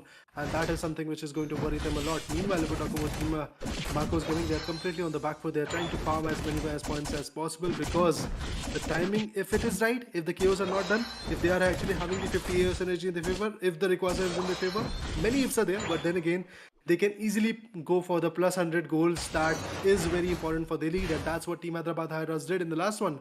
In this round, things might actually change. Let's see what happens. If we talk about the Regieleki, already getting countered. If we talk about the Registeel, now faced with the wrath of Murum, the Delphox, and the Gardevoir. And look at that, they're pretty close to actually taking it down, but the Snorlax, every now and then, the Snorlax comes in the close quarter. The attacks are coming up. Gardevoir tries to actually deflect it, and meanwhile, if we talk about Delphox, he's trying to just steal it out. And yeah, Delphox was stable and was successful in it. Now they've got the attacking power in their favor. They've already got the attack advantage. Let's see how far they can go. All of them. The Rayquaza is here. Now they should focus on it. Yeah, all of them have the Unite moves available with them. They have, the Unite Shields also. They are out there. And look at that. They need to take down Hyderabad Hydras first and then focus more on the legendary pit. But then Azumarill knows that, it's a defense that they would be requiring. Scyther actually adding those points and Azumarill would be taking that for sure. 100 added for Marcos Gaming. And Mr. Mime, perfect timing. Blocked by the screen. What a bully that is, Mr. Mime. That was so much bully added on Levi. Just, stuck at that position and nothing to do. Hyderabad Hydras, Venusaur goes down. And Mr. Mime would be taking the charge. Scyther getting that KO on Decidueye. Yes, the legendary pit would be open. Unite moves already done. And now, focus on the Rayquaza. You guys have got to the Eldegoss. You don't have time. You have only 10 seconds remaining before all the other guys, all the other Pokemons would be added in the legendary pit. The pit has been left open. The goalpost has been left open. The Rayquaza is in for Marcos Gaming. It's done and dusted. They are getting that victory with 3-1. There is no stoppage right now. There is nobody who's going to stop them. Venusaur gets countered. No one. Look at that. The shields are coming up, but definitely those shields won't help you because the Delphox are pretty much keen to get the goals done and dusted. And there we go. The goals are coming both in the top lane and the bottom lane and in the center lane as well. Look at that. The score could go to the 800. So let's see how far this score is going to go. And if you talk about Marcos getting 728 from the corner, 828 now. That's amazing. Quite a beautiful contribution coming up. Let's see how far they can go. They're just sunking down as many as AS energy that is possible. So let's see. This approach will help them a lot for sure. They are actually at the base. They are trying to continue. They are trying to control that particular base. The KOs are still coming up. Delphox goes in for the triple KO streak. Now another set of 60 points when they get down. And look at that. The center arena looking lit as hell at this point of talking about the performance. That is absolutely amazing coming from Marcos Gaming. The round that they lost, They went in with the redemption type of battle, and the redemption is done. The carnage is already settled. It's Marcos Gaming, the Kurim Murim Snowy Vlogbox Jodi, which was able to score the points in their favor. And finally, it's all Yeah. about Marcos Gaming. And I believe the score would be reaching 900. And yeah, 926 is Yeah. done. Yes, exactly. And saying it for Marcos Gaming for sure. Hyderabad Hydras, you'd be taking down that Rayquaza for us. Oh, okay. Just wait for us. 926 points. A 700-point win against Hyderabad Hydras. And definitely Marcos Gaming with this can actually, make their points high in their group. Again, Hyderabad Hydras, nothing left over for them. If a game is left on the overall points table, that's different. But then if it's left, that's a different case. Marcos Gaming 900 points, and they're actually making their move in the top 4 in their very group right now. Look at that. Snowy becomes the MVP, and Meruem actually could have gone that MVP pointer for himself, but then if it was Sizer all around. Again, I might be wrong that Azumarill is his favorite or not, but definitely had a Sizer Snowy. Oh man, interesting fight, interesting battle went upon us. Hyderabad Riders was able to seal the third round, but eventually in the fourth one, Marcos came very strong and very effective. And with this, the battle is already done for, and it is Marcos Gaming which is going to move forward in the arena. And Hyderabad Riders are going to take 2 losses for the day, which is not so good. You have only 6 matches, and eventually with this kind of performance, Hyderabad Iras, I don't know what their kind of stance is going to be there. But before that, let's talk about Snowy, the MVP, the player of the game. 316 games, are you even kidding me? From 926, he has got 316. That shows that he has done the 33% of the job for the team all alone. 8 Yeah, knockouts, one third 5 of the assists. job. If we talk about the damages coming up, 63,883 coming up from their particular corner. 81 is the Yeah. MVP merit point for this guy. MVP is the title for sure for meant for Snowy. The performance from Snowy's corner, absolutely critical, absolutely intensive. And Hyderabad Hyras was just gauging at it that what can they do. Well, yes, exactly, Raider. 8 knockouts is a lot when you actually talk about a team and a single player out there. In the Group A standings, we see that True Rippers is still leading. They're done with their games, but SATUL still have one remaining. If they get it by a huge margin and actually finish it with a clean sweep, they might be in the top, but then it would still be True Rippers leading the table for themselves. On the other side, you have Enigma Gaming with one game still left. FSC Sports are also left with two of their games. Pride Officials only one. Six Upper Moon left with only one game. Ogles 5 left with two. So yes, some more games are remaining from the side of Group A. One or two games for each and every team. Two for actually FSC Sports and Ogles 5, while the others are left with only one. Top 4 is going to be True Rippers, SATUL, Enigma Gaming, and FSC Sports. But again, tomorrow it's going to be Pride Officials or the other team can actually who are going to be the table climbers. And on the Group B standings, it is Revenant Esports on top with average goal 605. If Constant have to play one more match, that actually can change the stats quite a bit. If we're talking about Marcos Gaming, they are at a third position. Cayman Esports right now, they will be the one who is going to qualify because nobody from the bottom chart, be it Hyderabad Hydras, Zahir Team, or Ryzen Esports, are able to catch up on them. And every single team from Cayman Esports till their team have played their 6 matches, have their full and final matches in their favor. Now, God's in Marcos Gaming, we are going to witness them tomorrow for sure the only match because tomorrow. yeah, definitely I guess we are going to witness a kind of carnage. Let's see how far they can go with this kind of consistency. Godstrain, the team which is actually getting back and forth quite a few victories in their favor. They had 3 clean Yeah. sweeps. Two Yeah. matches were there where I guess they struggled for 1 or 2 rounds, but eventually they were able to Mm-hmm. come back quite stronger. But meanwhile, if we talk about the clean sweep advantage, that's Revenant Esports with 4 clean sweep in their favors. And Godstrain, tomorrow's battle may be coming up with another clean sweep from the corner as well. Yeah, but then again, it's Marcos Gaming that they would be facing. The only match left in Group B is going to be God's Reign and Marcos Gaming Raider. And then when you actually talk about their side, God's Reign, they have played 5 games and they have won 5 games. If they win the last one, it's a clean sweep over the group, not against any other teams and actually adding it to the clean sweep total. It's a clean sweep. Every game that they would have played, they would have won it.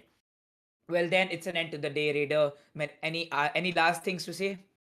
Well, definitely, there is one thing to say that every single team which is here right now have showcased their strength, be it the invited one, be it the qualified one, have Correct. showed that why they are in the top 14 of this official Pokemon Unite India Open 2022. This is absolutely amazing to see that their strength is working out the charm. Yeah, there are some minute glitches, minute disturbances that the teams are trying to create. Eventually, if we talk about teams like God's Train, Revenant, SCTUL, or Marcos Gaming, they are the ones which is having the contribution, which is having the competition in their favor, and they are the ones Yeah. which are showcasing that we are here to just rule out this particular tournament. But the competition will just get tougher and tougher as the competition goes on in the stage 2 and then in the grand finale. We'll get to see Yeah. champion very soon, just like let's say a week or two. But then before that, the carnage has to settle. Before that, the dust has to settle. We will be getting the clear picture as the day gets past.